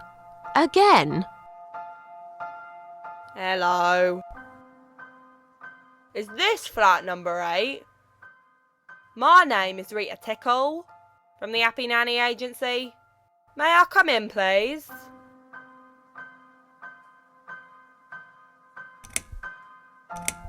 I've told you already. You're too late. You have? I thought I got the wrong door last time. It's the right door. I was looking for a nanny, but I'm not anymore. Do you understand what I'm saying? Yeah. You were looking for a nanny? I have 10 years experience and training in child discipline techniques and behavioural psychology. Also, I am known for good personal hygiene, strong work ethics, and I only take one break every 5 hours. Just to use the restroom. Wow, that sounds really great, but I'd like you to go away now. You don't need a nanny? Nope. I've decided to give my baby up for adoption. You're an evil person. You'll go to hell for doing that to your baby.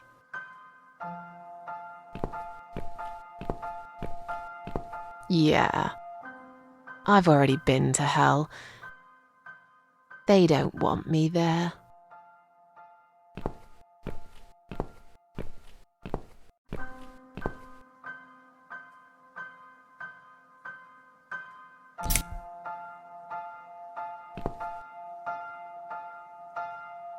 These scissors seem sharp enough.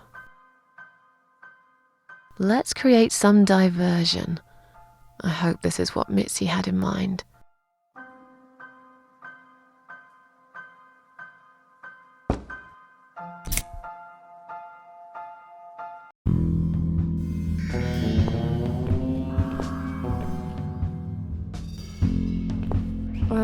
Not that again. What happened to the lights? I'm terrified of the dark. I can't move. Oh God, can't breathe. Calm down, it's alright. Probably just that stupid mirror. It must have ran out of money again. It's not even that dark. Please, you got to do something about it. I think I'm going to faint. Fine, just stay in my bedroom. There'll still be plenty of sunlight there at this time of the day. I'll go outside and put some money on the meter. It'll only take a minute.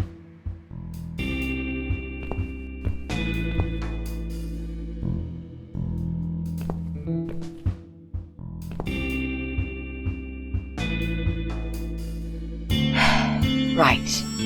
Let's do it. Is that you, Mrs. Ashworth? What happened? No idea. Maybe it's a blackout, like in the old days. It's probably just the meter. Let me see.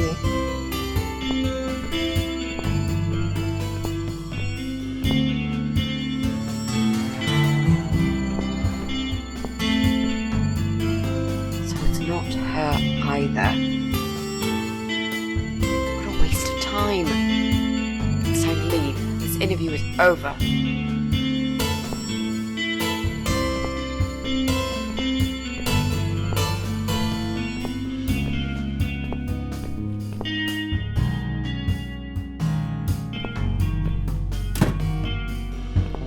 I don't get it. The cable's been cut. But why would anyone do that? I think we're going to go now. This whole power cut gave me a terrible headache. Is that you, Mitzi?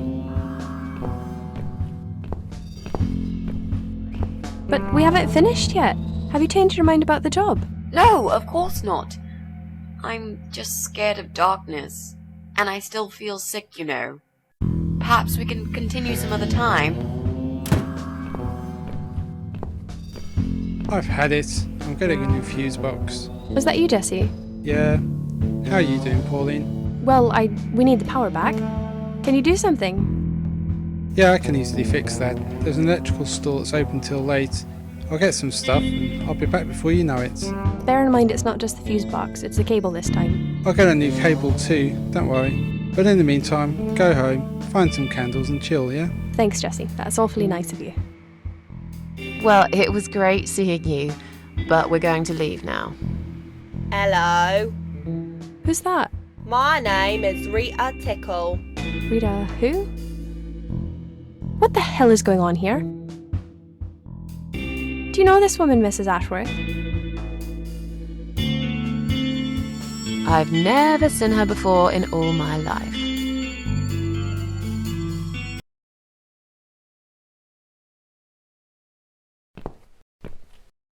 Now she'll think we are absolutely crazy. I wouldn't worry too much. You're not exactly the most popular neighbor in the house, anyway. Thanks. What? You don't actually care what those idiots think, do you? No, of course not. It's just that Pauline seems all right.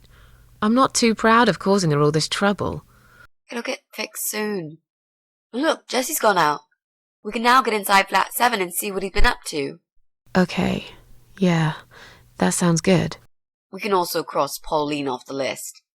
I've searched through her internet history, and needless to say, there's nothing exciting there.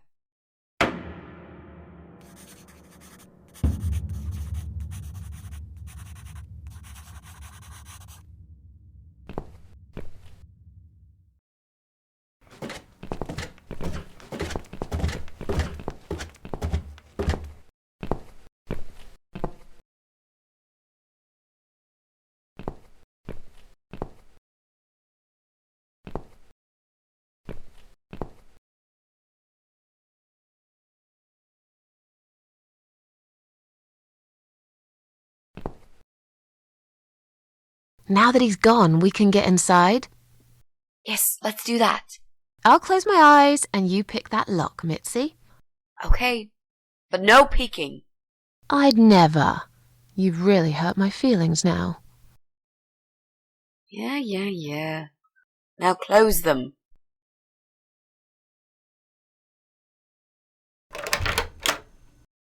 There. Job done. Jesus, are these...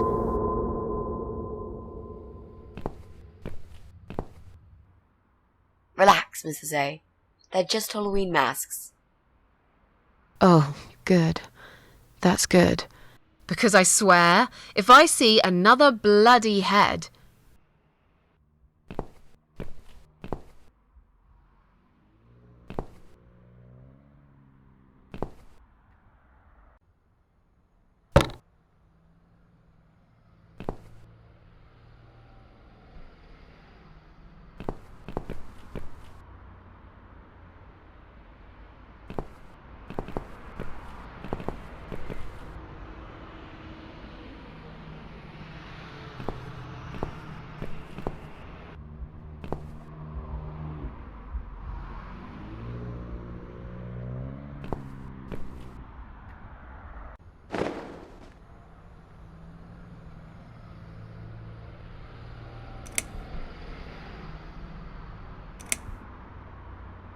So, who's got windows over this side of the building?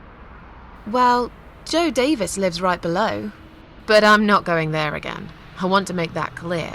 I guess we could also check one flat below Joe's. I just hope the cable's long enough. Let's find out, shall we?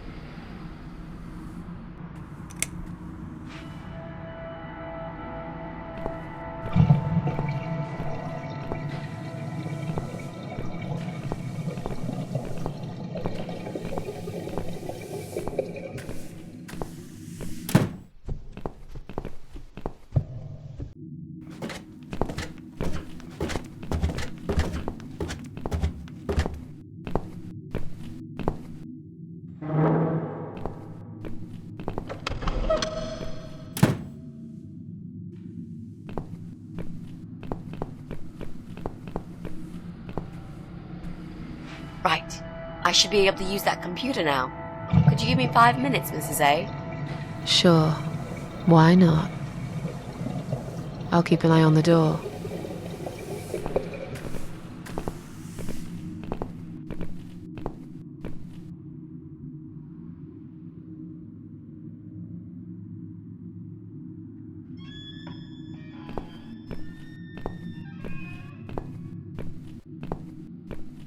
It's not him either. God damn it!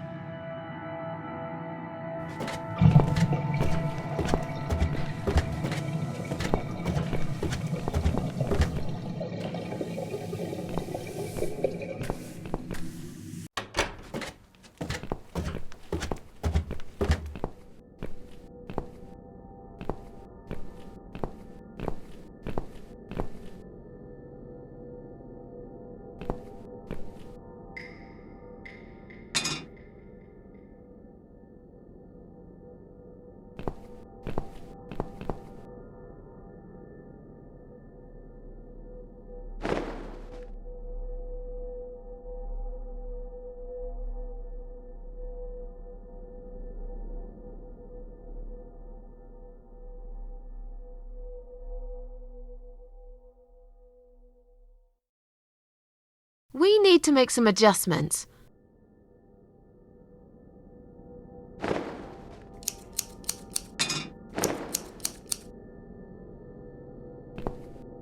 Now this is a dress worthy of the cat widow. Why don't you admit it was too small for you? Ha ha, bloody ha. Why don't you just shut up? Whoever wore this dress probably hadn't eaten in years. You'd struggle to get a skeleton into it.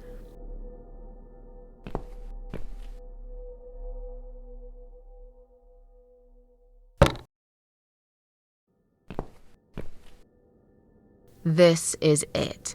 We've got all we need. Great! Are you going to tell me about the cat widow now? Yes, it's story time, Mitzi. The legend says there was once a bad man who hated cats. He hated his neighbours too, and his job. And when it rained, he'd curse and smash things. He hated his bald head and his weak, ugly body. He probably hated himself the most, although he would never admit it. I think I see where this is going. One day, out of pure hatred for the whole world and everything that lives, he captured a family of cats and drowned them all in the river. That day, the sun turned black and all the birds went silent as the 6 kittens struggled for life. But trapped in a strong canvas bag, they never had a chance. They all died that day, all but one. The mother cat, in a desperate fight to set herself free, by pure luck clawed her way out of the bag and swam to the shore. She lost everything that day, her beautiful children and her proud husband.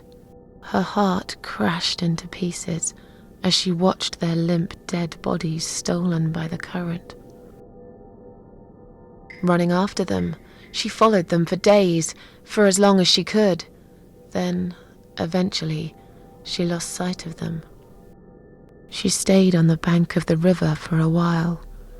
The world stopped turning for her, her eyes empty and blind. And then, one day, she slowly slid down the bank and into the cold, dark water. She gave in to it. She let the river take her away too, cover her mouth, her ears, her eyes. But as the water filled her lungs and she started slipping into darkness, there was another strange feeling that burst in her mind like a ball of flames. Anger, rage even. Her last craving, before she drowned, was for revenge, for blood. And so she returned, reborn and changed, a cat widow, veiled in black, mistress of the cats. Her body of a young woman, but her eyes of a cat, and her face, white, rotten, face of a corpse. Those who saw it rarely lived to tell the tale. She would get her revenge on all cat killers and cat torturers. But there was someone she had to see first, someone special, someone she really hated the most. As the evening came, it was strangely quiet in the man's flat. As he lived alone, he usually liked to fill the silence with the sound of radio or TV shows. But that night, he switched them all off, feeling anxious and tired after work.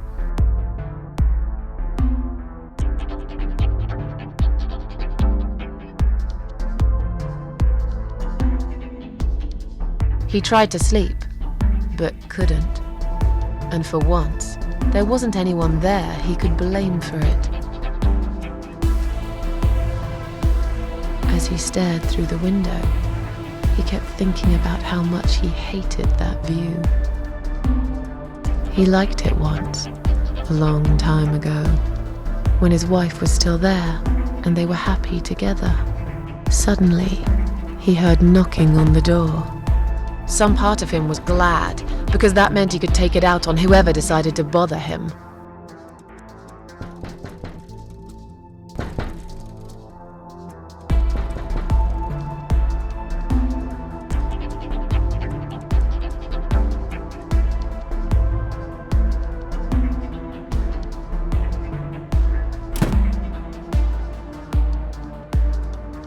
was nobody there.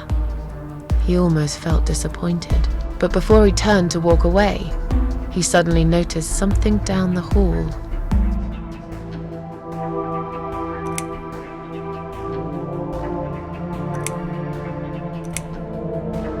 He noticed a shadow of a cloaked figure standing ahead.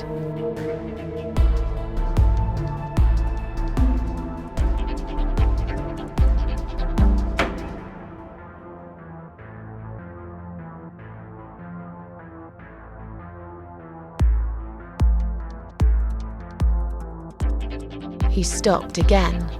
He couldn't believe his eyes.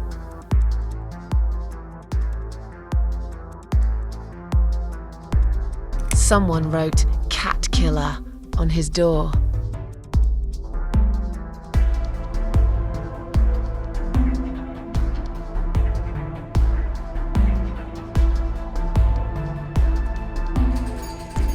He had a passion for trains.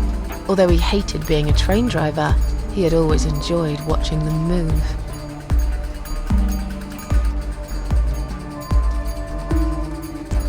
But now, his train model was moving all on its own. He was absolutely certain he'd left it switched off. And yet, there it was, running at crazy speed. Remote control missing. Something was seriously wrong. And that something had entered his home now too.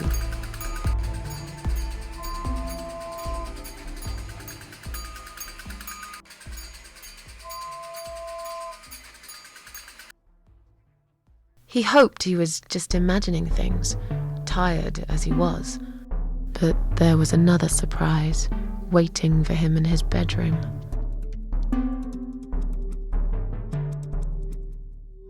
A giant, blood-soaked zombie cat sat on his bed. Now that's really stupid.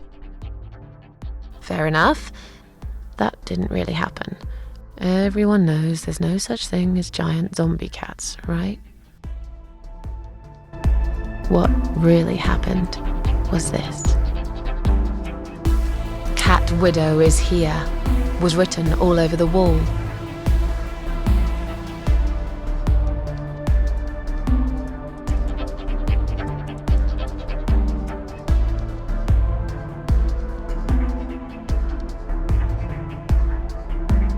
As in a dream, he went to the kitchen to get a drink.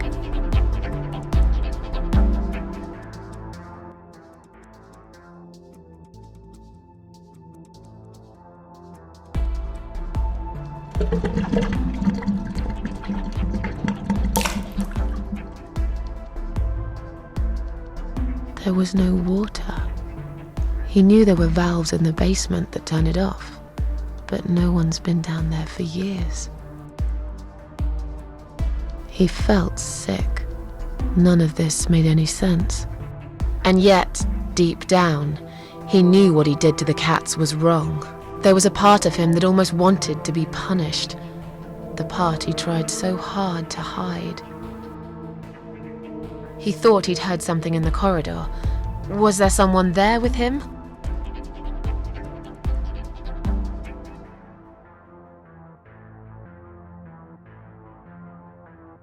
His head was spinning. He felt ambushed, trapped, like an animal. He had to get out of there. Getting really scared now, he decided to call the police.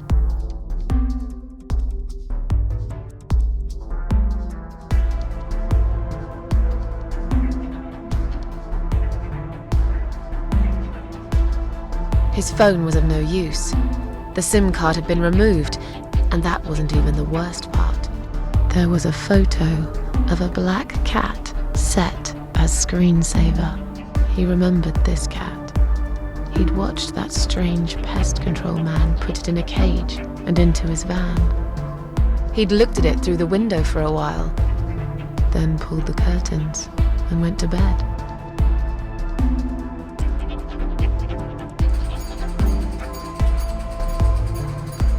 He stopped, paralyzed.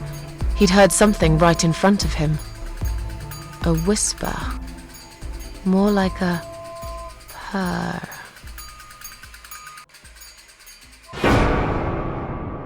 She was there, in the dark corner of his living room, waiting.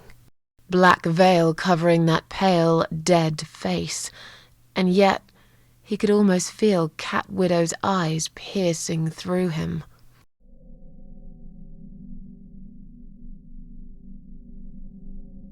She came closer, like a ghost, and swiftly removed the veil.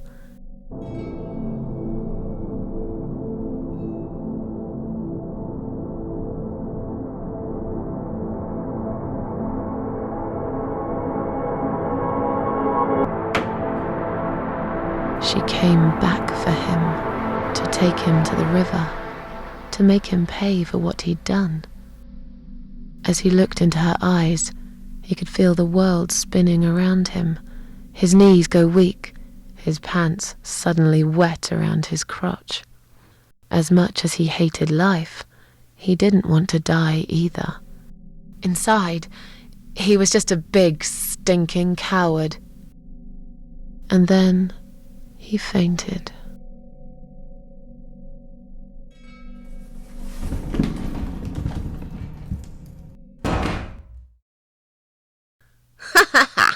Did you see his face? I knew he'd fall for this. Yeah, we scared the living shit out of him. Now that's teamwork. Are you sure he won't know it was you, though? Oh, he probably will, once he's had time to think about what happened. But he's too proud to ever admit he's been beaten by a woman. I know him just about enough to know that. Let's hope so. I don't want you to get in trouble because of me. No. That was something I had to do for myself, and I feel much better for it. The only problem now is that we still haven't found Eye of Adam, because it definitely isn't Brian. I've searched through his laptop and all I found was a load of porn. Let's cross him off the list.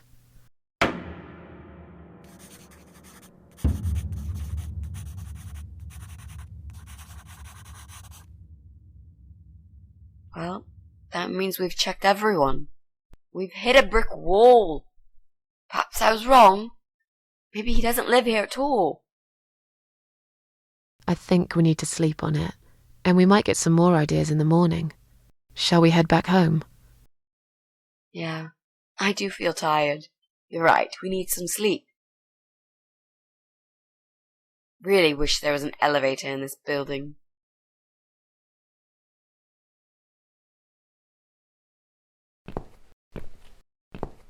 What's that? A note? What does it say, Mrs. A? You will not believe it. Meet me at midnight, both of you. I will wait. Flat 5. Door will be open. Do not fear. Eye of Adam.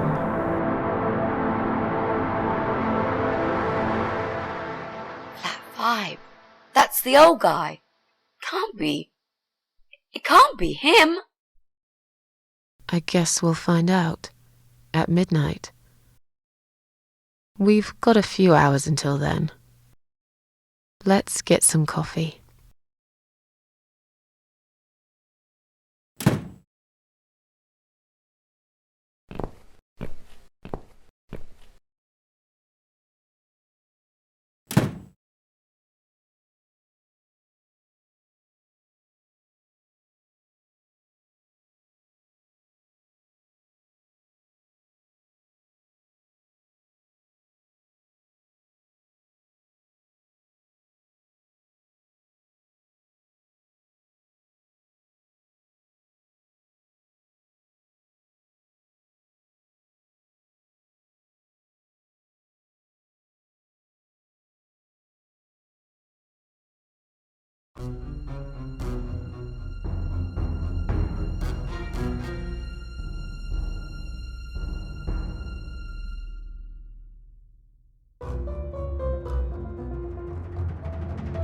It's just you and me, my love.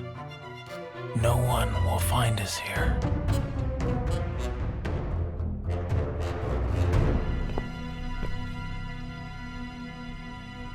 Stop worrying, Ivy. It will be all right. I will always love you. You know that. I'm gonna make you all better.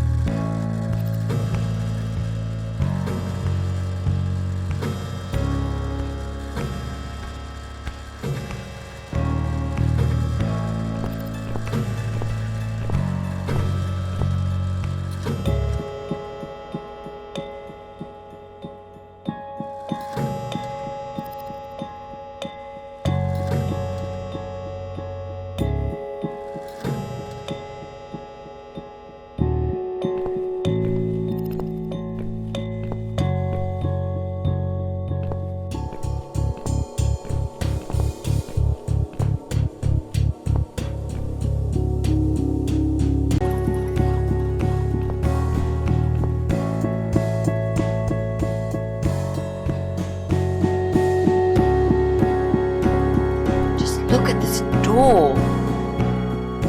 Crazy son of a bitch. That's not gonna stop us. I think there's someone in the kitchen.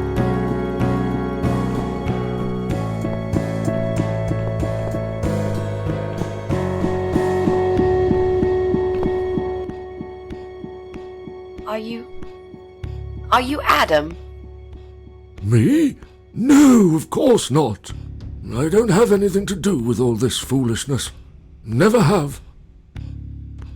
It's my son. I've told him time and time again, but he never listens. I've done my best to protect that boy, you know. I'm all he's got left in the world since his mama died, but it just wasn't enough. Where is he then? Where's Eye of Adam? He's in his room. Where else would he be? He's always in his room, staring at that screen for as long as he can.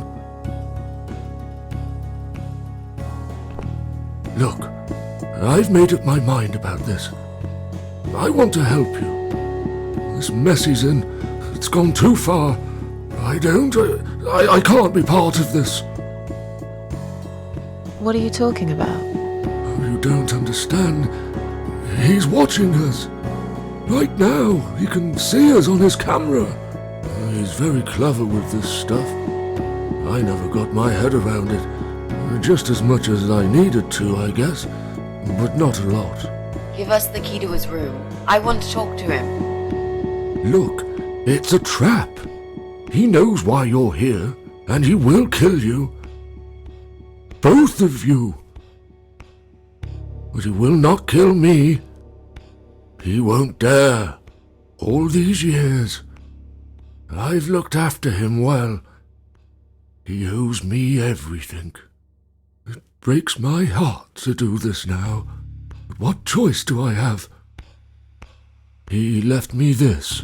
I was supposed to keep it for myself, but I want you to take it. He won't dare to kill his own father, and I won't let 2 innocent lives be lost because of him. What is it? Just take the damn thing. There's not much time. Didn't you hear me? He's watching.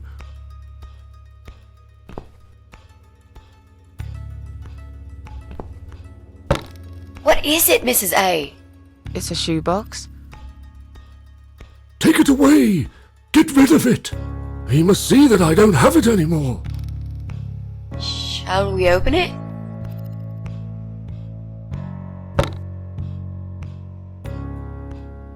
Oh God. Mitzi, we have to get out of here. Quickly. It's a gas mask. He's going to poison us.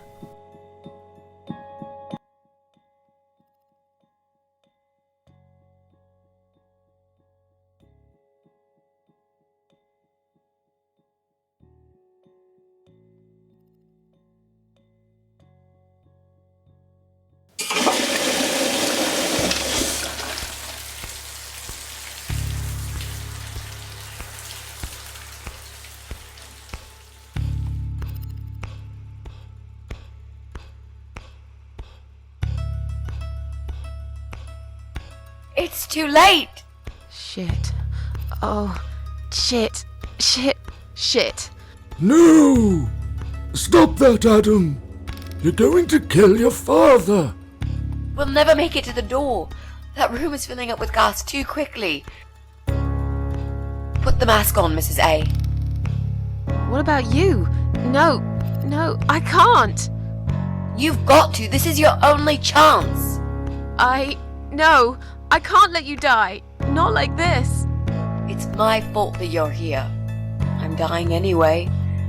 And you've got to live, Mrs. A. You'll live and you'll be happy again. You've been a great friend, Mrs. A. No. You've got a date, and I'll make sure you turn up for it. I can't. There is no time to argue. I'll be fine. Now. Do it!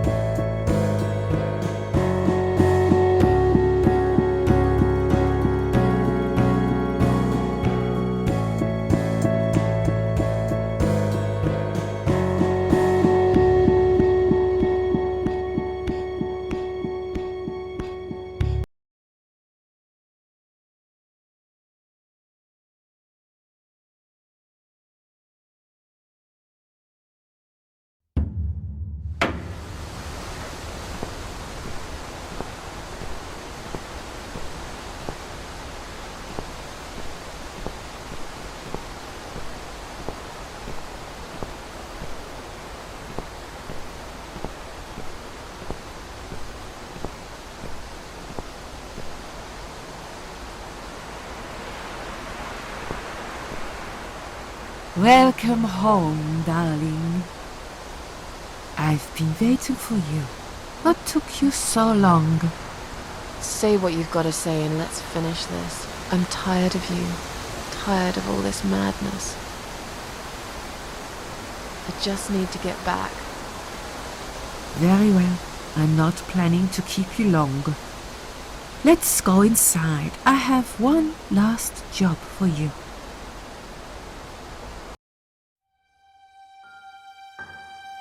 There are still 2 candles left, Susan. You know how this works. A soul for a soul. And that's it. I blow out the last candle, and I'll never have to see you again. Only if you blow out the right one.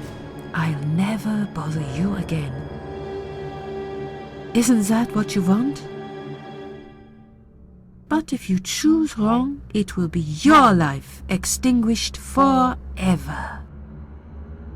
Just take a deep breath and do it. But how should I know which one's right? That's the thing, Susan. You can't know that. In life, you can't always know the consequences before you make a decision. Haven't you learned that yet? That's not fair. Nothing is fair. You opened your heart talking to that doctor, and he butchered you like an animal. Then those disgusting cannibals, they'd chop you up and cook you for dinner if you'd let them. And what about the man with the flowers? All that he wanted was to hear you play before he split your skull open. The way your husband treated you, the way your neighbors laughed at you for years, just for being different. You did not deserve all that, and yet it happened. Am I forgetting something? Oh, yes, of course. Most of all, was it fair that... Shut up! Just shut up, you ugly bitch! Now I know who you really are. All those feelings I had in me for years. That bitter guilt and self-pity. That hatred for myself and everyone else. You are that miserable illness that's consumed my heart all these years. You, always there, always. Every day I looked at you in the mirror, like a dark cloud I couldn't see through. I let you take control of my life. I believed it was right to feel like this. But not any longer. This ends here. Then blow out the candle. No, I won't. I'm done playing your stupid little games. You won't tell me what to do anymore. I am stronger than you. I can close my eyes and you'll be gone. Blow out the candle. It's time to say goodbye, sister. I'm not gonna miss you. You will never leave this place without me. You need me. We are one. No. Tomato.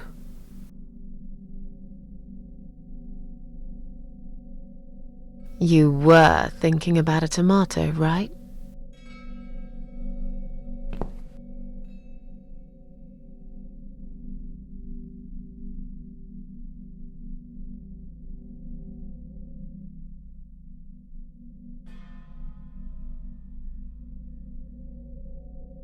Tomato is a fruit, silly.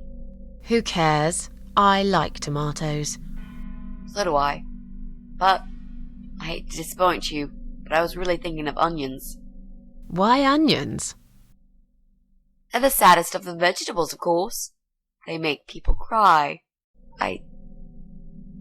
What happened, Mrs. A? I saw you die. And yet, you're here. Alive, like if nothing's ever happened. Well, let's put it this way. Everyone knows cats have 9 lives. So do cat ladies, apparently. But this time, I feel there won't be second chances. I'm down to 1 last life now. I can't afford to waste it. You are such a nutter, Mrs. A. You are absolutely fucking bonkers. But I'm so happy to see you. Never, ever do that to me again, alright? I can happily promise you that, Mitzi. This is it. His room is through that door. It's time to face the eye of Adam. What are we waiting for? Let's do it.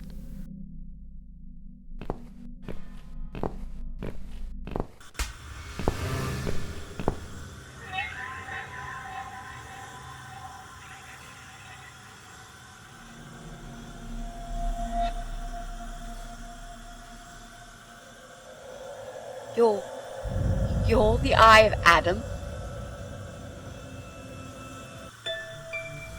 A pathetic, wheelchair-bound invalid? Is this a joke? Do you know who I am? Do you know what you've done to me? You fucking murderer! Tonight it's your turn to die. I'm gonna paint this room with your brains and I'm gonna watch and smile. I swear to God I'll do it. Well? Nothing to say? Nothing at all? Aren't you going to beg for your sad little life? Say something! Anything!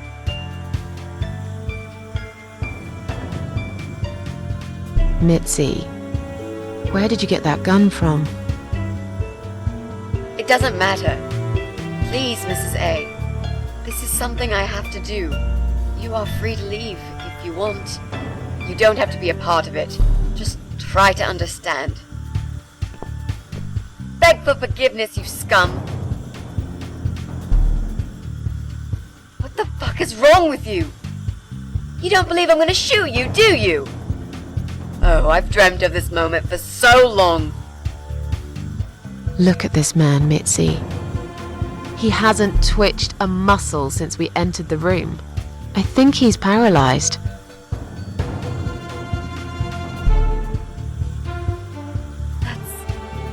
That's impossible. He's lying to us. He's faking it. Do something. Talk for God's sake. I need you to answer me. I need to know. He won't answer you. He can't talk. Then, how did he post all that stuff online? What the?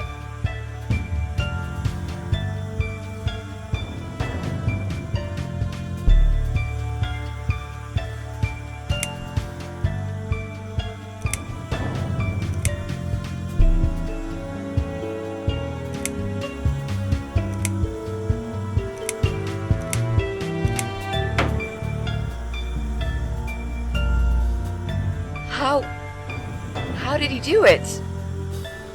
I think I know how. See that little device on his left eye? I've heard about these. It's a controller. It seems the only part of his body he can move is his eyeball. Controller connected to the computer tracks its movement, allowing him to... What? That's ridiculous. How do you even know such things? I'm a nurse? I've seen these before. Well, I've seen eye-controlled wheelchairs, but there's no reason why it wouldn't work with a computer. Jesus. That would explain the whole Eye of Adam thing. He really is just the eye. But no, that doesn't change anything. He must die. He deserves nothing more.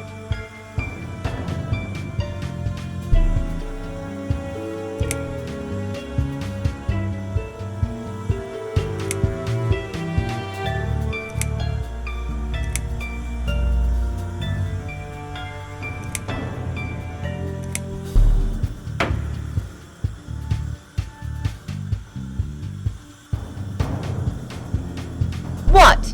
You arrogant shit! I will fucking do it! Just tell me one thing. One thing.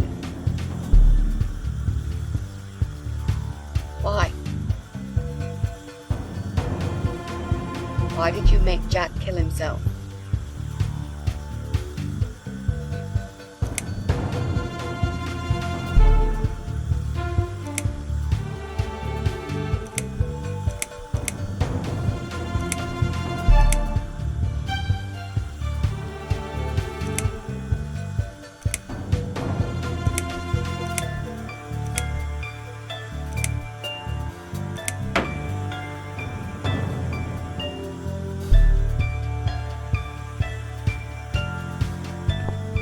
Fine.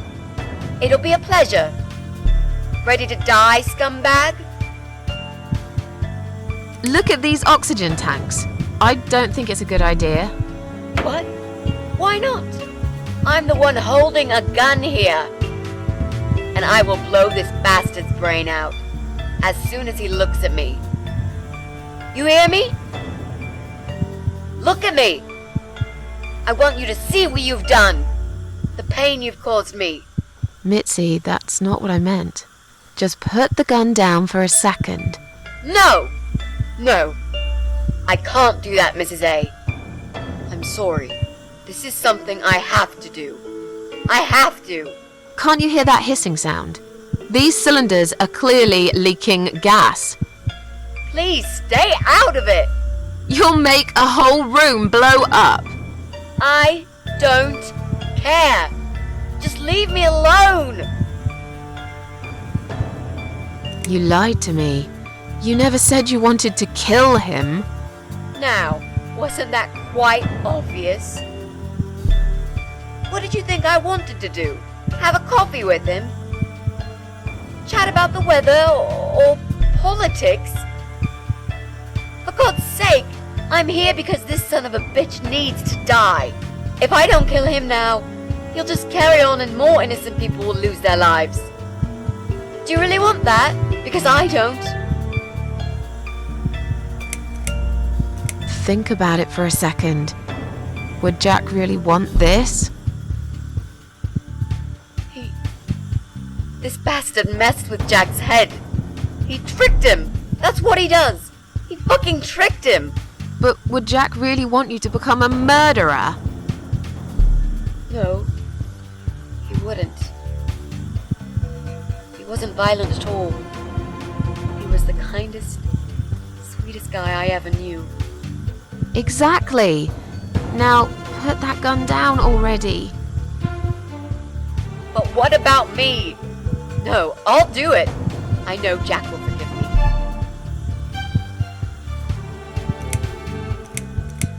This isn't the way to do it. Just turn these computers off instead. No!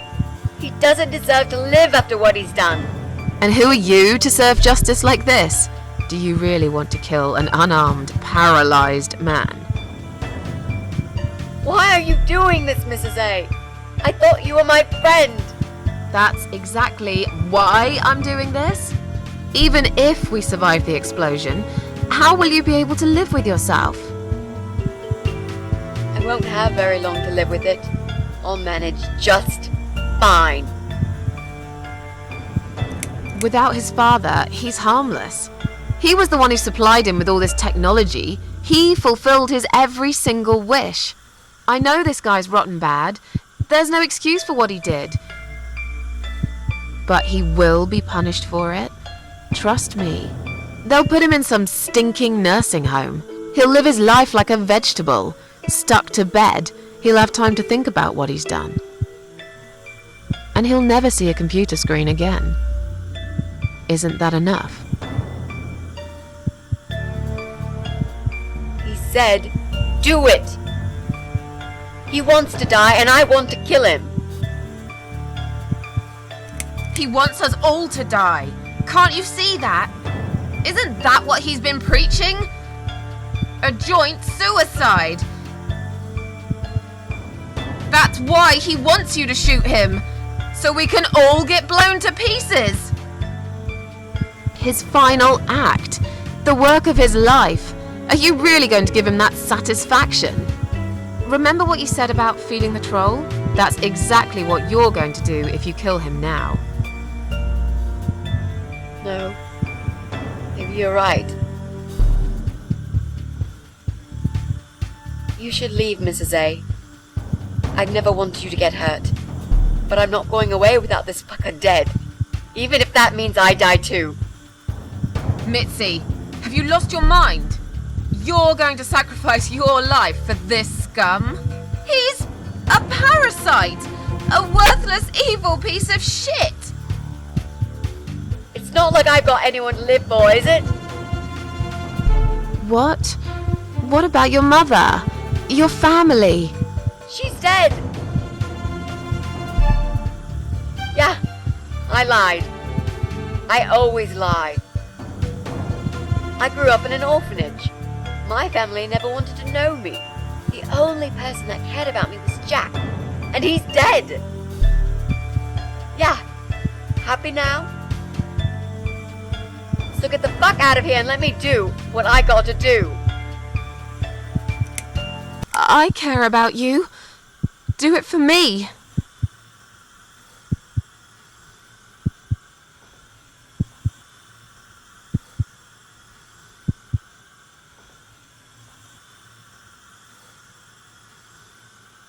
Come on, mate. It's been a long day. Let's go home. We've won. Have we really? Trust me. I know we have. How? I'm the cat lady. From now on, I win every single day.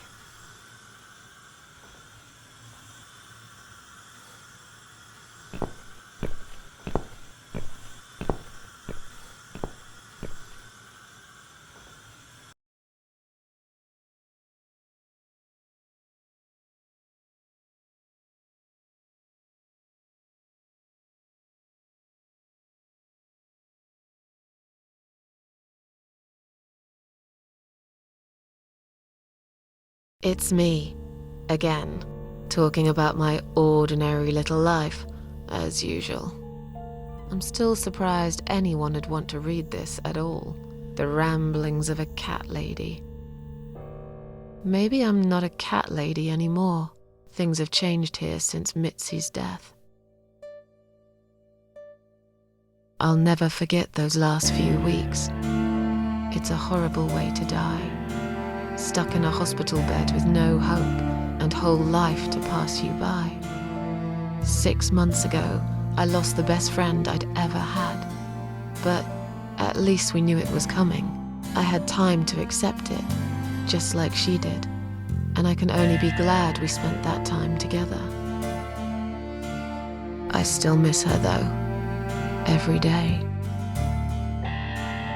Did I ever mention I got into all this because of her? I opened her laptop the night after the funeral, and there it was. A friend request, over a year old. A little gift from behind the grave. I met some people. We go out sometimes, and I'm not alone anymore. It turned out there were others who felt like I did. I talked to them, tried to help.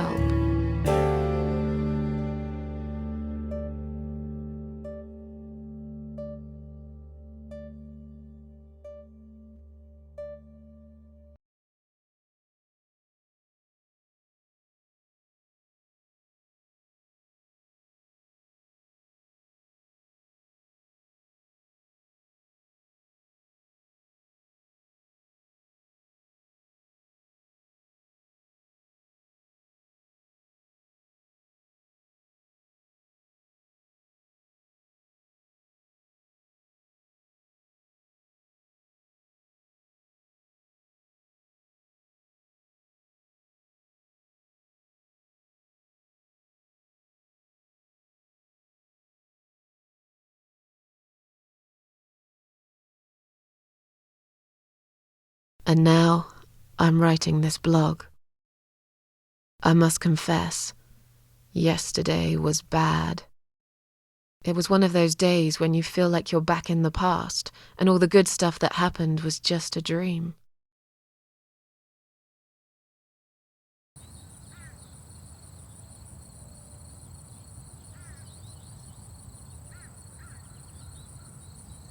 But I woke up today, feeling better. Maybe I can never get rid of it.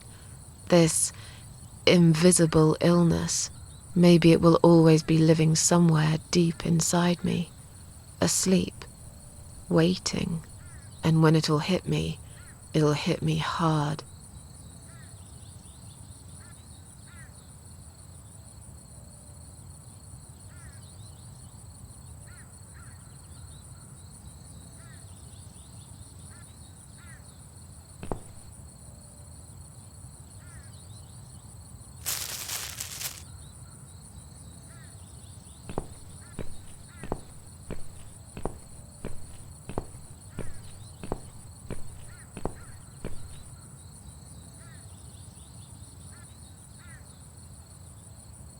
But if there's one thing Mitzi taught me, it's that you have to pick yourself up and carry on. It doesn't matter that life isn't fair. It doesn't matter that you make mistakes. You fall and rise again. Worlds full of liars, traitors, cowards. But every now and then, you meet someone like Mitzi, who will just smile at it all. Now, I've forgiven the world and myself too. I teach myself to smile again. One day I'll get there. I know I will. Even if it takes me not 9.